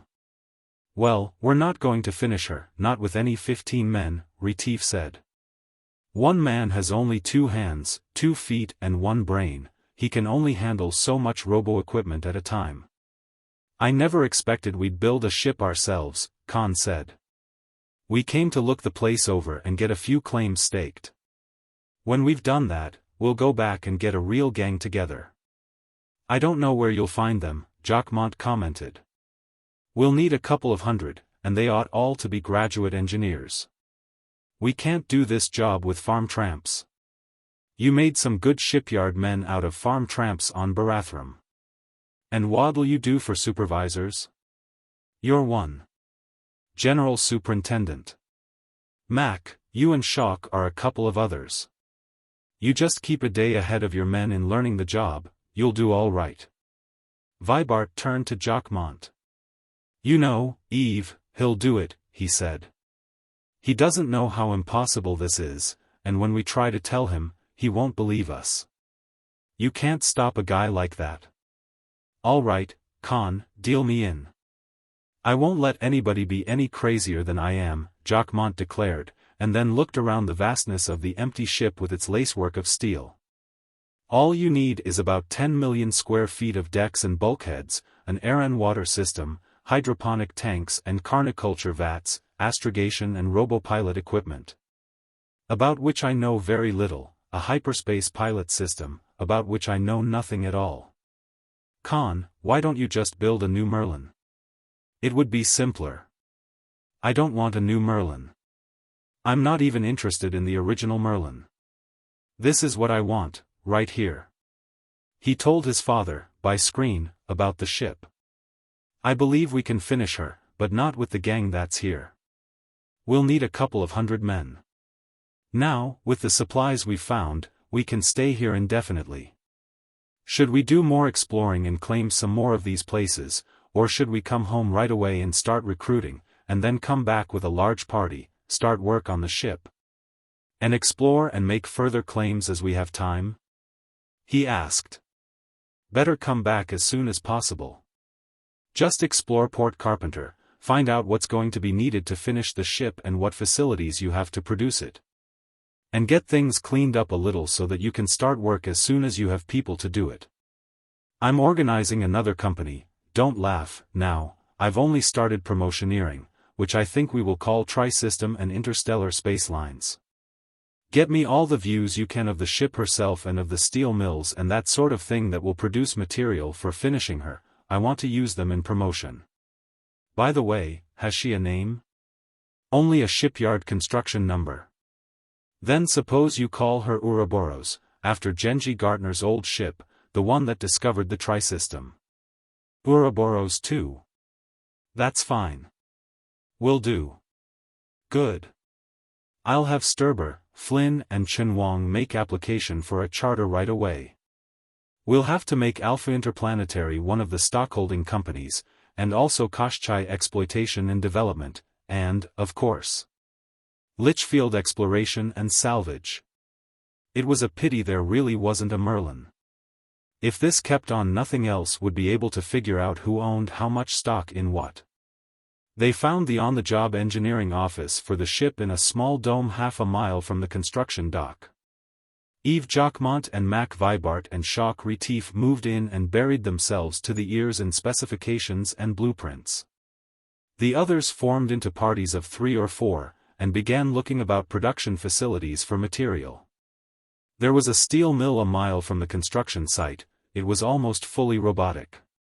Iron ore went in at one end, and finished sheet steel and girders and deck plates came out at the other, and a dozen men could handle the whole thing. There was a collapsium plant. There were machine shops and forging shops. Every time they finished inspecting one, Yves Jacquemont would have a list of half a dozen more plants that he wanted found and examined yesterday morning at the latest. Some of them were in a frightful mess. Work had been suspended and everybody had gone away, leaving everything as it was. Some were in perfect order, ready to go into operation again as soon as power was put on. It had depended, apparently, upon the personal character of whoever had been in charge in the end. The nuclear electric power unit plant was in the latter class. The man in charge of it evidently hadn't believed in leaving messes behind, even if he didn't expect to come back. It was built in the shape of a T. One side of the cross-stroke contained the cartridge case plant, where presses formed sheet steel cylinders, some as small as a round of pistol ammunition and some the size of 10-gallon kegs. They moved toward the center on a production line, finally reaching a matter collapser where they were plated with collapsium. From the other side, radioactive isotopes, mostly reactor waste, came in through evacuated and collapsium-shielded chambers, were sorted, and finally, where the cross-arm of the T joined the downstroke, packed in the collapsium cases. The production line continued at right angles down the long building in which the apparatus which converted nuclear energy to electric current was assembled and packed. At the end, the finished power cartridges came off, big ones for heavy machines and tiny ones for things like hand tools and pocket lighters and razors. There were stacks of them, in all sizes, loaded on skids and ready to move out. Except for the minute and unavoidable leakage of current, they were as good as the day they were assembled, and would be for another century. Like almost everything else, the power cartridge plant was airtight and had its own oxygen generator. The air analyzer reported the oxygen insufficient to support life. That was understandable. There were a lot of furnaces which had evidently been hot when the power was cut off. They had burned up the oxygen before cooling. They put on their oxygen equipment when they got out of the car. "I'll go back and have a look at the power plant," Matsui said. "If it's like the rest of this place, it'll be ready to go as soon as the reactors are started. I wish everybody here had left things like this. Well, we'll have to check everything to make sure nothing was left on when the main power was cut, Conn said. Don't do anything back there till we give you the go-ahead. Matsui nodded and set off on foot along the broad aisle in the middle. Conn looked around in the dim light that filtered through the dusty glass overhead. On either side of the central aisle were two production lines. Between each pair, at intervals, stood massive machines which evidently fabricated parts for the power cartridges. Over them, and over the machines directly involved in production, were receptor aerials, all oriented toward a stubby tower, 20 feet thick and 50 in height, topped by a hemispherical dome. That'll be the control tower for all the machinery in here, he decided. Aunts, suppose you and I go take a look at it. We'll take a look at the machines, Rivas said. Clyde, you and I can work back on the right and then come down on the other side. You know anything about this stuff? Me? Niflheim, no, Nichols said. I know a robo-control when I see one, and I know whether it's set to receive or not. There was a self-powered lift inside the control tower. Conn and Aunts rode it to the top and got out, Aunts snapping on his flashlight. It was dark in the dome at the top. Instead of windows there were view screens all around it. 5 men had worked here. At least, there were 4 chairs at 4 intricate control panels, one for each of the 4 production lines, and a 5th chair in front of a number of communication screens. There was a heavy-duty power unit, turned off. Conn threw the switch. Lights came on inside, and the outside view screens lit. They were examining the control panels when Conn's belt radio buzzed. He plugged it in on his helmet. It was Mohammed Matsui. There's one big power plant back here, the engineer said. Right in the middle. It only powers what's in front of it. There must be another one in either wing, for the isotope plant and the cartridge case plant. I'll go look at them. But the power's been cut off from the machines in the main building. There's 4 big switches, one for each production line. He was interrupted by a shout, almost a shriek, from somewhere. It sounded like Jerry Rivas. A moment later, Rivas was clamoring. Conn! What did you turn on? Turn it off, right away. Aunts jumped to the switch, pulling it with one hand and getting on his flashlight with the other. The lights went out and the screens went dark. It's off. The dickens it is. Rivas disputed. There are a couple of big supervisor robots circling around, and a flock of workers. At the same time, Clyde Nichols began cursing. Or maybe he was praying, it was hard to be certain. But we pulled the switch. It was only the lights and view screens in here, anyhow. It didn't do any good. Pull another one. Matsui, back at the power plant, was wanting to know what was wrong. Captain Nichols stopped cursing, or praying, and said, "Mutiny, that's what. The robots have turned on us." He knew what had happened, or was almost sure he did. A radio impulse had gone out, somehow, from the control tower. Something they hadn't checked, that had been left on. There was just enough current leakage from the units in the robots to keep the receptors active for 40 years. The supervisor robots had gone active, and they had activated the rest. Once on, cutting the current from the control tower wouldn't turn them off again. Put the switch in again, Aunts, the damage is done and you won't make it any worse. When the screens came on, he looked around from one to another. The 2 supervisors, big ovoid things like the small round ones they had used in repairing the power reactors the first day, were circling aimlessly near the roof. One clockwise and the other counterclockwise, dodging obstructions and getting politely out of each other's way. At lower altitude, a dozen assorted worker robots were moving about, and more were emerging from cells at the end of the building. Sweepers, with rotary brooms and rakes, crab-like all-purpose handling robots, a couple of vacuum-cleaning robots, each with a flexible funnel-tipped proboscis and a bulging dust sack. One thing, a sort of special job designed to get into otherwise inaccessible places, had a 20-foot, many-jointed, claw-tipped arm in front. It passed by and slightly over the tower, saw Clyde Nichols, and swooped toward him. With a howl, Nichols dived under one of the large machines between two production lines. A pistol went off a couple of times. That would be Jerry Rivas. Nobody else bothered with a gun on Koschei, but he carried one as some people carry umbrellas, whether he expected to need it or not and because he would feel lost without it. That he took in at one glance. Then he was looking at the control panels. The switches and buttons were all marked for machine control in different steps of power unit production. That was all for the big stuff, powered centrally. There weren't any controls for lifters or conveyors or other mobile equipment. Evidently they were handled out in the shop, from mobile control vehicles. He did find, on the communication screen panel, a lot of things that had been left on. He snapped them off, one after another, snapping them on when a screen went dark. There were 15 or 20 robots, some rather large, in the air or moving on the floor by now. "We can't do anything here," he told Aunts. "These are the shop cleaning robots. They were the last things used here when the place closed down, and the two supervisors were probably controlled from a vehicle, and it's anybody's guess where that is now. When you threw that switch, it sent out an impulse that activated them. They're running their instruction tapes, and putting the others through all their tricks." 3 more shots went off.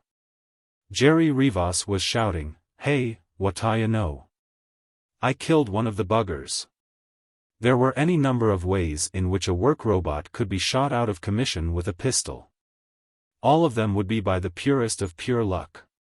The next time we go into a place like this, Conn thought, we take a couple of bazookas along. Turn everything off and let's go. See what we can do outside. Aunts put on his flashlight and pulled the switch.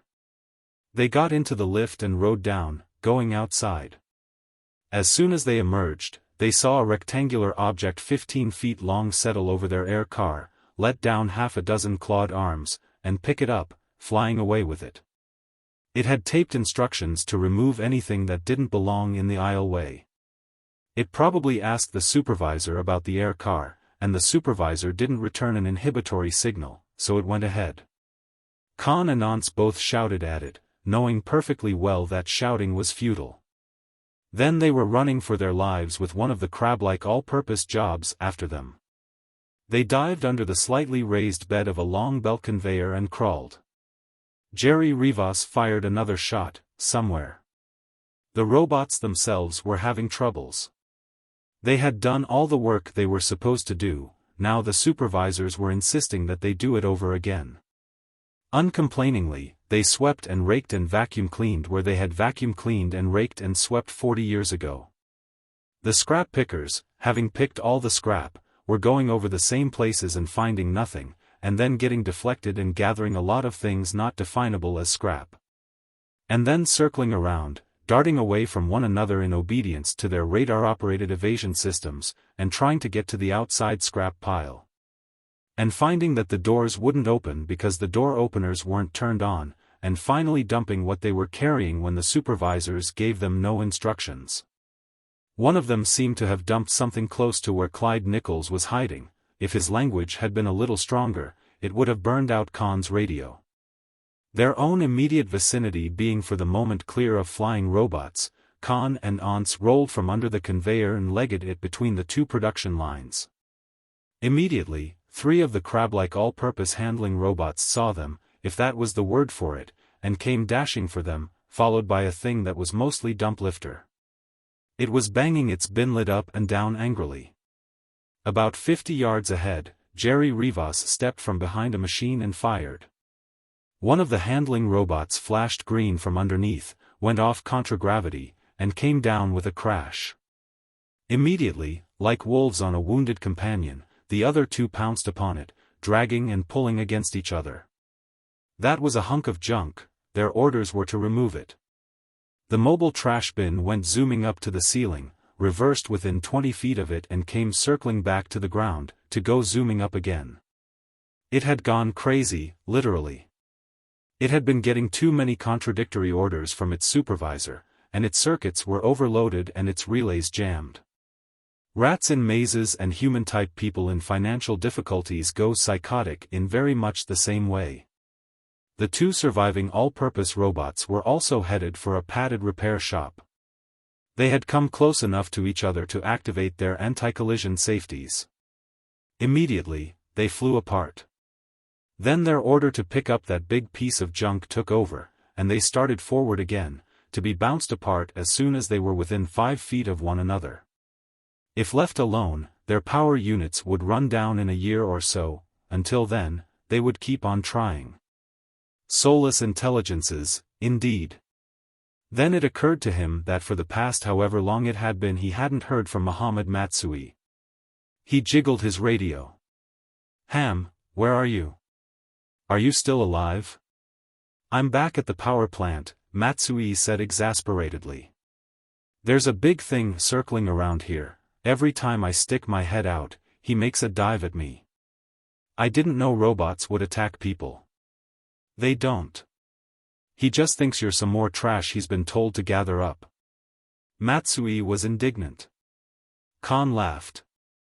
"On the level, Ham. He has photoelectric vision, and a picture of what that aisle is supposed to look like. When you get out in it, he knows you don't belong there and tries to grab you. Hey, there's a lot of junk in here in a couple of baskets at the converter. Say I chuck one out to him, what would he do? Grab it and take it away, like he's taped to do."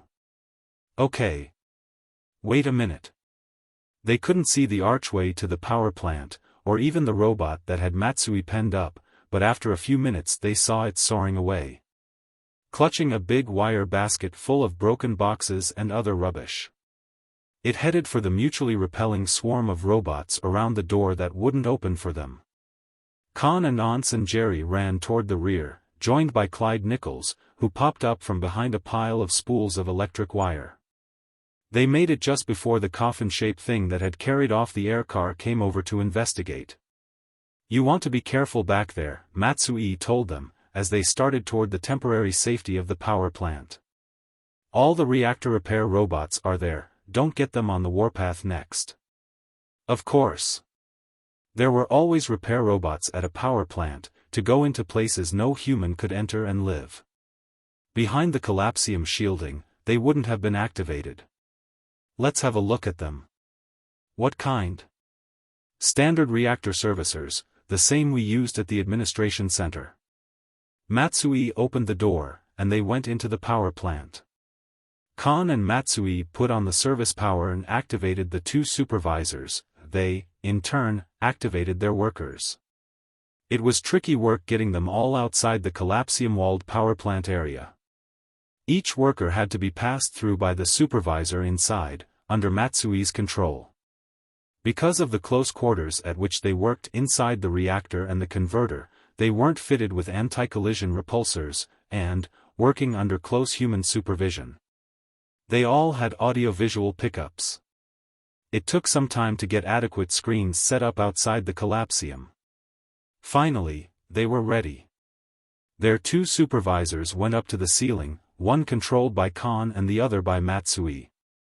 The larger, egg-shaped shop labor supervisors were still moving in irregular orbits. Those of the workers still able to receive commands were trying to obey them, and the rest were jammed in a swarm at the other end. First one, and then the other of the labor boss robots were captured. They were by now at the end of what might, loosely, be called their wits. They weren't used to operating without orders, and had been sending out commands largely at random. Now they came to a stop, and then began moving in tight, guided circles. One by one, the worker robots still able to heed them were brought to ground and turned off. That left the swarm at the door.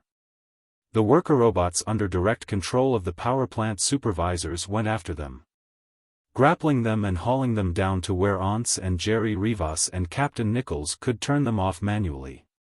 The air car was a hopeless wreck, but its radio was still functioning. Conn called Charlie Gatworth, who called a gang under Gomez, working not far away. They came with another car.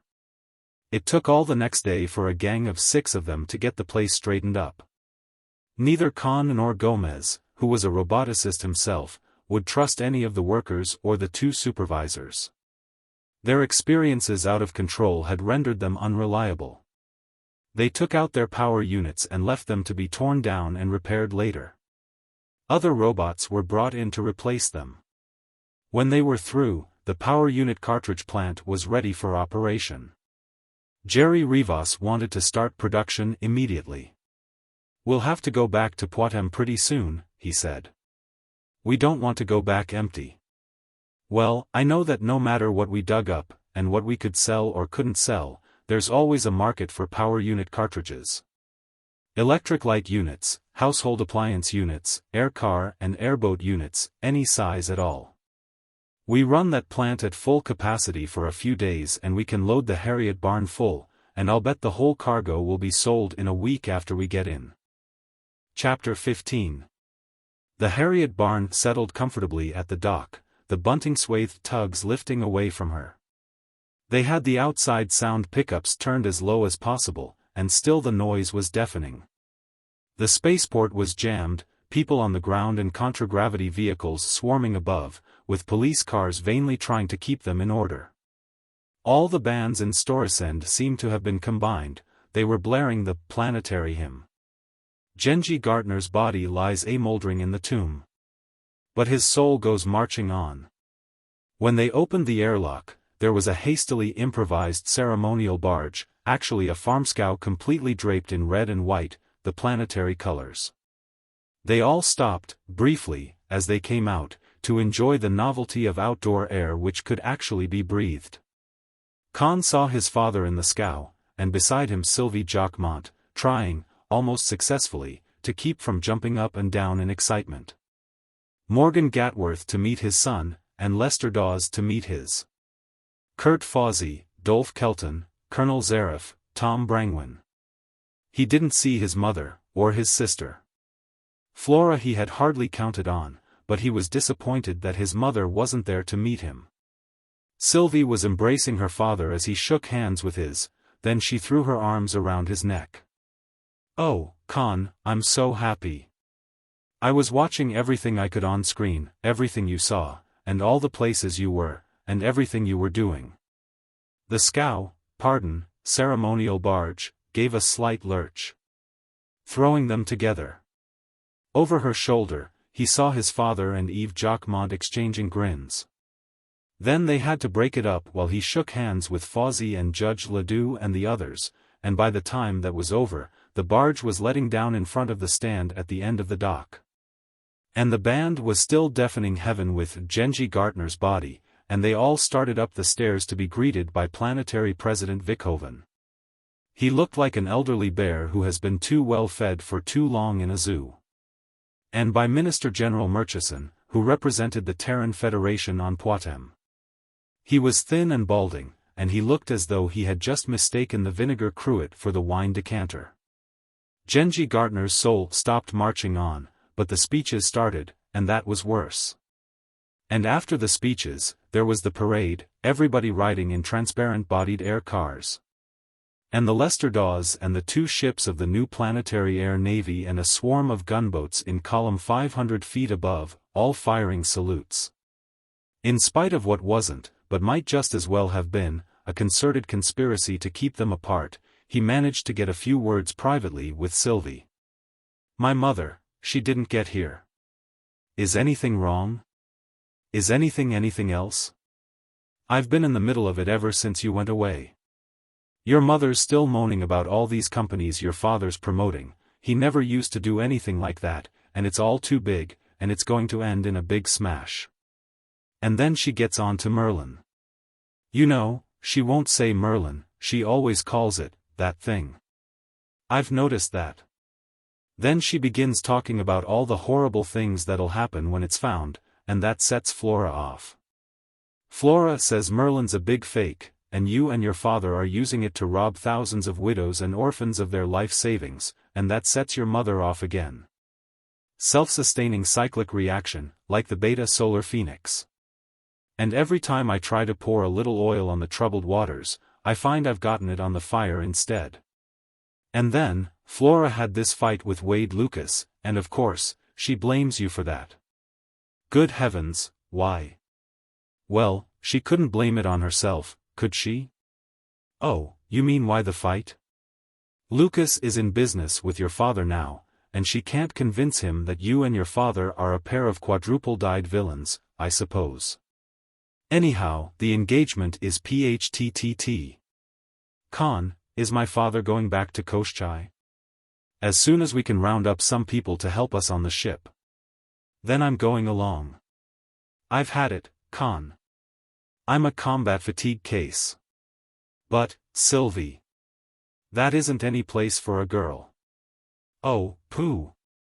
This is Sylvie. We're old war buddies. We soldiered together on Barathrum, remember? Well, you'd be the only girl, Anne. That's what you think. If you expect to get any kind of a gang together, at least a third of them will be girls. A lot of technicians are girls, and when work gets slack, they're always the first ones to get shoved out of jobs. I'll bet there are 1,000 girl technicians out of work here, any line of work you want to name. I know what I'll do, I'll make a telecast appearance. I still have some news value, from the Barathrum business. Want to bet that I won't be the working girl's Joan of Arc by this time next week? That cheered him. A girl can punch any kind of a button a man can, and a lot of them knew what buttons to punch, and why. Say she could find 50 girls. He had a slightly better chance to talk to his father before the banquet at the Executive Palace that evening. They shared the same suite at the Ritz-Carlton, and even welcoming committees seldom chase their victims from bedroom to bath. Yes, I know all about it, Rodney Maxwell said bitterly. I was home, a couple of weeks ago. Flora simply will not speak to me, and your mother begged me, in tears, to quit everything we're doing here. I tried to give her some idea of what would happen if I dropped this, even supposing I could, she wouldn't listen to me. He finished putting the studs in his shirt. You still think this is worth what it's costing us? You saw the views we sent back. There's work on XVIII for 1 million people, at least. Why, even these 2 makeshift ships they're putting together here at Storesend are giving work, one way or another, to almost 1,000. Think what things will be like a year from now, if this keeps on. Rodney Maxwell gave a wry laugh. Didn't know I had a real Simon Pure altruist for a son. Partner, when you call me that, smile. I am smiling. With some slight difficulty. He didn't think well of the banquet. Back in Litchfield, Senta would have fired half her human help and taken a sledgehammer to her robo-chef for a meal like that. Even his father's camp cook would have been ashamed of it. And there were more speeches. President Vickhoven managed to get hold of him and Yves Jacquemont afterward, and steered them into his private study. Have you any real reason for thinking that Merlin might be on XVIII? The planetary president asked. Great goo, no. We weren't looking for Merlin, Mr. President. We were looking for a hypership. We have one, too. Calling her Ouroboros 2. 2,500-footer. We expect to have her to space in a few months. I surely don't need to tell you what that will do toward restoring planetary prosperity. No, of course not, a hypership of our own. But, he looked from one to the other of them. But I understood. That is, Mr. Kurt Fawzi was saying. Mr. Fawzi is looking for Merlin here on Poictesme. If anybody finds it, that's where it'll be found. I'm interested in getting business started again. If Merlin is found, it would help, of course. He shrugged. Don't look at me, Jacquemont said. Mr. Maxwell, both of them, father and son, want some spaceships. They hired me to help build them. That's all I have in it. Then he relit the cigar the president had given him and leaned back in his chair, staring at the stuffed Alsacoid head with the 7-foot horn spread above the fireplace. Conn described the interview to his father after they were back at the hotel. I hope you convinced him.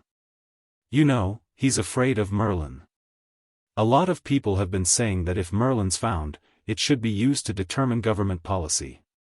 A few extremists are beginning to say that Merlin ought to be the government, and Jake Vickhoven and his cronies ought to be dumped into the handiest mass energy converter, preferably.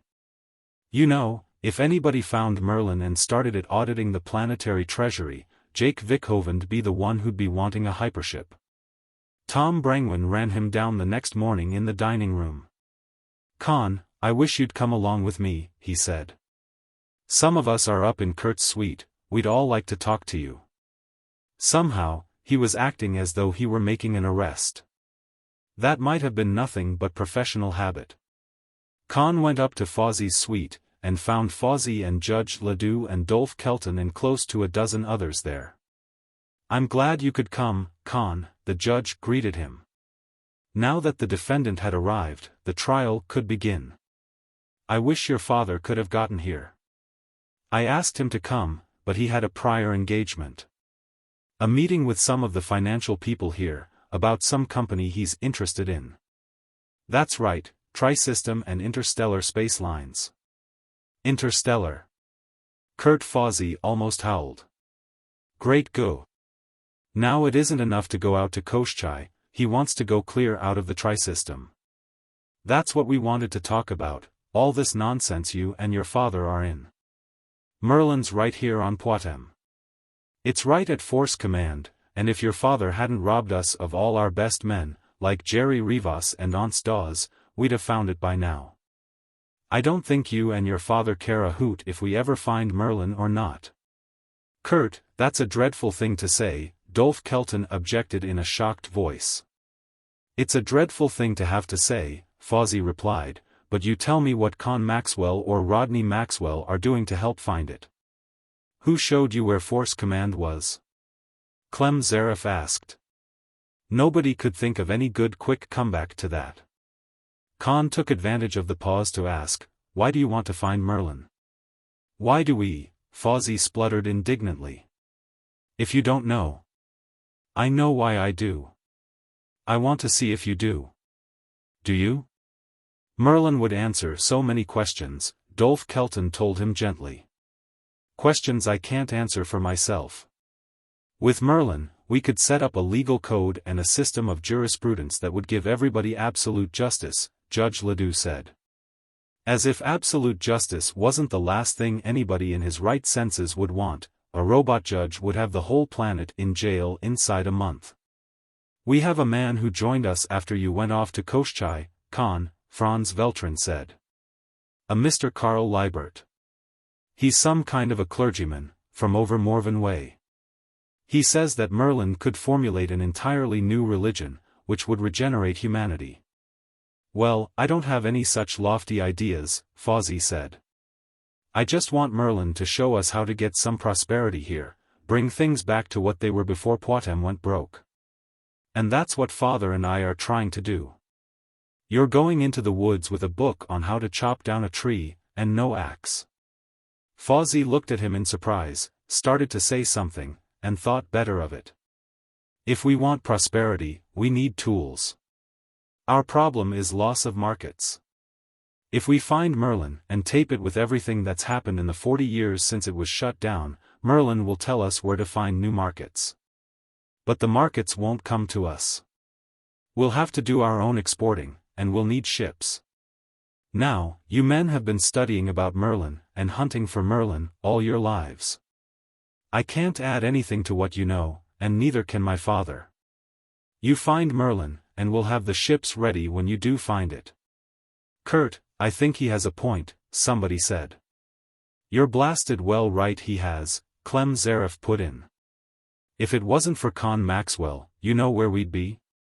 Back in Litchfield, sitting around in Kurt's office, talking about how wonderful things you'll be when we find Merlin, and doing nothing to find it."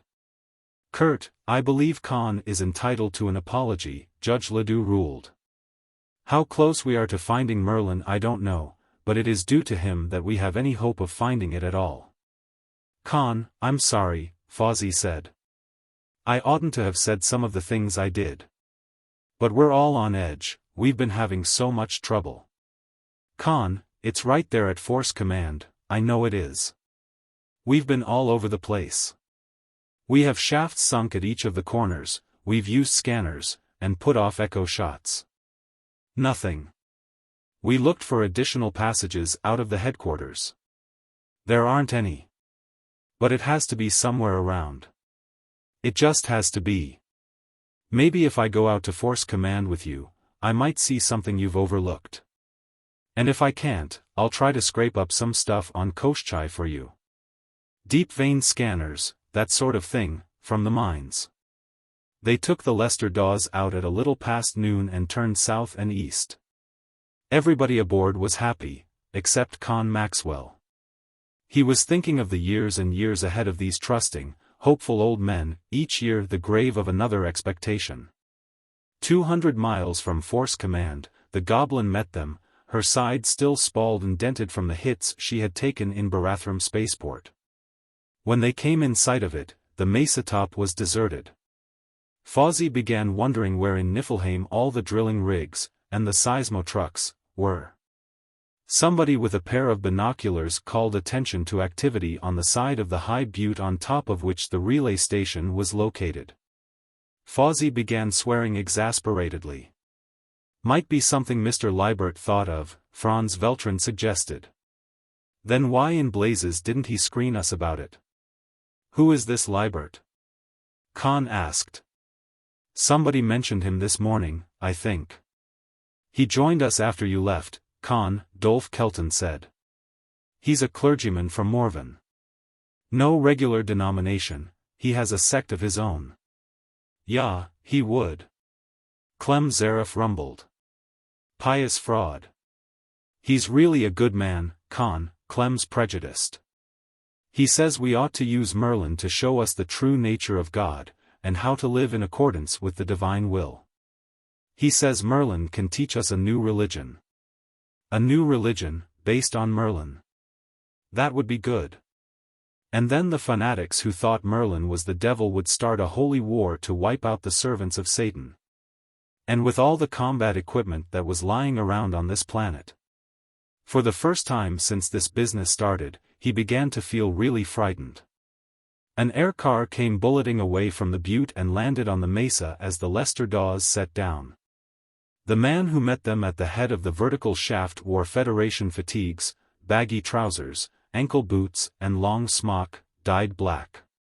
He was bareheaded, and his white hair was almost shoulder-long.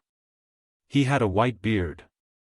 "Welcome, brothers," he greeted, a hand raised in benediction. "And who is this with you?" His voice was high and quavery, not a good pulpit voice, Conn thought. Kurt Fawzi introduced Conn, and Liebert grasped his hand with a grip that was considerably stronger than his voice. "Bless you, young man. It is to you alone that we owe our thanks that we are about to find the great computer. Every sapient being in the galaxy will honor your name for 1,000 years. Well, I hadn't counted on quite that much, Mr. Liebert. If it'll only help a few of these people to make a decent living, I'll be satisfied." Liebert shook his head sadly. "You think entirely in material terms, young man," he reproved. "Forget these things, acquire the higher spiritual values. The great computer must not be degraded to such uses. We should let it show us how to lift ourselves to a high spiritual plane." It went on like that, after they went down to Fox Travis's, now Fawzi's, office. Where there were silver-stoppered decanters instead of the old green-glass pitcher, and gold-plated ashtrays, and thick carpets on the floor. The man was a lunatic, he made Fawzi's office gang look frigidly sane. Furthermore, he was an ignoramus. He had no idea what a computer could or couldn't do. Anybody who could build a computer of the sort he thought Merlin was wouldn't need it, he would be God. As he talked, Conn began to be nagged by an odd sense of recognition. He'd seen this Karl Liebert before, somewhere, and somehow he was sure that the long white hair and the untrimmed beard weren't part of the picture. That puzzled him. He doubted if he'd have remembered Liebert from 6 years ago, almost 7, now, though a lot of itinerant evangelists showed up in Litchfield. That might have been it. "I tell you, the great computer is there, in the heart of the butte," Liebert was insisting, now. It has been revealed to me in a dream. It is completely buried. After it was made, no human touched it. The men who were here and used it in the war communicated with it only by radio. That could be so. There were fully robotic computers, intended for use in places where no human could go and live. There was a big one on Niflheim, armored against the fluorine atmosphere and the hydrofluoric acid rains. But there was no point in that here. The things were enormously complicated, and military engineering of any sort emphasized simplicity. Was he beginning to believe this balderdash himself? Clem Zaref fell in with him as they were going to dinner. Revealed in a dream, the old rebel snorted. One thing you can always get away with lying about is what you dream. You think he's lying? I think he's just crazy. That's what he wants you to think. Look, Conn, he knows Merlin is here, he's trying to keep us from it. That's why he shifted all that equipment over on the Butte. He's working for Sam Murchison. I thought your theory was that the Federation had lost Merlin. It was, at first. It doesn't look that way to me now. It's right here at Force Command, somewhere. They don't want it found, and they're going to do everything they can to stop us. I oughtn't to have left this fellow Liebert here alone. Well, I won't do that again. Get Tom Brangwyn to help me. Chapter 16. The voyage back to Koschei had been a week-long nightmare. When she had been the pride and budget wrecker of transcontinent and overseas airline, the Harriet Barn had accommodated 200 first-class and 500 lower-deck passengers. But the conversion to a spaceship had drastically reduced her capacity. The 300 men and women who had been recruited for the Koschei colony had been crammed into her with brutal disregard for comfort, privacy or anything else except the ability of the air recyclers to keep them breathing. When Captain Nichols set her down at the administration building at Port Carpenter, a few had to be carried off, but they were all alive, which made the trip an unqualified success. The dozen leaders of the expedition were congratulating themselves on that in one of the executive offices after the first dinner at Port Carpenter. Rodney Maxwell, in Storesend, had joined them in screen image. He was mostly listening, and sometimes contributing a remark apropos of something the rest of them had said 5 minutes ago. Our hypership, Conn was saying, is going to have to be item 2 on the agenda. The first thing we need is a ship for the Poictesme, Koschei run.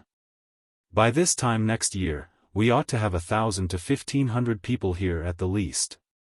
We can't haul them all on that flying sardine can. We'll need supplies, too. What was left here won't last forever, Nichols added. And you're going to have to run this at a profit, Luther Chen Wong, who had come along for first-hand experience and to help with administrative work, added.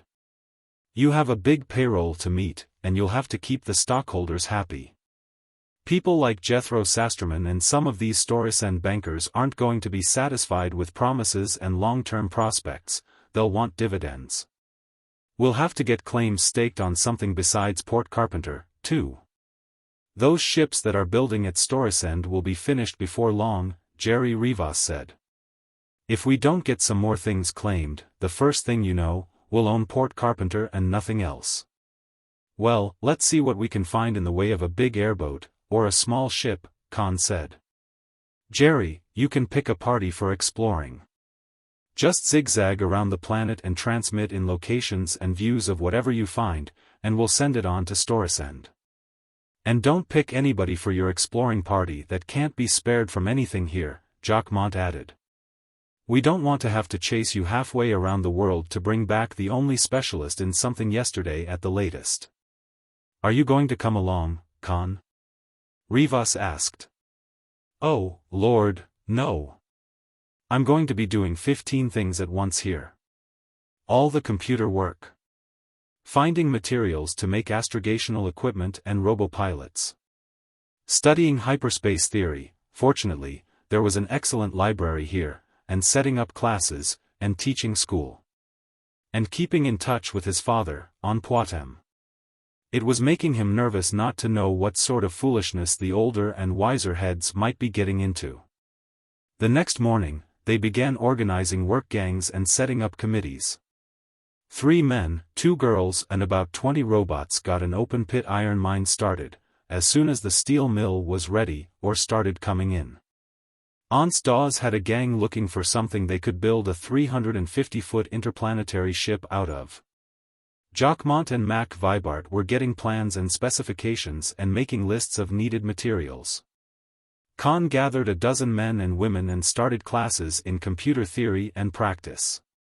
At the same time, he and Charlie Gatworth were teaching themselves and each other hyperspatial astrogation, which was the art of tossing a ship into some everythingless place outside normal spacetime, and then pulling her out again by her bootstraps at some other place in the normal continuum, light years away. Roughly, it compared to shooting hummingbirds on the wing, blindfolded, with a not particularly accurate pistol, from a mile-a-minute merry-go-round. That was something you could only do with a computer. A human, with a slide rule, a pencil and pad, could figure it out, of course, if he had 50-odd thousand years to do it. A good computer did it in 30 seconds. That was one difference between people and computers.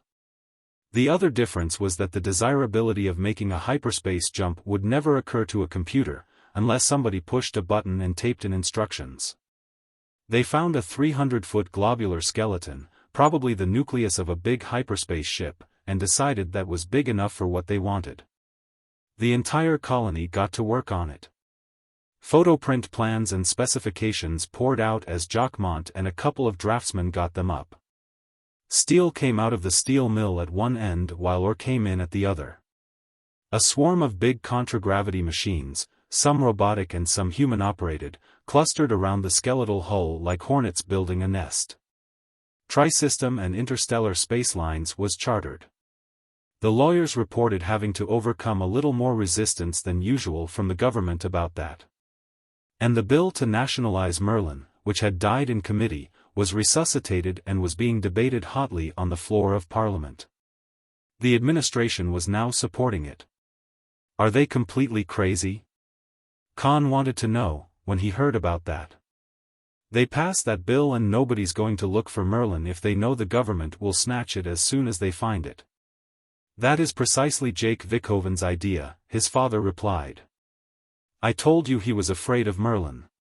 He's getting more afraid of it every day. He had reason to. There was a growing sentiment in favor of turning the entire government over to the computer as soon as it was found. To his horror, Conn heard himself named as chairman of a committee that should be set up to operate it. The moderates, who had merely wanted MERLIN used in an advisory capacity, were dropping out. The agitation was coming from extremists who wanted MERLIN to be the whole government, and now the extremists were developing an extreme wing of their own, who called themselves cybernarchists and started wearing colored shirt uniforms and greeting each other with an archaic stiff-arm salute, and the words, "Hail MERLIN." And the followers of the gospel shouter on the west coast were now cropping up all over the mainland, and on the continent of Acre to the north, and another cult, non-religious, was convinced that MERLIN was a living machine, with conscious intelligence of its own and awesome psi-powers, a sort of supergolem, which, if found and awakened, would enslave the whole galaxy. Fortunately, these two hated each other as venomously as both did the cybernarchists, and spent most of their energies attacking each other's meetings. The news services were beginning to publish casualty lists, some heavy enough for outpost fighting between a couple of regular armies. One thing, it helped the employment situation. Everybody was hiring mercenaries. But what, Conn asked, are the sane people doing? You ought to know, his father told him. I suspect that you have all of them on Koschai now. The sane people, if that was what they were being busy. They were putting a set of Abbott lift-and-drive engines together. And Conn's computer class was estimating the mass of the finished ship and the amount of energy needed to overcome gravitation and give it constant acceleration from Koschai to Poictesme. They were learning, by trial and error, largely error, how to build a set of pseudograv engines. And they were putting together 101 other things, all of which was good training for the time they'd be ready to start work on Ouroboros too. Jerry Rivas had found a contragravity craft which seemed to have been used by some top official for business and inspection trips. Had gathered a crew of non-specialists who weren't urgently needed at Port Carpenter, and set out to circumnavigate the planet. It worked just the reverse of expectation. He found a big uranium mine, with an isotope separation plant and a battery of plutonium breeders. That meant that Mohammed Matsui and half a dozen other nuclear power people had to get into another boat and speed after him to see what he had really found. As soon as they landed, Rivas took off again to discover a copper mine and a complex of smelters and processing plants. That took a few more experts, or reasonable facsimiles, away from Port Carpenter. And then he found a whole city that manufactured nothing but computers and robocontrols and things like that. Conn loaded his whole computer theory class onto a freight scow and took them there. By the time he landed, his father was screening him from Storesend. "When are you going to get the ship finished?" he was asking. "Kurt Fozzie's pestering the daylights out of me. He wants that equipment you promised him." "We're working on it." "What's happened? Has Carl Liebert had another revelation?" "I don't know about that. Kurt's sure MERLIN is directly under Force Command. And speaking about Liebert, Clem Zareff's been after me about him. You know I've contracted for the full-time and exclusive services of this Barton Massara detective agency. Well, Clem wants me to put them to work investigating Liebert." "Yes, I know, Liebert's a Terran Federation spy. Why do you need the full-time services of the biggest private detective agency on Poictesme?" "There have been some odd things happening. People have been trying to bribe and intimidate some of my office help. I have found microphones and screen pickups planted around. I caught one of our clerks trying to make copies of voice tapes. I think it's some of these other MERLIN chasing companies, trying to find out how close we are to it. Clem Zareff is recruiting more guards. But how soon are you going to get that ship built?" "We're working on it. That's all I know, now." He went back to work getting a classroom ready for his students. If he'd accepted that instructorship at Montevideo, he wouldn't be a full professor now, but none of the rest of this would be happening either. That night, he had the dream about starting the big machine and not being able to stop it again. There was street fighting in Storesend between the cybernarchists and government troops.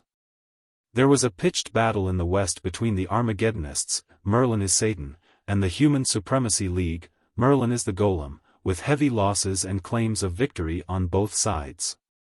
President Vikhoven proclaimed planet-wide martial law, and then discovered that he had nothing to enforce it with. Luther Chenwang screened him from Port Carpenter. His voice was almost inaudibly low at first. "Conn, I just had a call from Jerry and Clyde. I think we can knock off work on that ship we're building now. We won't need it." "Have they found a ship?" "If they had, it would be the first one anybody had found." "Where?" "They haven't found a ship, Conn, they've found all of them. All the ships in the Alpha system except the Harriet Barn and the two they're building at Storesend. The place is marked on the map as Sickle Mountain Naval Observatory. It's just a bitty little but the map was made before the evacuation started. It's where most of the troops in the system were embarked on hyperships, I think. Wait till I show you the views." Conn put on another screen. The first view was from an altitude of 5 miles. He didn't need Luther's voice to identify Sickle Mountain. A long curve, with a spur at right angles to one end, the name must have suggested itself to whoever saw it first. The observatory had been built where the handle of the sickle joined the blade. As the ship from which the view had been taken had approached, the details grew plainer. At the same time, it became evident that the plane inside the curve of the sickle was powdered with tiny sparkles, like tinsel dust on red-brown velvet. "Great goo, are those all ships?" "That's right. Look at this one, now." The view changed. The aircraft was down, now, below the crest of the mountain, circling slowly above the plane. Hundreds, no, over 1,000, of them. 2, and 3, and 500 footers, and here and there a 1,000-footer that could have been converted into a hypership if anybody had wanted to take the trouble. The view changed again. This time from an air car dropped from the ship, he supposed. It was down almost to the tops of the ships, and he could read names and home ports: Pixie, Chloris, Helen Oloe, Anitis. They were from Jurgen. Sky Rover, Port Saunders, she was from Horvendile. Ships from Storesend, and Yellow Marsh on Jannicott, Anne. Now we know where they all went. It was logical, of course. Most of the hyperships used in the evacuation had been built here. It had been less trouble to lead the troops and the civilian workers from Poictesme and the other planets onto small normal space ships and bring them here than to take the big ships away on short interplanetary runs to the other planets. Have you screened my father yet? Yes. This is going to knock the bottom out of the companies that are building those ships at Storesend, I'm afraid. They're tough luck. It could be everybody's tough luck. Both those companies have been issuing stock, and there's been a lot of speculation in it. This market's so inflated now that a puncture at one place might blow the whole thing out. He knew that. He shrugged. Father will have to think of something. Tell him I'll screen him from Sickle Mountain. Then he went back to his classroom. All right, class dismissed, he said. You have 20 minutes to get your bags packed. We're going to work for real, now. Airboats and airships flocked to Sickle Mountain. Some of them hastened back to Port Carpenter for loads of food, for there was none in the storehouses at the embarkation camp. They inspected ship after ship, and chose 2 300-footers. They sent airships and freight scows to the dozen-odd cities and industrial centers that had been already explored, to gather cargo, as far as possible the items in shortest supply on Poictesme. Don't worry about a market smash, his father told him. We have that taken care of. Tri-System Investments has just bought up a lot of stock in both of those companies, and we've set up agreements with them, informally, of course. We'll have to get them voted on by our own companies, to sell them ships from XVIII. In return, the company that's building the ship out of 4 air freighters will go to Jannicott, and the company that's building a ship out of the old Leitzenring building will go to Jurgen. And they'll both stay off XVIII. Sturber, Flynn and Chen Wang will probably be defending antitrust suits till the end of time. The planetary government has stopped liking us, you know. Then we'll have to get one that will like us. There'll be an election about this time next year, won't there? His father nodded. To use one of your expressions, we're working on it. How soon can you get your ships in? Well, be loaded and ready to lift off in a week. Another week for the trip. Well, don't forget that equipment you promised Kurt Fawzi. We'll have that on. Jerry Rivas is gathering it up now. How are you fixed for arms on XVIII? Arms? Why, there are some.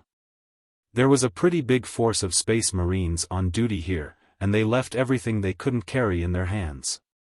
Why? The Armageddonists and the Cybernarchists and Human Supremacy bought all you had on hand? They're buying, but I wasn't thinking of that. I was thinking that your crews might need something to argue their way off the ships at Storesend with. Things are getting just slightly rugged here, now. Chapter 17. There were no bands or speeches when they came in this time. A lot of contragravity vehicles circled widely around the spaceport, but except for a few news service cars, the police were keeping them back of a 2-mile radius around the landing pits. A couple of gunboats were making tight circles above, and on the dock were more vehicles and a horde of police and guards. When Rodney Maxwell came across the bridge from the dock after they opened the airlocks, he was followed by a dozen Barton Massara private police. As villainous-looking a collection of ruffians as Conn had ever seen. He was wearing a new suit, with a waist-length jacket instead of the long coat he usually wore, and there was a holstered automatic on each hip. In Litchfield, he never carried more than one pistol, and Storesend was supposed to be an orderly place where nobody needed to go armed. More than anything else, that told Conn approximately what had been going on while he had been on Koschei. "Shipguard," his father told Yves Jacquemont. "All your crew can come off. They'll take care of things. Get your people in that troop carrier over there. Everybody will stay at Interplanetary Building. None of the hotels are safe, not even the Ritz-Carlton. And be sure everybody's well armed when they come off the ship." Jacquemont nodded.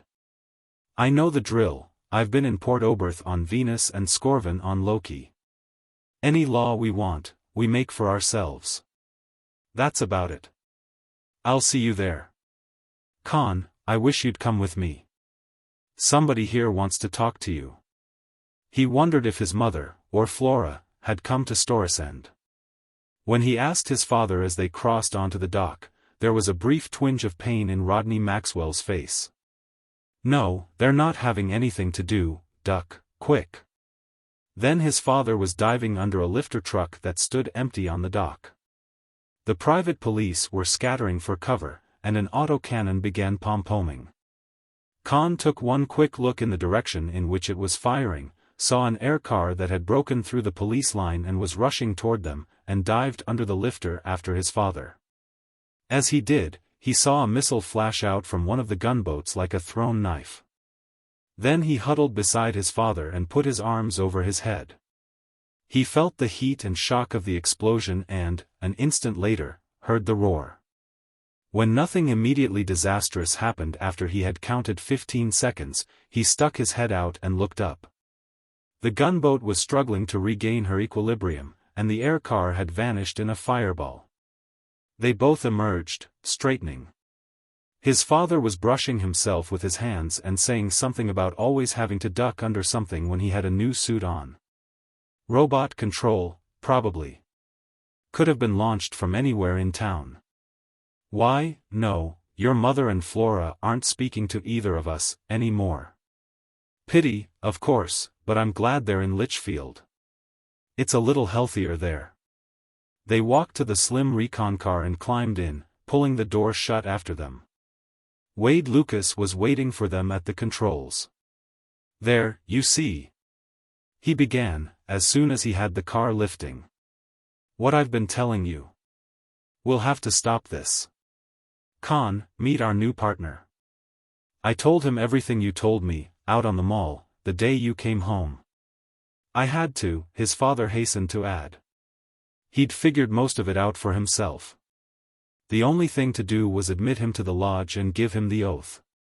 "I didn't know about General Travis, I didn't even know he was still alive," Lucas said.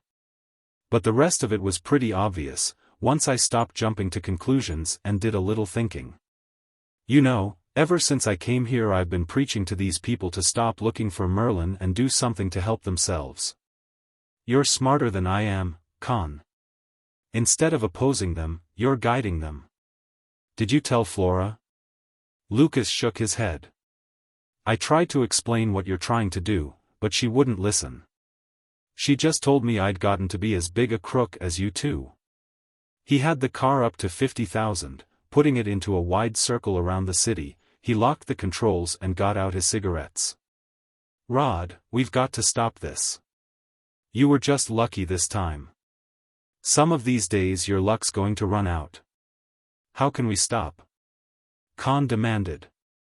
"Tell them the truth? They'd lynch us, and then go on hunting for Merlin. Worse than that, it'd be a smash worse than the one when the war ended. I was only 10 then, but I can remember that very plainly. We can't stop it, and we wouldn't dare stop it if we could." "What's been going on here in the last month?" Conn asked. "I've been too busy to keep in touch. I know there's been rioting and these crackpot sects, but I think this is personal to us. There have been some ugly things happening. There were 4 attempts to burglarize our offices. I told you about some of the other stuff, the microphones we found, and so on. The worst thing was Lucy Nocero, my secretary. She just vanished, a couple of weeks ago. 3 days later, the police found her wandering in a park, a complete imbecile. Somebody who either didn't know how to use one or didn't care what happened had used a mind probe on her. It's 20 to 1 she'll never recover. It's this Storicen financial crowd, Wade Lucas said. They had things all their own way till Alpha Interplanetary was organized. Now they're getting shoved into the background, and they don't like it. They're making more money than they ever did, and they just love it, Rodney Maxwell said. I'd think it was either Jake Vickhoven or Sam Murchison. Murchison? Lucas hooted. Why, he's nobody. Federation Minister General. All the authority of the Terran Federation, and nothing to enforce it with. He doesn't have a position, here, he has a disease. Sleeping sickness. He certainly doesn't believe there is a Merlin, does he? Conn asked. I don't know what he believes, but he's getting to be Clem Zareff's opposite number. He thinks this whole thing's a plot against the Federation. It's a good thing Clem didn't get around to repainting his combat vehicles black and green, the way he did the Home Guard stuff at Litchfield. I'd be more likely to think it was Vickhoven. Could be. Or it could be the Armageddonists, or human supremacy. I am ashamed to say that this Heil Merlin cybernarchist gang are friendly to us.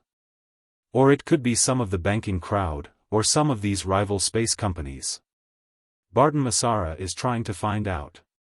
Well, we have some of Wade's pet suspects at Interplanetary Building now. There's been a meeting going for the last week to partition the Alpha Gartner system. The Interplanetary Building had been a medium-class residence hotel at the time of the war. Junior staff officers and civilian technicians and their families had lived there. It had been vacant ever since the disastrous outbreak of peace. Now it had a big new Floralite sign, and housed the offices of all the Maxwell companies. There was a truculent display of anti-vehicle weapons on the top landing stage, and more Barton Massara private police. They looked even more villainous than the ones at the spaceport. Conn recalled having heard that most of the Blackie Perales gang had been discharged for lack of evidence. He wondered how many of them had hired with Barton Massara. The meeting was in a big conference room 6 floors down. It had been going on uninterrupted for days, with all the interested companies' representatives standing watch around the clock. Lester Dawes and Morgan Gatworth and Lorenzo Menards were there for L, E, and S. Transcontinent and Overseas was represented. There were people from Alpha Interplanetary, and bankers and financiers, and people from the companies building the 2 ships at the spaceport. And J. Fitzwilliam Sturber, the lawyer. And reporters, phoning stories in and getting audio-visual interviews of anybody who would hold still long enough. They converged in a rush as Conn and his father and Lucas came in. No statement, gentlemen. Rodney Maxwell shouted, above the babble of their questions. When we have anything to release, it will be released to all of you. Jacquemont and Nichols had already arrived. Lucas went to them and began talking about stevedores and lifters to get off the cargoes from the ships. Conn hastened to join them. The scanning and mining equipment aboard the Helen Oloe, he said. That shouldn't be unloaded here, we'll take the ship out to Force Command and unload it there. Out of the corner of his eye, he saw, a lurking reporter snatch the handphone off his radio and begin talking. It would be stated authoritatively that Merlin was at Force Command and would be uncovered as soon as special equipment from XVIII arrived. Everybody at the long table was shouting at everybody else. The Jurgen and Janicot companies wanted to buy ships from XVIII Exploitation and Development. The Alpha Interplanetary director, who was also a vice president of Transcontinent and Overseas, opposed that. Another director of AI, who was also board chairman of XVIII Exploitation and Development, wanted to sell ships to anybody who had the price.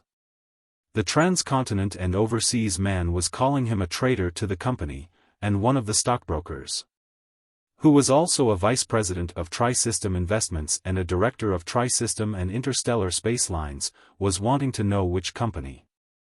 And a banker who was stockholder in all the companies was shouting that they were all a gang of crooks, and J.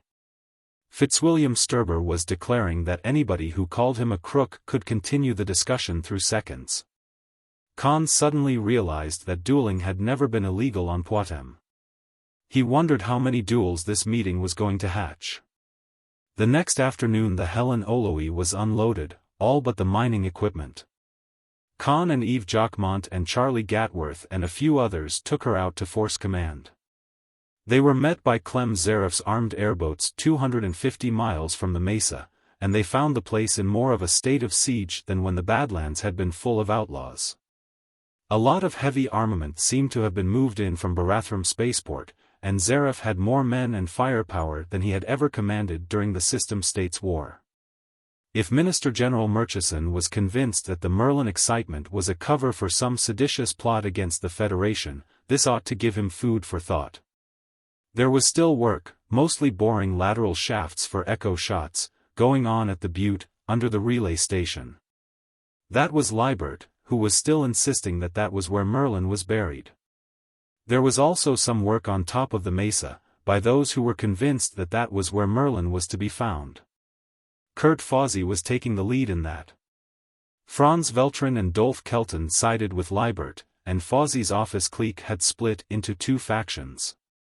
Judge Ledoux was maintaining strict impartiality, as befitted his judicial position.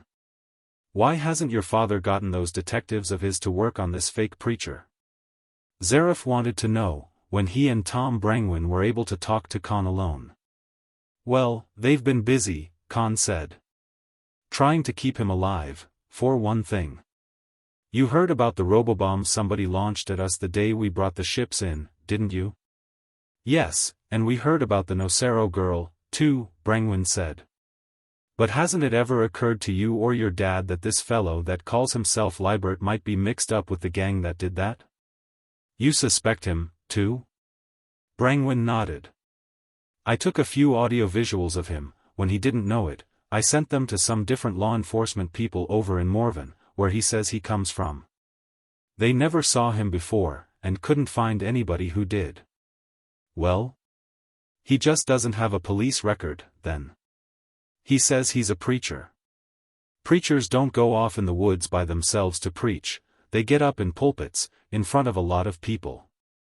Those towns over in Morven are small enough for everybody to have known something about him. He's a fake, I tell you.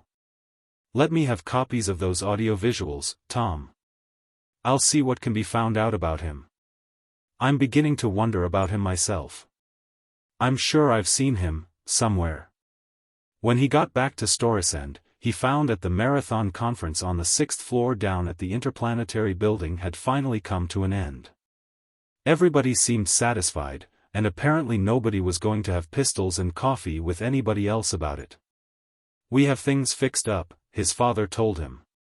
The gang who are building the ship out of 4 air freighters are chartered as Jannecott Industries, Limited. They're going to specialize in chemical products. The other company has a charter now, too. They're going to operate on Jürgen and Horvendile. We'll sell them ships, and Alpha Interplanetary will put on scheduled trips to all 3 planets and also Koschei. We're getting along very nicely with them, except that everybody's competing for technicians and skilled labor. We have 200 more people signed up for Koschei. What you want to do is train as many of them as you can for ship operation. Alpha Interplanetary is going to start a training program here at Storesend. You'd better leave one of your ships for them to work on, and send back as many ships as you can find officers and crews for. We're getting things really started. Yes. The only trouble is, his father frowned. I don't understand these people, Conn. Everybody ought to be making millions out of this by this time next year, but all any of them, even these Storesend bankers, can talk about is how soon we're going to find Merlin. I wish we could stop that, somehow. Listen, I have it. Merlin never was on Poictesme. Merlin was a space station a few thousand miles off-planet. There was a crew of operators aboard, and they communicated with Force Command by radio. When the war ended, they took it outside the system and shot off a planet buster inside her. No more Merlin. How would that be? His father shook his head. Wouldn't do. If anybody believed it, which I doubt, they'd just quit. The market would collapse, everybody would be broke, it would just be the end of the war all over again. Conn, we can't let it stop now. We're going too fast to stop. If we tried it, we'd smash up and break our necks. Chapter 18. Jerry Rivas, Mac Vibart and Luther Chinwang had been keeping things running on Koshchai. Work on the interplanetary ship at Port Carpenter had stopped when the Sickle Mountain ships had been found, it had never been resumed. When Conn returned, he found work started on the Ouroboros too. Some of the 200 newcomers who came in on the Helen Oloe had special skills needed on the hypership. Most of them went with Clyde Nichols and Charlie Gatworth to Sickle Mountain to train as normal space officers and crewmen. Some of them, it was hoped, would later qualify for hyperspace work. Sylvie, who had been one of the star pupils in the computer class, was now helping him with the long lists of needed materials. Some of which had to be brought from other places as much as 1,000 miles away. Jerry Rivas went back to exploring. Nichols had to drop his space training work temporarily to organize a fleet of air freighters. Usually, the men best able to operate them were urgently needed on some job at the construction dock. Ships lifted out almost daily from Sickle Mountain. They tried to get some kind of saleable cargo for each one, without depriving themselves of what they needed for themselves. Some of the ships came back loaded with provisions and bringing new recruits, for instance. The teaching of physics and mathematics almost stopped at Storesend College because the professors had been virtually shanghaied. Conn found himself losing touch with affairs on Poictesme. Ships had landed on both Jannicott and Horvendile and were sending back claims to abandoned factories. By that time they had all the decks into the Ouroboros too, and he was working aboard, getting the astrogational and hyperspace instruments put in place. The hypership Andromeda was back from the Gamma system. There was close secrecy about what the expedition had found, but the newscasts were full of conjectures about Merlin, and the market went into another dizzy upward spiral. Litchfield Exploration and Salvage opened a huge munitions depot, and combat equipment, once almost unsaleable, was selling as fast as it came out.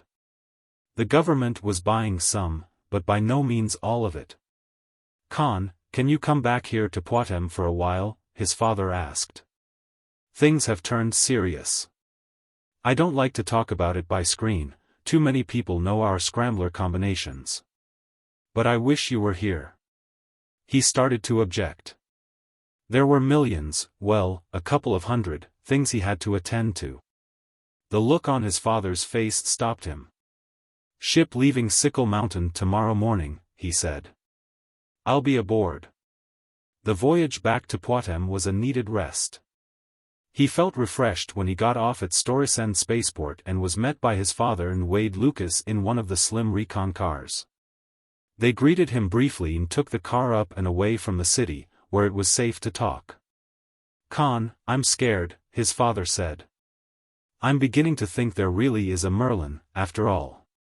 Oh, come off it. I know it's contagious, but I thought you'd been vaccinated. I'm beginning to think so, too, Lucas said. I don't like it at all. You know what that gang who took the Andromeda to Panurge found? They were looking for the plant that fabricated the elements for Merlin, weren't they? Yes. They found it. My Barton Massara operatives got to some of the crew. This place had been turning out material for a computer of absolutely unconventional design. The two computer men they had with them couldn't make head or tail of half of it. And every blueprint, every diagram, every scrap of writing or recording, had been destroyed. But they found one thing, a big empty fiber folder that had fallen under something and been overlooked. It was marked, Top Secret. Project Merlin. Project Merlin could have been anything, Conn started to say. No. Project Merlin was something they made computer parts for. Dolph Kelton's research crew, at the library here, came across some references to Project Merlin, too. For instance, there was a routine division court-martial, a couple of second lieutenants, on a very trivial charge. Force Command ordered the court-martial stopped, and the two officers simply dropped out of the 3rd Force records, it was stated that they were engaged in work connected with Project Merlin. That's an example, there were half a dozen things like that. Tell him what Kurt Fawzy and his crew found, Wade Lucas said. Yes. They have a 50-foot shaft down from the top of the mesa almost to the top of the underground headquarters. They found something on top of the headquarters. A disc-shaped mass, 50 feet thick and 100 across, armored in collapsium. It's directly over what used to be Fox Travis's office. That's not a tenth big enough for anything that could even resemble Merlin. Well, it's something. I was out there day before yesterday. They're down to the collapsium on top of this thing. I rode down the shaft in a jeep and looked at it. Look, Conn, we don't know what this Project Merlin was. All this lore about Merlin that's grown up since the war is pure supposition. But Fox Travis told me, categorically, that there was no Merlin project, Conn said. The war's been over 40 years, it's not a military secret any longer. Why would he lie to me? Why did you lie to Kurt Fawzy and the others and tell them there was a Merlin? You lied because telling the truth would hurt them. Maybe Travis had the same reason for lying to you. Maybe Merlin's too dangerous for anybody to be allowed to find. Great goo, are you beginning to think Merlin is the devil, or Frankenstein's monster? It might be something just as bad. Maybe worse. I don't think a man like Fox Travis would lie if he didn't have some overriding moral obligation to. And we know who's been making most of the trouble for us, too, Lucas added. Yes, Rodney Maxwell said, we do. And sometime I'm going to invite Clem Zarif to kick my pants seat. Sam Murchison, the Terran Federation Minister General. How'd you get that? Barton Massara got some of it. They have an operative planted in Murchison's office. And some of our banking friends got the rest. This Human Supremacy League is being financed by somebody. Every so often, their treasurer makes a big deposit at one of the banks here, all Federation currency, big denomination notes. When I asked them to, they started keeping a record of the serial numbers and checking withdrawals.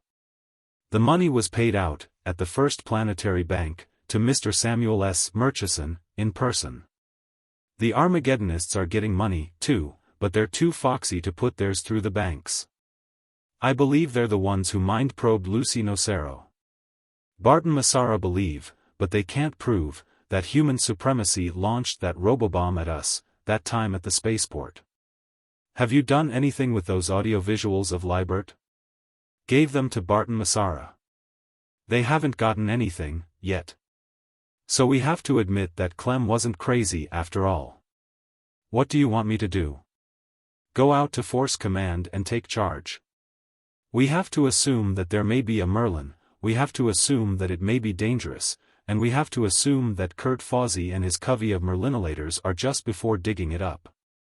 Your job is to see that whatever it is doesn't get loose. The trouble was, if he started giving orders around Force Command he'd stop being a brilliant young man and become a half-baked kid. And one word from him and the older and wiser heads would do just what they pleased. He wondered if the pro-Liebert and anti-Liebert factions were still squabbling. Maybe if he went out of his way to antagonize one side, he'd make allies of the other. He took the precaution of screening in, first, Kurt Fawzy, with whom he talked, was almost incoherent with excitement. At least, he was reasonably sure that none of Clem Zarif's trigger-happy mercenaries would shoot him down coming in. The well, 50 feet in diameter, went straight down from the top of the mesa. As the headquarters had been buried under loose rubble, they'd had to vitrify the sides going down. He let down into the hole in a jeep, and stood on the collapsium roof of whatever it was they had found. It wasn't the top of the headquarters itself, the microarray scanning showed that. It was a drum-shaped superstructure, a sort of underground penthouse. And there they were stopped. You didn't cut collapsium with a cold chisel, or even an atomic torch. He began to see how he was going to be able to take charge here.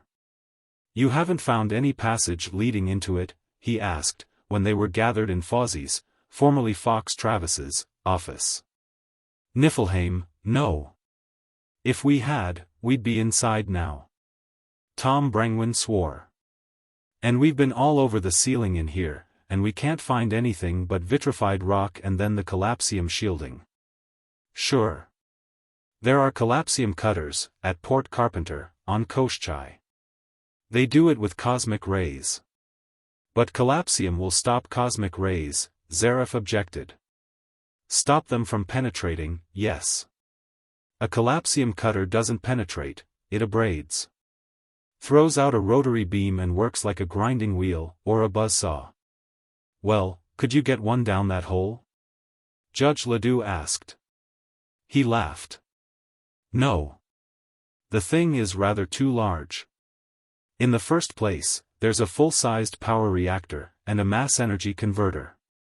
With them, you produce negamatter, atoms with negatively charged protons and positive electrons, positrons.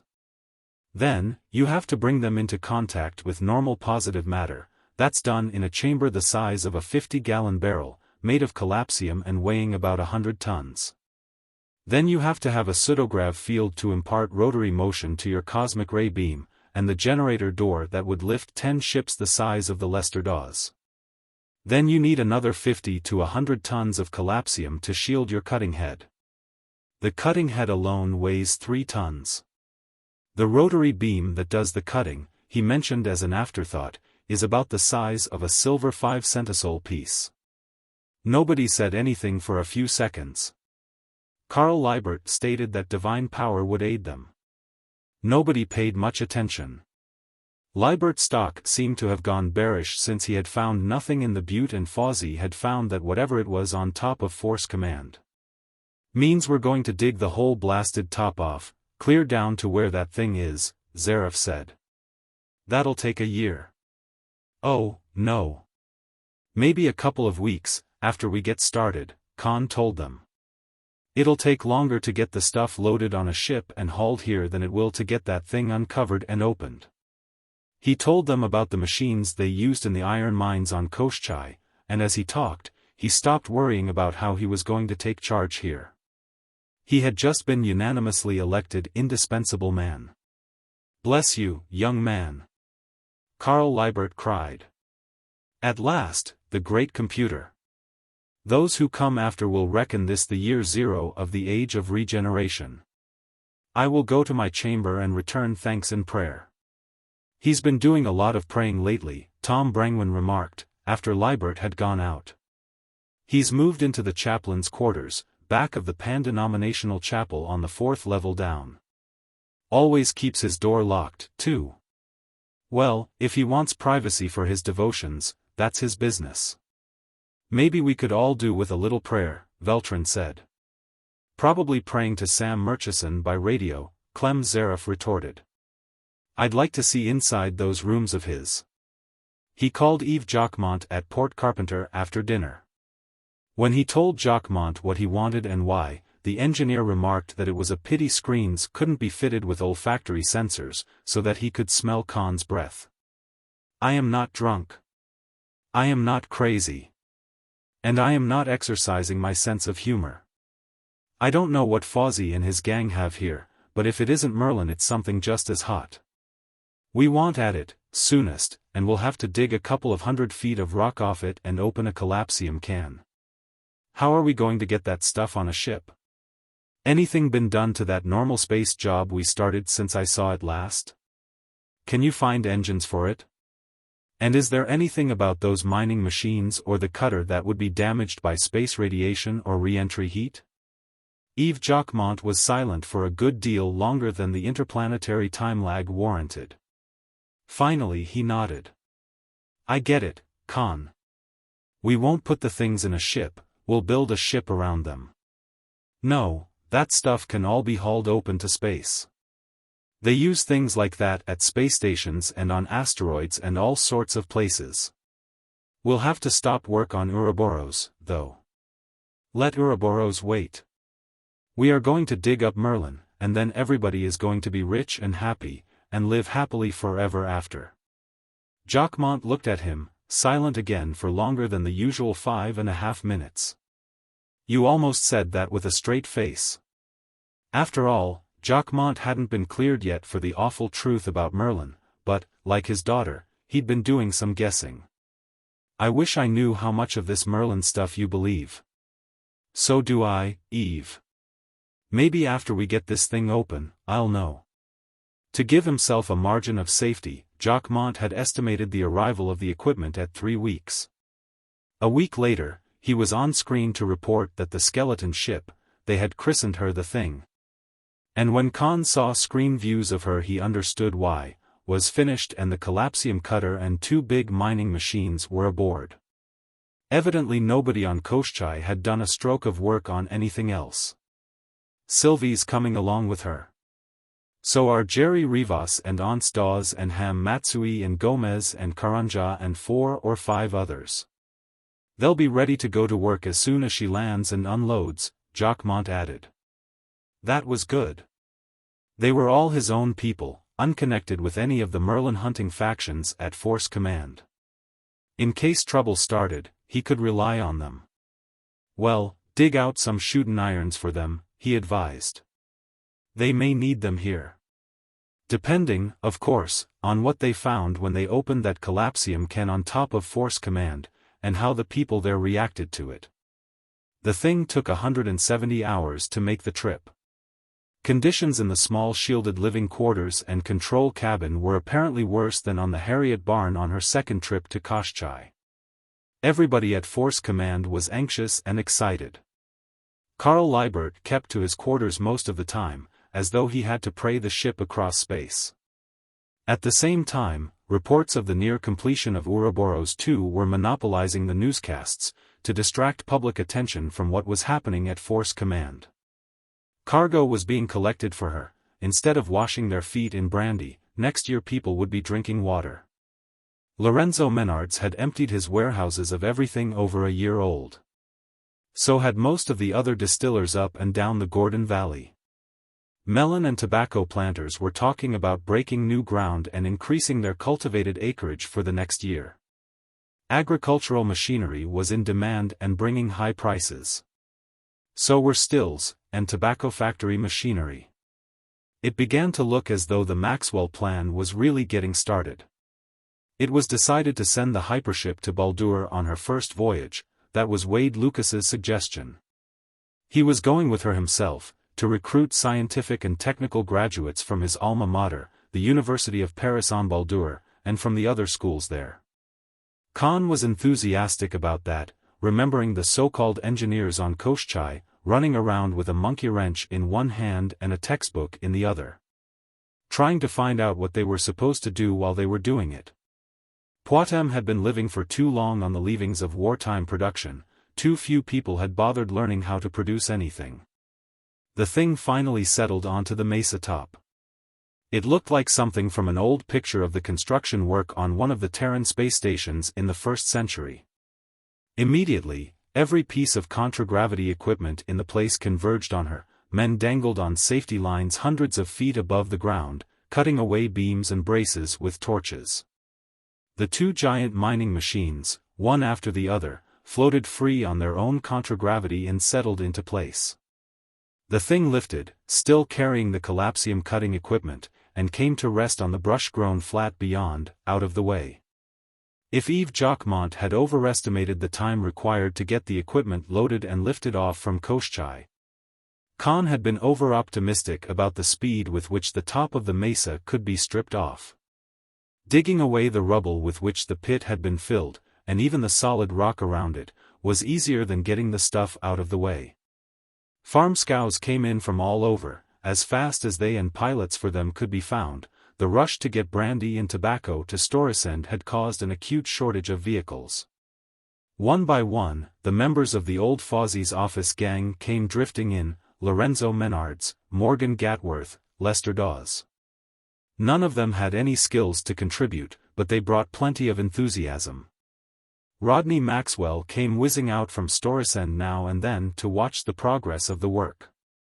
Of all the crowd, he and Conn watched the 2 steel giants strip away the tableland with apprehension instead of hope. No, there was a third. Carl Liebert had stopped secluding himself in his quarters. He still talked rapturously about the miracles Merlin would work, but now and then Conn saw him when he thought he was unobserved. His face was the face of a condemned man. The Ouroboros too was finished. The whole planet saw, by screen, the ship lift out. Watched from the ship the dwindling away of XVIII and saw Poictesme grow ahead of her. 12 hours before she landed, work at Force Command stopped. Everybody was going to Storesend. Sylvie, whose father would command her on her voyage to Baldur, Morgan Gatworth, whose son would be first officer and astrogator, everybody. Except Karl Liebert. Then I'm not going either, Clem Zaref decided. Somebody's got to stay here and keep an eye on that snake. No, nor me, Tom Brangwyn said. And if he starts praying again, I'm going to go and pray along with him. Conn stayed, too, and so did Jerry Rivas and Aunt Dawes. They watched the newscast of the lift out, a week later.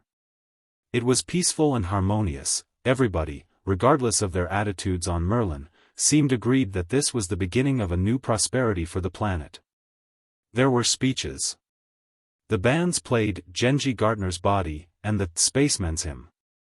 And, at the last, when the officers and crew were going aboard, Conn saw his sister Flora clinging to Wade Lucas's arm. She was one of the small party who went aboard for a final farewell. When she came off, along with Sylvie, she was wiping her eyes, and Sylvie was comforting her. Seeing that made Conn feel better even than watching the ship itself lift away from Storesend. Chapter 19. When Sylvie returned from Storesend, she had Flora with her.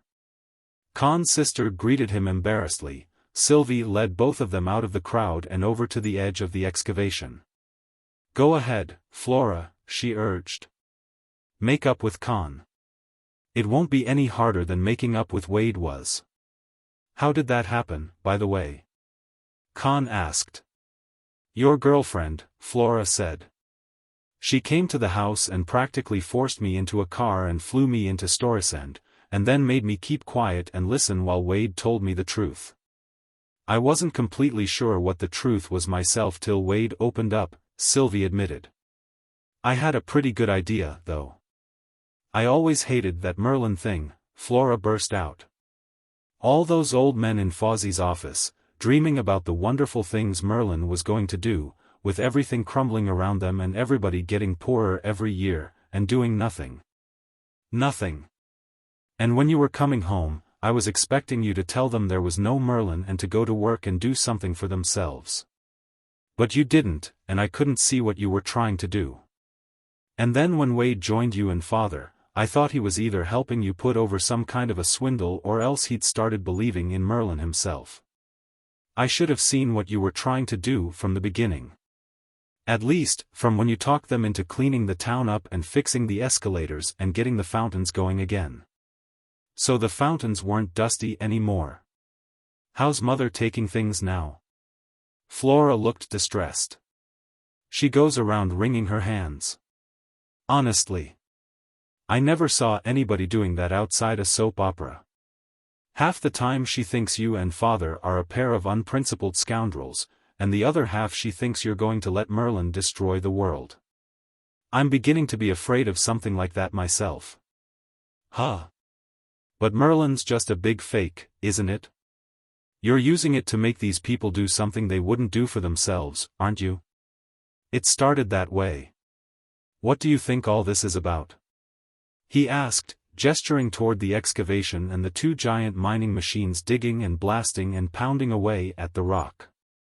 Well, to keep Kurt Fawzy and that crowd happy, I suppose. It seems like an awful waste of time, though. I'm afraid it isn't. I'm afraid Merlin, or something just as bad, is down there. That's why I'm here, instead of on XVIII. I want to keep people like Fawzy from doing anything foolish with it when they find it. But there can't be a Merlin. I'm afraid there is. Not the sort of a Merlin Fawzy expects to find. That thing's too small for that. But there's something down there. The question of size bothered him. That drum-shaped superstructure couldn't even hold the personnel record machine they had found here, or the computers at the Storesend Stock Exchange. It could have been an intelligence evaluator, or an enemy intentions predictor, but it seemed small even for that. It would be something like a computer, that was as far as he was able to go. And it could be something completely outside the reach of his imagination. At the back of his mind, the suspicion grew that Carl Liebert knew exactly what it was. And he became more and more convinced that he had seen the self-styled preacher before. Finally, the whole top of the 100-foot collapsium-covered structure was uncovered.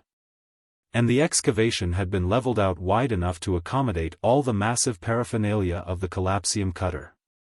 They put the thing onto contragravity again, and brought her down in place. The work of lifting off the reactor and the converter and the rest of it, piece by piece, began. Finally, everything was set up. 12.5 of them were gathered in the room that had become their meeting place, after dinner. They were all too tired to start the cutting that night, and at the same time excited and anxious. They talked in disconnected snatches, and then somebody put on one of the telecast screens. A music program was just ending, there was a brief silence, and then a commentator appeared, identifying his news service. He spoke rapidly and breathlessly, his professional gravity cracking all over. The hypership city of Asgard, from Aten, has just come into telecast range, he began. We have received an exclusive interworld news service story, recently brought to Aten on the Pan-Federation Spaceline's ship Magellanic, from Terra. News of revived interest in the third force computer, MERLIN, having reached Terra by way of Odin, representatives of Interworld News, to which this service subscribes. Interviewed retired Force General Fox Travis, now living, at the advanced age of 114, on Luna. General Travis, who commanded the 3rd Fleet Army Force here during the war, categorically denied that there had ever existed any supercomputer of the sort. We bring you, now, a recorded interview with General Travis, made on Luna. For an instant, Conn felt the room around him whirling dizzily, and then he caught hold of himself. Everybody else was shouting in sudden consternation, and then everybody was hushing everybody else and making twice as much noise. The screen flickered. The commentator vanished, and instead, seated in the deep-cushioned chair, was the thin and frail old man with whom Conn had talked 2 years before. And through an open segment of the dome roof behind him the full earth shone, the continents of the Western Hemisphere plainly distinguishable. A young woman in starchy nurse's white bent forward solicitously from beside the chair, handing him a small beaker from which he sipped some stimulant. He looked much as he had when Conn had talked to him.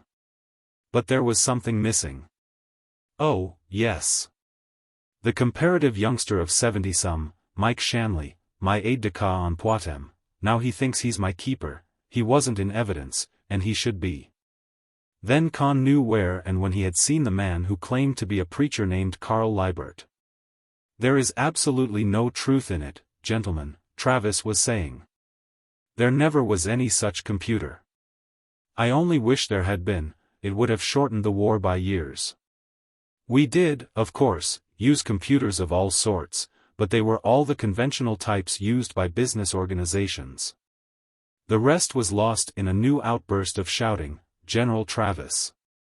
In the screen, continued in dumb show. The only thing Conn could distinguish was Liebert's, Shanley's, voice, screaming, "Can it be a lie? Is there no great computer?" Then Kurt Fawzy was pounding on the top of the desk and bellowing, "Shut up. Listen." Frankly, I'm surprised, Travis was continuing. Young Maxwell talked to me, here in this room, a couple of years ago. I told him then that nothing of the sort existed. If he's back on Poictesme telling people there is, he's lying to them and taking advantage of their credulity. There never was anything called Project Merlin. Huh, who's a liar now? Clem Zaref shouted. Dolph, what did your people find in the library? Why, that's right. Professor Kelton exclaimed. My students did find a dozen references to Project Merlin. He couldn't be ignorant of anything like that. This youth has been lying to us all along, the old man with the beard cried, pointing an accusing finger at Conn, he has created false hopes. He has given us faith in a delusion. Why, he is the wickedest monster in human history. Well, thank you, General Travis, another voice, from the screen speaker, was saying. The only calm voice in the room. That was a most excellent statement, sir. It should. Conn, you didn't tell us you'd talked to General Travis, Morgan Gatworth was saying. Why didn't you? Because I never believed anything he told me.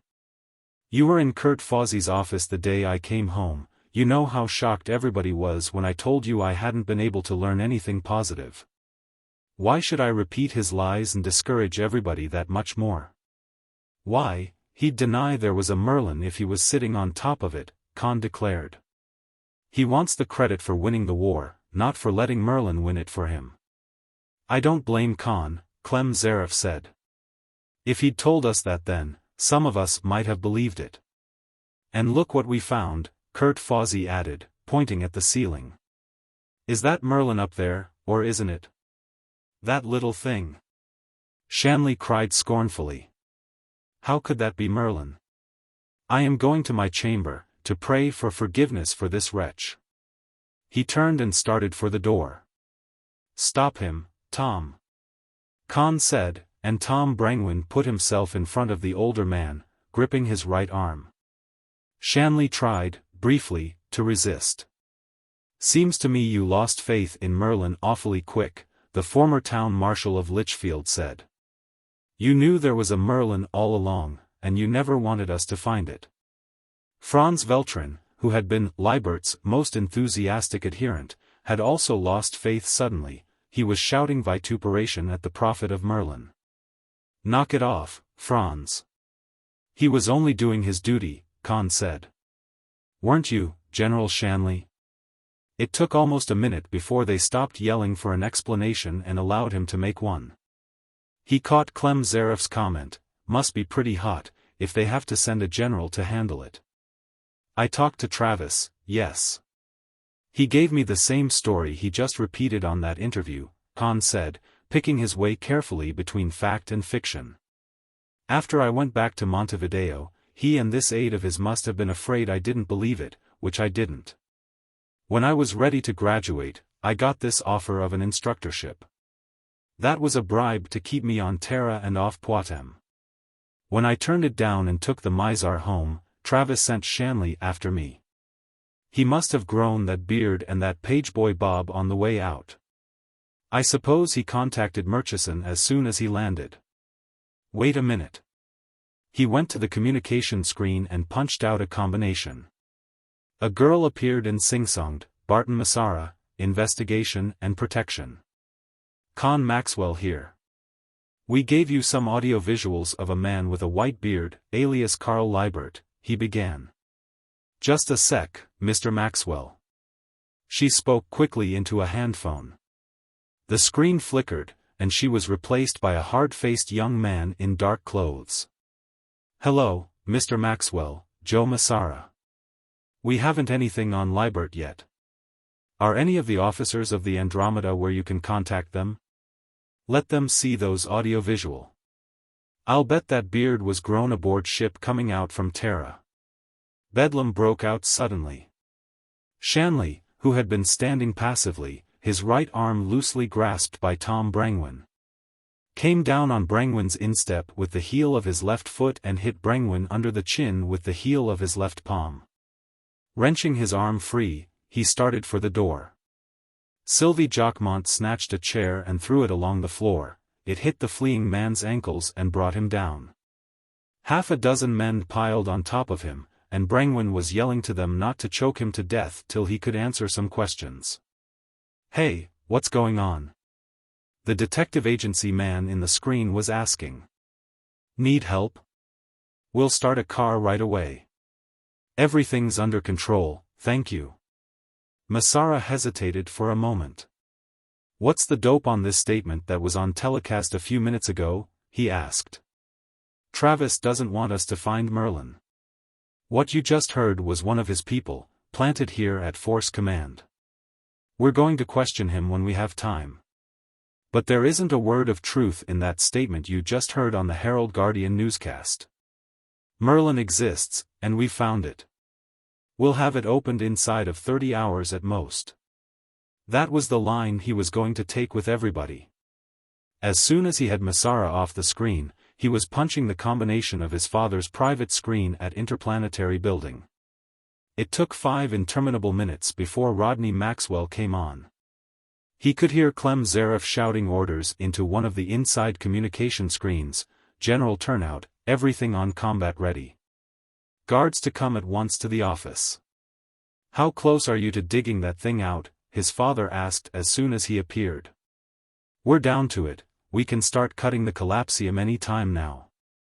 "Start cutting it 10 minutes ago," his father told him. "And don't leave Force Command till you have it open." "How many men and vehicles does Clem have for defense?" "You'll need all of them in a couple of hours." "Everybody here is stunned, now, they'll come out of it inside an hour, and they'll come out fighting. You'd better come out here." He turned, saw Jerry Rivas helping hold Shanley in a chair, and shouted to him, "Jerry! Turn out the workmen. Start cutting the can open right away." He turned back to his father.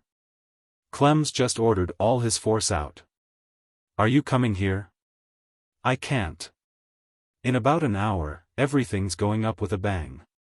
I have to be here to grab a few of the pieces." "You'll do a lot of good in jail, or on the end of a rope." "Chance I have to take," his father replied.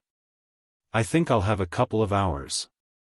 "If anybody from the press calls you, what are you going to tell them?" Conn repeated the line he had taken already. His father nodded. "All right. I'll call you later. If I can.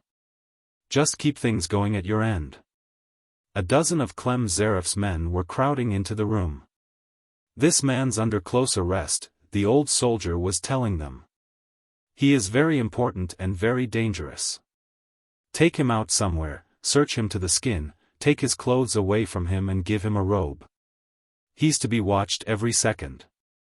Make sure he hasn't poison or other suicide means. He's to be questioned later." As soon as Rodney Maxwell was off the screen, there was a call signal. It was one of the news services, wanting a statement. "I'll take it," Gatworth said, and then began talking. "This statement of General Travis's is completely false. There is a Merlin, and we've found it. They found something that might be good enough Merlin for the next 30 hours. That superstructure was just big enough for the manually operated parts of a computer like Merlin, the input and output, and the programming machines." Chapter 20. Clem Zaref's guardsmen were mercenaries. A little over a year ago they had, at best, been homeless drifters, and not a few had been outlaws. Now they were soldiers, well-fed, clothed, quartered and equipped, and well and regularly paid. They had a good thing, they were willing to fight to keep it, Merlin or no Merlin. Conn left them to their commander. He did gather the workmen for a short harangue, but that wasn't really necessary. They had a good thing, too, and most of them realized that they were working toward a better thing. They could be depended upon, too. They came crowding out and manned lifters. They got the heavy collapsium cutter maneuvered into place and the shielding down around the cutting head. After that, there were only 4 men who could work, each in his own heavily shielded cabin. In spite of the shielding that covered the actual work, there was an awesome display of multicolored light. It was like being in the middle of an aurora borealis. What was going on where that tiny rotating beam of cosmic rays was grinding at the collapsium simply couldn't have been imagined. Conn would have liked to stay outside, he could not. Too many things were happening in too many places, and it was all coming in by screen. Rioting had broken out in Storisend and in a dozen other places. He saw, on a new screen, a mob raging in front of the executive palace. Yellow-shirt cybernarchists were battling with city police and planetary troops, Armageddonists and human supremacy leaguers were fighting both and one another. Above all the confused noise of shouting and shooting, an amplifier was braying, "It's a lie. It's a lie. Merlin has been found. Newsmen began arriving. XVIII's men had orders to pass them through the cordon that had been put up around Force Command, and they took up his time. It was worth it, though. They could tell him what was going on. J. Fitzwilliam Sturber called.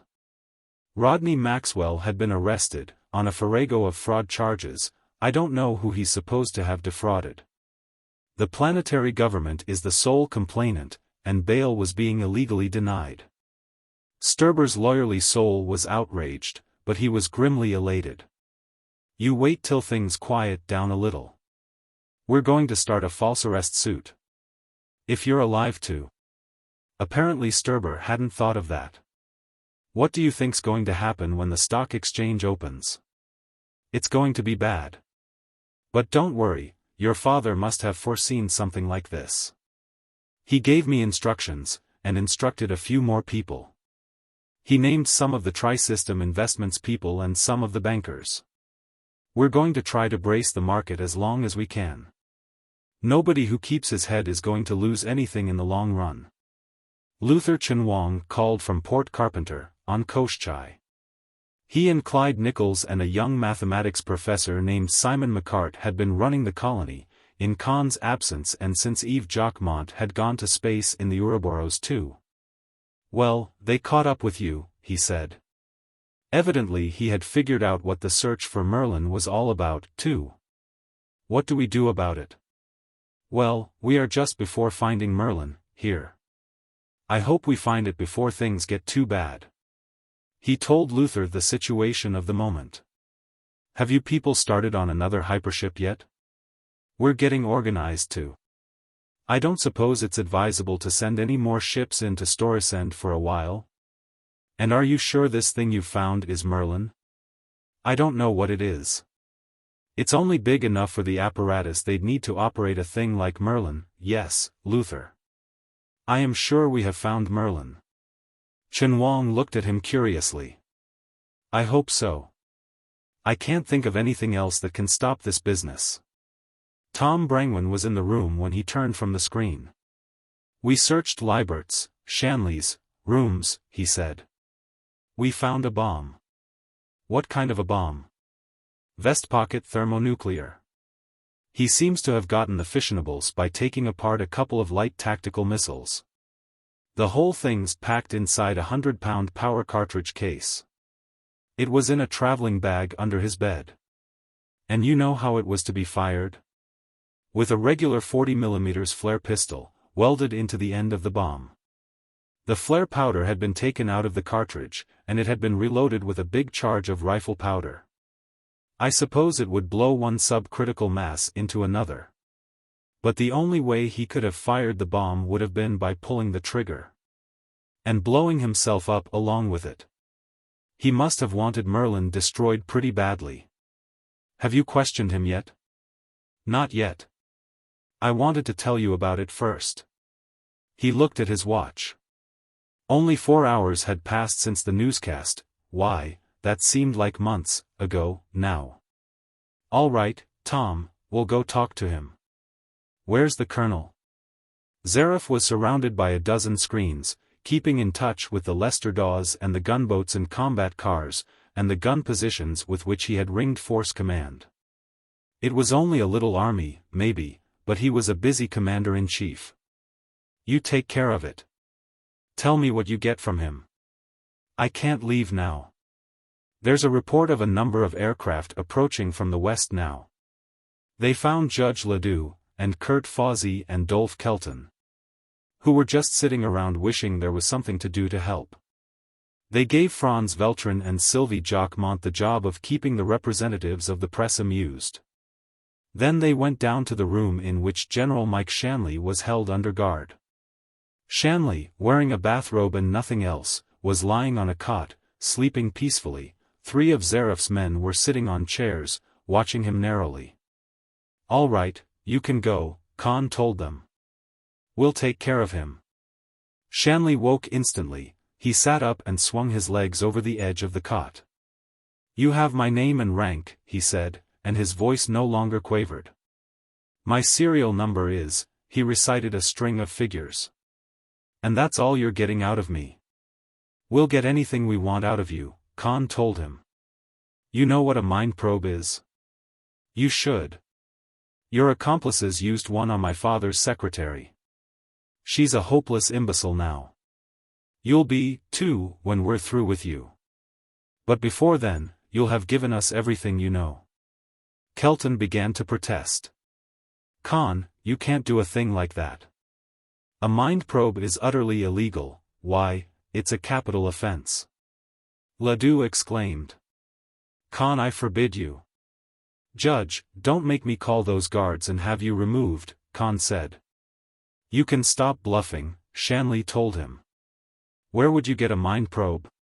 Out of the Chief of Intelligence's office, here in his headquarters.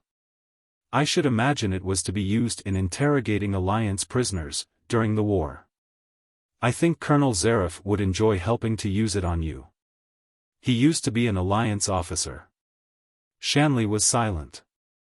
Conn sat down in one of the chairs, at the small table. General Shanley, would you describe General Fox Travis as a man of honor and integrity? And would you so describe yourself? Shanley said nothing.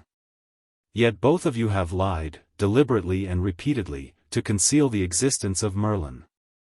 And we found that bomb in your room. You were willing to blow up this headquarters and everybody, yourself included, in it, to keep us from getting at Merlin.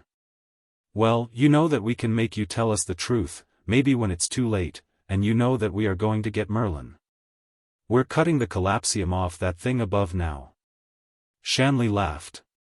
You're supposed to be a computer man. You think that little thing could be Merlin? The controls and programming machine for Merlin. He turned to Kurt Fawzi. You always claimed that Merlin was here in Force Command. You had it backward. Force Command is inside Merlin. What do you mean, Conn? The walls, the 50-foot walls, shielded inside and out. Merlin, the circuitry, the memory bank, the relays, everything, was installed inside them.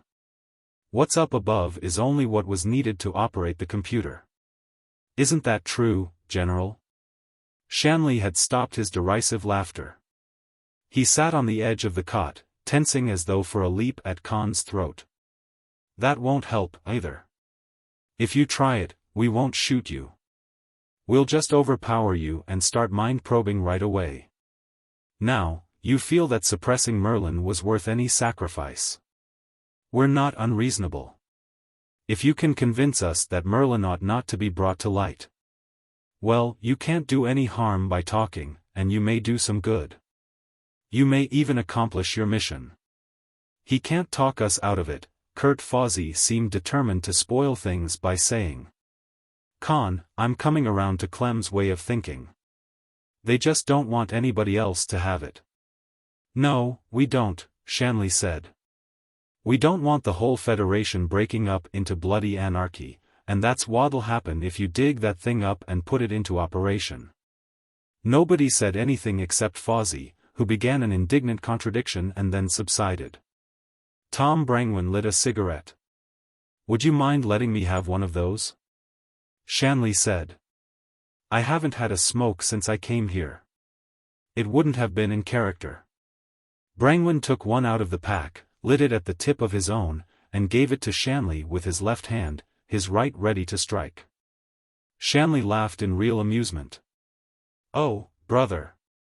He reproved, in his former pious tones. You distrust your fellow man, that is a sin. He rose slowly, the bathrobe flapping at his bare shins, and sat down across the table from Conn. All right, he said. I'll tell you about it. I'll tell you the truth, which will be something of a novelty all around. Shanley puffed for a moment at the cigarette. It must really have tasted good after his long abstinence. You know, we were really caught off balance when the war ended. It even caught Merlin short, information lag, of course. The whole alliance caved in all at once. Well, we fed Merlin all the data available, and analyzed the situation. Then we did something we really weren't called upon to do, because that was policy planning and wasn't our province, but we were going to move an occupation army into system states planets. And we didn't want to do anything that would embarrass the Federation government later. We fed Merlin every scrap of available information on political and economic conditions everywhere in the Federation, and set up a long-term computation of the general effects of the war. The extrapolation was supposed to run 500 years in the future. It didn't. It stopped, at a point a trifle over 200 years from now, with a statement that no computation could be made further because at that point the Terran Federation would no longer exist. The others, who had taken chairs facing him, looked at him blankly. No more Federation? Judge Ledoux asked incredulously. Why, the Federation, the Federation? The Federation would last forever. Anybody knew that. There just couldn't be no more Federation. That's right, Shanley said. We had trouble believing it, too. Remember, we were Federation officers. The Federation was our religion. Just like patriotism used to be, back in the days of nationalism. We checked for error. We made detail analyses. We ran it all over again. It was no use. In 200 years, there won't be any Terran Federation. The government will collapse, slowly. The Space Navy will disintegrate. Planets and systems will lose touch with Terra and with one another. You know what it was like here, just before the war? It will be like that on every planet, even on Terra. Just a slow crumbling, till everything is gone, then every planet will start sliding back, in isolation, into barbarism. Merlin predicted that? Kurt Fawzi asked, shocked. If Merlin said so, it had to be true. Shanley nodded. So we ran another computation, we added the data of publication of this prognosis. You know, Merlin can't predict what you or I would do under given circumstances, but Merlin can handle large group behavior with absolute accuracy. If we made public Merlin's prognosis, the end would come, not in 2 centuries but in less than 1, and it wouldn't be a slow, peaceful decay, it would be a bomb-type reaction. Rebellions. Overthrow of Federation authority, and then revolt and counter-revolt against planetary authority. Division along sectional or class lines on individual planets. Interplanetary wars. What we fought the Alliance to prevent. Left in ignorance of the future, people would go on trying to make do with what they had. But if they found out that the Federation was doomed, everybody would be trying to snatch what they could, and end by smashing everything. Left in ignorance, there might be a planet here and there that would keep enough of the old civilization to serve, in 5 or so centuries, as a nucleus for a new one. Informed in advance of the doom of the Federation, they would all go down together in the same bloody shambles. And there would be a galactic night of barbarism for no one knows how many thousand years. We don't want anything like that to happen. Tom Brangwyn said, in a frightened voice. Then pull everybody out of here and blow the place up, Merlin along with it, Shanley said. No. We'll not do that. Fawzi shouted. I'll shoot the man dead who tries it. Why didn't you people blow Merlin up? Conn asked. We'd built it, we'd worked with it. It was part of us, and we were part of it. We couldn't. Besides, there was a chance that it might survive the Federation. When a new civilization arose, it would be useful. We just sealed it. There were fewer than 100 of us who knew about it. We all took an oath of secrecy. We spent the rest of our lives trying to suppress any mention of Merlin or the Merlin Project. You have no idea how shocked both General Travis and I were when you told us that the story was still current here on Poictesme. And when we found that you'd been getting into the records of the Third Force, I took the next ship I could, a miserable little freighter, and when I landed and found out what was happening, I contacted Murchison and scared the life out of him with stories about a secessionist conspiracy. All this Armageddonist, human supremacy, Merlin is the devil, stuff that's been going on was started by Murchison. And he succeeded in scaring Vickhoven with the cybernarchists, too.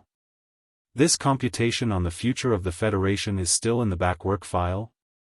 Conn asked. Shanley nodded. We were criminally reckless, I can see that, now.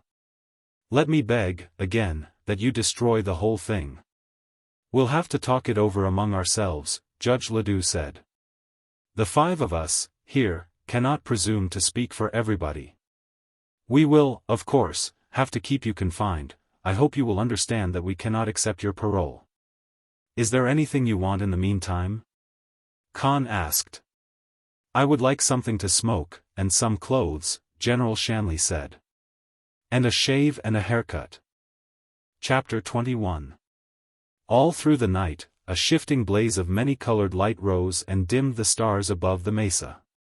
They stared in awe, marveling at the energy that was pouring out of the converters into a tiny spot that inched its way around the collapsium shielding. It must have been visible for hundreds of miles. It was, for there was a new flood of rumors circulating in Storesend and repeated and denied by the newscasts, now running continuously.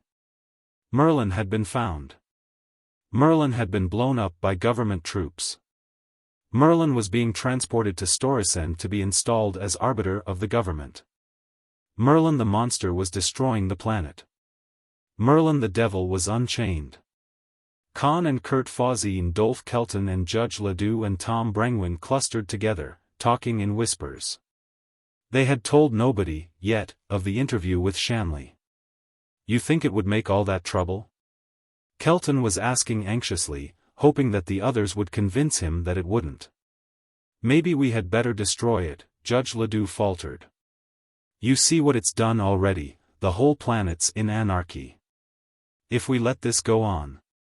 We can't decide anything like that, just the five of us, Brangwyn was insisting. We'll have to get the others together and see what they think. We have no right to make any decision like this for them. They're no more able to make the decision than we are, Conn said. But we've got to. They have a right to know. If you decide to destroy Merlin, you'll have to decide to kill me, first, Kurt Fawzine said, his voice deadly calm. You won't do it while I'm alive. But, Kurt, Ledoux expostulated. You know why these people here at Storesend are rioting? It's because they've lost hope, because they're afraid and desperate.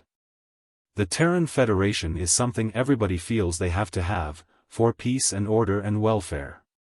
If people thought it was breaking up, they'd be desperate, too. They'd do the same insane things these people here on this planet are doing. General Shanley was right. Don't destroy the hope that keeps them sane. We don't need to do that, Kurt Fawzine argued.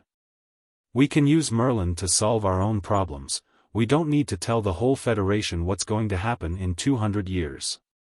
It would get out, it couldn't help getting out, Ledoux said. Let's not try to decide it ourselves, Conn said. Let's get Merlin into operation, and run a computation on it. You mean, ask Merlin to tell us whether it ought to be destroyed or not? Ledoux asked incredulously. Let Merlin put itself on trial, and sentence itself to destruction? Merlin is a computer, computers deal only in facts. Computers are machines. They have no sense of self-preservation. If Merlin ought to be destroyed, Merlin will tell us so. You willing to leave it up to Merlin, Kurt? Tom Brangwyn asked. Fawzine gulped. Yes. If Merlin says we ought to, we'll have to do it. Toward noon, a telecast went out from XVIII, on a dozen different wavelengths. Conn, half asleep in a chair in the Commander-in-Chief's office, saw Simon McCart, the young mathematics professor from Storesend College who had become one of the leaders of the colony, appear in the screen. The next moment, he was fully awake, shocked by McCart's words. This is not a threat, this is a solemn, even a prayerful, warning. We do not want to use genocidal weapons of mass destruction against the world of our birth. But whether we do or not rests solely with you. We came here with a dream of a better world, a world of happiness and plenty for all. We have been working, on XVIII, to build such a world on Poictesme. Now you are smashing that dream. When it is gone, we will have nothing to live for, except revenge. And we will take that revenge, make no mistake. We have the weapons with which to take it. Remember, this was a Federation naval base and naval arsenal during the war. Here the Federation Navy built their super missiles, the missiles which devastated Ashmedai, and Belphegor, and Baphomet, and hundreds of these weapons are here. We have them, ready for launching. Once they are launched, with the robo-pilot set for targets on Poictesme, you will have 160 hours, at the most, to live. We will launch them immediately if there is another attack made upon Force Command Duplicate HQ. Or upon interplanetary building in Storesend, or if Rodney Maxwell is killed, no matter by whom or under what circumstances. We beg you, earnestly and prayerfully, not to force us to do this dreadful thing. We speak to each one of you, for each one of you holds the fate of the planet in his own hands. The image faded from the screen. As it did, Conn was looking from one to another of the people in the room with him. All were dumbfounded, most of them frightened. They wouldn't do it, would they? Lorenzo Menards was asking. Conn, you know those people. They wouldn't really? Don't depend on it, Lorenzo, Clem Zaref said. It's hard for a lot of people to shoot somebody 10 feet away with a pistol. But just sending off a missile, that's nothing but setting a lot of dials and then pushing a button. I'm not worrying about whether they do it or not, Conn said. What I'm worrying about is how many people will believe they will. Apparently a good many people did. Zaref's combat vehicles began reporting a cessation of fighting. The newscasts, repeating the ultimatum from Koshchai, told of fewer and fewer disorders in the city or elsewhere. By mid-afternoon, the rioting had stopped. By that time, too, Rodney Maxwell was on screen. He was, Conn noticed, wearing his pistols again. What happened? He asked. They let you out on bail? Maxwell shook his head. Charges dismissed, they didn't have anything to charge me with in the first place. But they haven't let me out yet. You're wearing your guns. Yes, but they still have me penned up here at the Executive Palace, they're practically keeping me in the safe. I wish our people on Koshchai hadn't mentioned me in their ultimatum. Jake Vickhoven's afraid to let me run around loose for fear some lunatic shoots me and starts the Planet Busters coming in. Jake did one good thing, though. He ordered the stock exchange closed, and declared a 5-day bank holiday. By that time, you ought to have MERLIN opened and working, and then the market'll be safe. Conn simply replied, I hope so. There was no telling what kind of taps there might be on the screen his father was using. He couldn't risk telling him about Shanley, or about the last computation which MERLIN had made. If we send the Lesterdaws in, do you think you might talk them into letting you come out here? I can try. Flora arrived at Force Command that afternoon. I would have come sooner, she said, but Mother's had a complete collapse. It happened last evening, she's in the hospital. I was with her until just an hour and a half ago. She's still unconscious. You mean she's in danger? I don't know. They think she's all right, except for the shock. It was the Travis statement that did it. Think I ought to go to her? Flora shook her head. Just keep on with what you're doing here. There isn't anything you can do for her now. The best thing you can do for her, Conn, is prove that you weren't lying about MERLIN, Sylvie told him. The Lesterdaws didn't make it from Force Command to Storesend and back until after dark, and the green and white and red and orange lights were rising in folds and waves. Rodney Maxwell had heard about his wife's condition. It was the first thing he spoke of when Conn and Flora and Sylvie met him as he got off the ship. There isn't anything we can do, Father, Flora said. They'll call us when there's any change. He said the same thing Sylvie had said.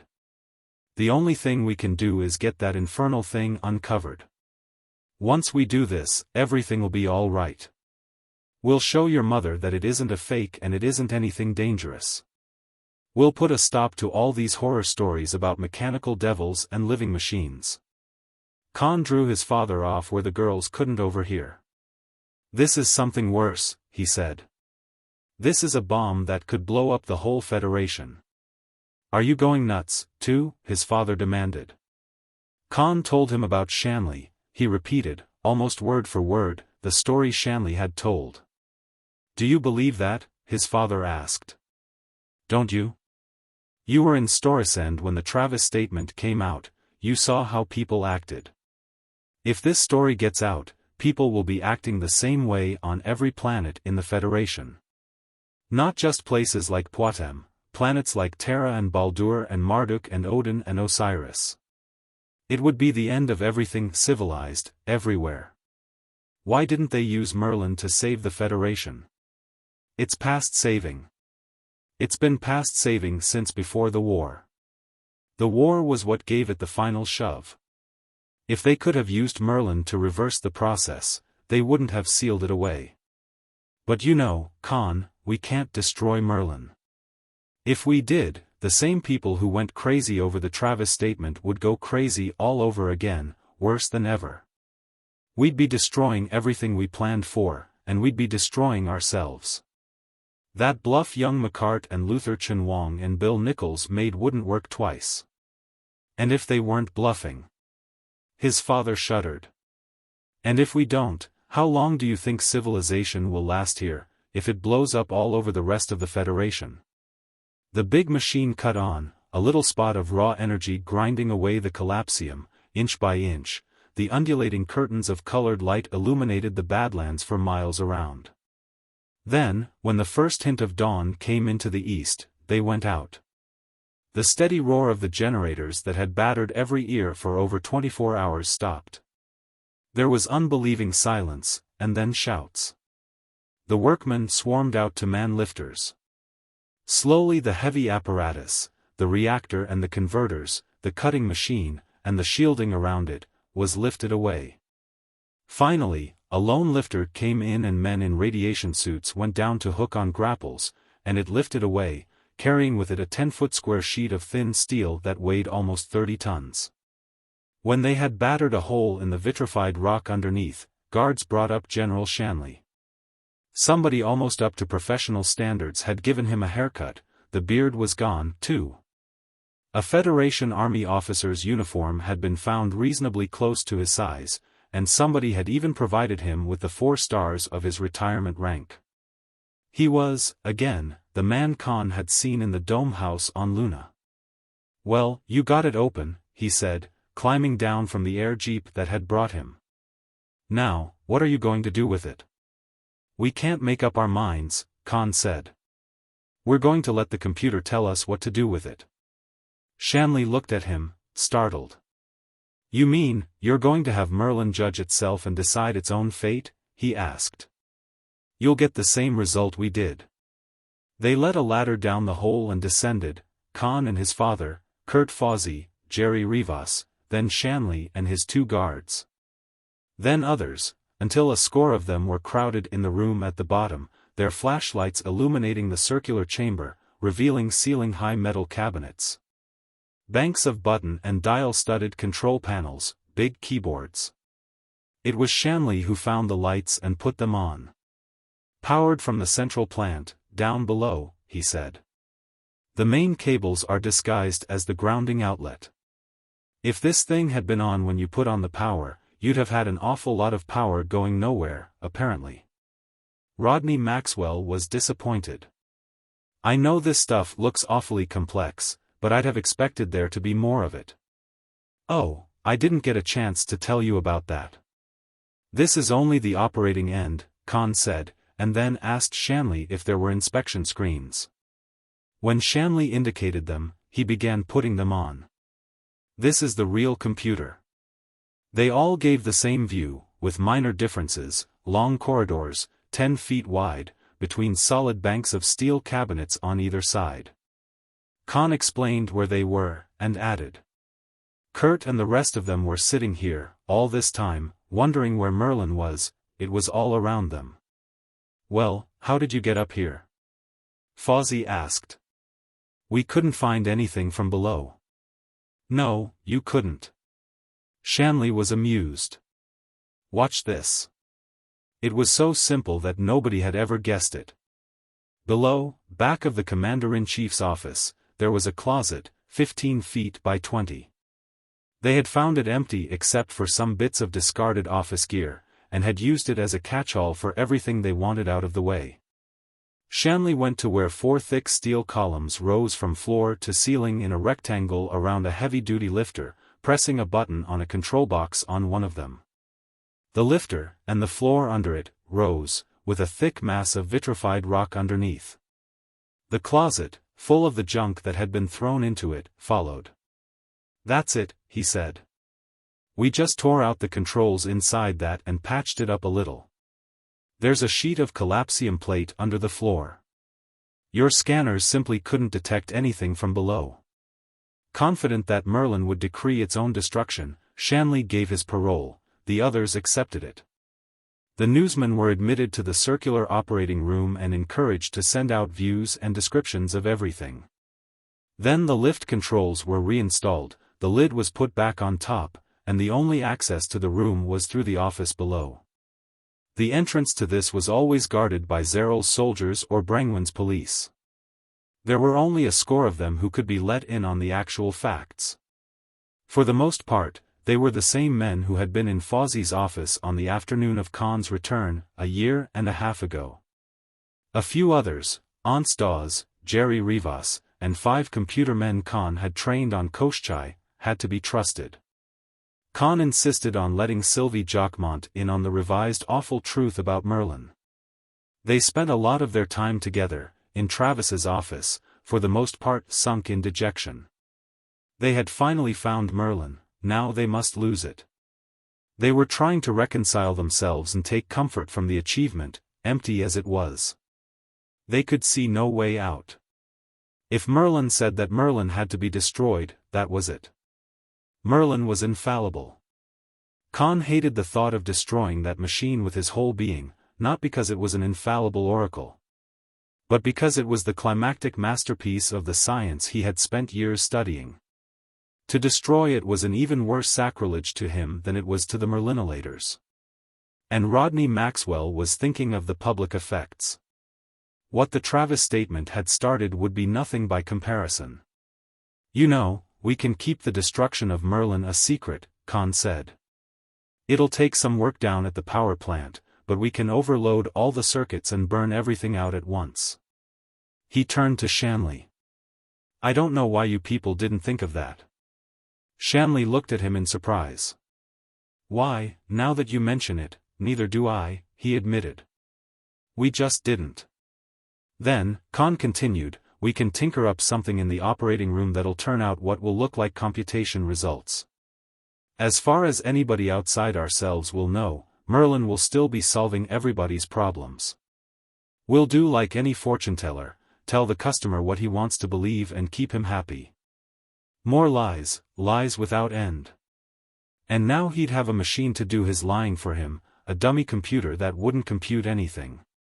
And all he'd wanted, to begin with, had been a ship to haul some brandy to where they could get a fair price for it." Peace had returned. At first, it had been a frightened and uneasy peace. The bluff, he hoped that was what it had been, by the XVIII colonists had shocked everybody into momentary inaction. In the 24 hours that had followed, the forces of sanity and order had gotten control again. Merlin existed and had been found.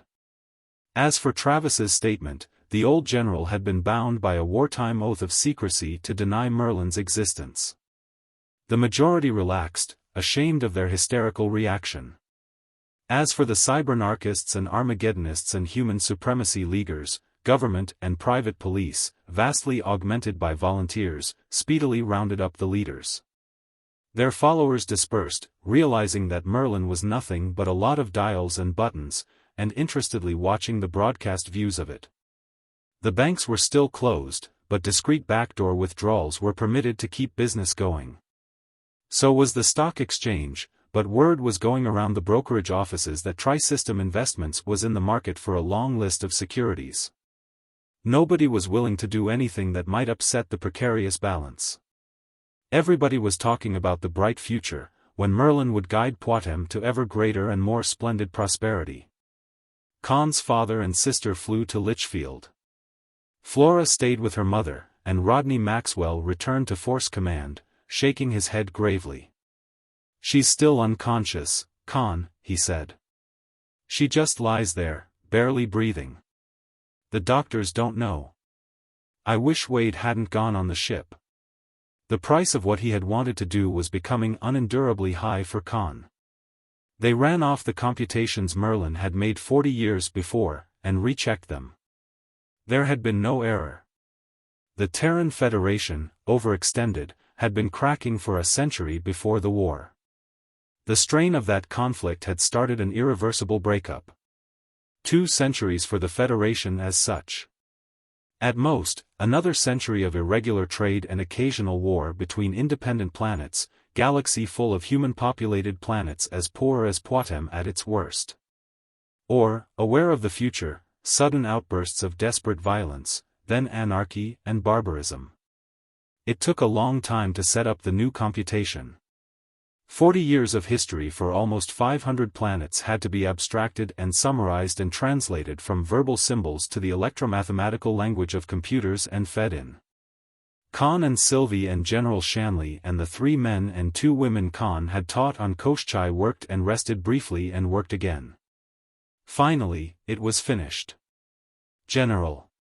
You're the oldest Merlin hand," Conn said, gesturing to the red button at the main control panel. "You do it. You do it, Conn. None of us would be here except for you."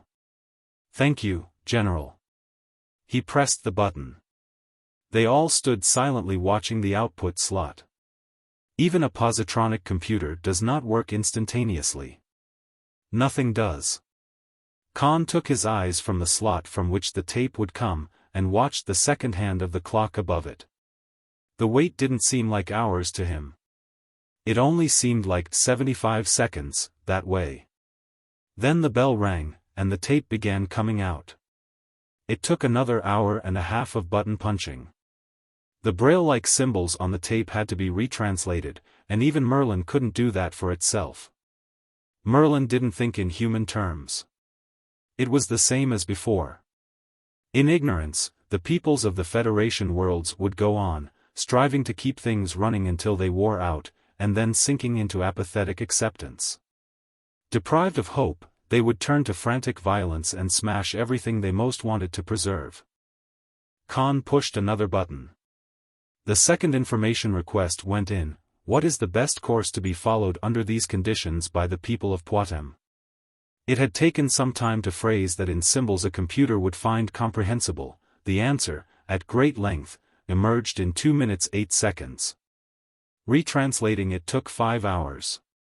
In the beginning and for the first 10 years, it was, almost item for item, the Maxwell plan. Export trade, specialized in luxury goods. Brandies and wines, tobacco. A long list of other exportable commodities, and optimum markets. Reopening of industrial plants, establishment of new industries. Attainment of economic self-sufficiency. Cultural self-sufficiency. Establishment of universities, institutes of technology, research laboratories. Then the Maxwell Plan became the Merlin Plan. The breakup of the Federation was a fact that entered into the computation. Build-up of military strength to resist aggression by other planetary governments. Defense of the Gartner Trisystem. Lists of possible aggressor planets. Revival of interstellar communications and trade. Expeditions, conquest and re-education of natives. "We can't begin to handle this without Merlin," Conn said. "If that means blowing up the Federation, let it blow. We'll start a new one here." "No, if there's a general, violent collapse of the Federation, it'll spread to Poictesme," Shanley told him. "Let's ask Merlin the big question." Merlin took a good 5 minutes to work that one out. The question had to include a full description of Merlin, and a statement of the information which must be kept secret. The answer was even more lengthy, but it was summed up in the first word: falsification. So Merlin's got to be a liar, too, along with the rest of us.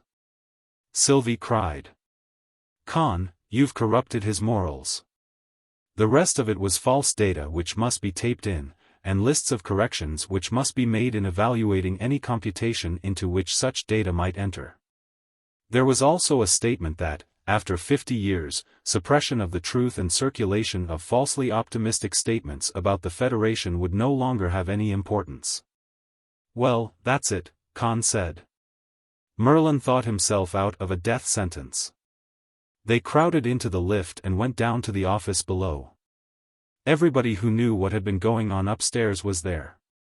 Most of them were nursing drinks, almost everybody was smoking. All of them were silent, until Judge Ledoux took his cigar from his mouth. Has the jury reached a verdict? He asked, clinging with courtroom formality to his self-control. Yes, Your Honor. We find the defendant, Merlin, not guilty as charged. In the uproar his words released, Rodney Maxwell got to his feet and came quickly to Conn. Flora called just a while ago. Your mother is conscious, she's asking for us. Flora says she seems perfectly normal. We'll go right away, take a recon car. General, will you explain things till I get back? Sylvie, do you want to come with us? Chapter 22. It was autumn again, the second autumn since he had landed from the city of Asgard at Storsend and taken the Countess Dorothy home to Lichfield. Again the fields were bare and brown. All up and down the Gordon Valley the melons were harvested, and the winepressing was ready to start. The house was crowded today. All top-level Lichfield seemed to have turned out, and there were guests from Storsend, and even a few who had made the trip from Koschei to be there, Simon McCart, the president of Koschei Tech. Conn would always remember him in the screen threatening a whole planet with devastation. Luther Chenwang, the chief executive of Koschei Colony. Clyde Nichols, the president of Koschei Airlines. He almost bumped into Yves Jacquemont, coming in from the hall. Jacquemont's beard had been trimmed down to a small imperial, and he was wearing the uniform of Tri-System and Interstellar Space Lines, nothing at all like a Federation Space Navy uniform. He was laughing about something. He threw an arm over Conn's shoulder, and they went into the front parlor together. Oh, Gehenna of a big crop. He heard Clem Zareff's voice, chuckling happily, above the babble in the room. You wouldn't believe it. Why, we had to build 6 new vats. The thin-faced, white-haired man in the chair beside him said something. Mike Shanley and Clem Zareff, old enemies, were now fast friends. Shanley had come in from Force Command with Conn that morning. He had stayed on Poictesme as nominal head of Project Merlin, and intended to remain there for the rest of his life. Oh, there aren't any more farm tramps, Zareff replied. Everybody's getting factory jobs off-planet. I have an awful time getting help, and what I can get won't work for less than 10 souls a day. Why, they're even organizing a union. There were feminine shrieks from across the room, and a stampede. The house-cleaning robot had come in, running its vacuum-cleaning hose around and brandishing its mops. He saw his mother break away from a group of older ladies and shout. Oscar! The robot stopped dead. Yushem, a voice came out of it, Shoshan accented. Go out, his mother commanded. Go to kitchen. Stay there. Yushem. The robot floated out the door to the hall. His mother rejoined her friends.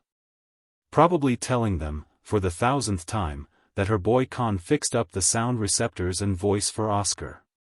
Or harping on how Conn had been telling everybody the truth, all along, and people wouldn't believe him. Sylvie came up to him and caught his arm. Come on, Conn. They're going to start the rehearsal, she said. They've been going to start it for an hour, her father told her. Well, they're really going to start it now. All right. You two run along, Yves Jacquemont said. And you'd better start rehearsing for your own wedding before long. The Genji will be ready to hype her out in another month, and I don't want to be at space when my only daughter gets married.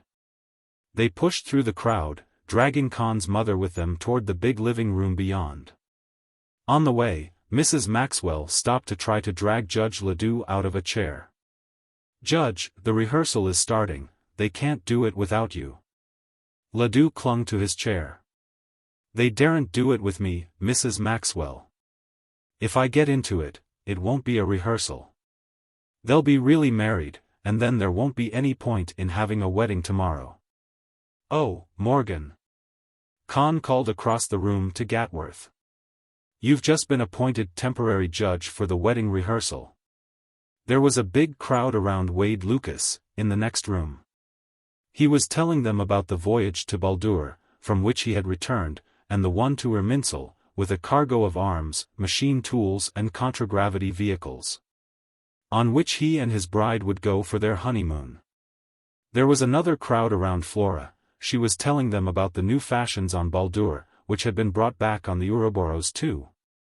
"Where's your father?" his mother was asking him. "He has to rehearse giving the bride away. Probably in his office." "I'll go get him." "You'll get into an argument with somebody and forget to come back," his mother said. "Sylvie, you go with him, and bring both of them back." "When'll we have our wedding, Sylvie?" he asked as they went off together. "Well, before Dad goes to Adifir with the Genji. That'll have to be in a month. 2 weeks? That ought to be plenty of time to get ready, and let people recover from this one. Everybody's here now. Let's make it a double wedding tomorrow," she suggested. He hadn't been prepared for that. "Well, I hadn't expected." "Sure. Good idea," he agreed. There was a crowd in Rodney Maxwell's little office, Fawzi and some others, and some Storysend people. One of the latter was vociferating. "Jake Vickoven's no good, and he never was any good. Well, you have to admit, if he hadn't ordered the banks and the stock exchange closed that time, we'd have had a horrible panic." "Admit nothing of the kind. Jethro, you were there, you'll bear me out. About a dozen of us were at Executive Palace for hours, bullying him into that. Why, we almost had to twist one of his arms while he was signing the order with the other. And now he has the gall to run for re-election on the strength of his heroic actions at the time of the Travis hoax." "I know who we want for president," another Storysend man exclaimed. "He's right here in this room." "Yes." Rodney Maxwell almost bellowed, before the other man could say anything else. "Here he is." He grabbed Kurt Fawzi by the arm and yanked him to his feet. "Here's the man most responsible for finding Merlin. The man who first suggested sending my son Conn to Terra to school, the man who, more than anyone else, devoted his life to the search for Merlin.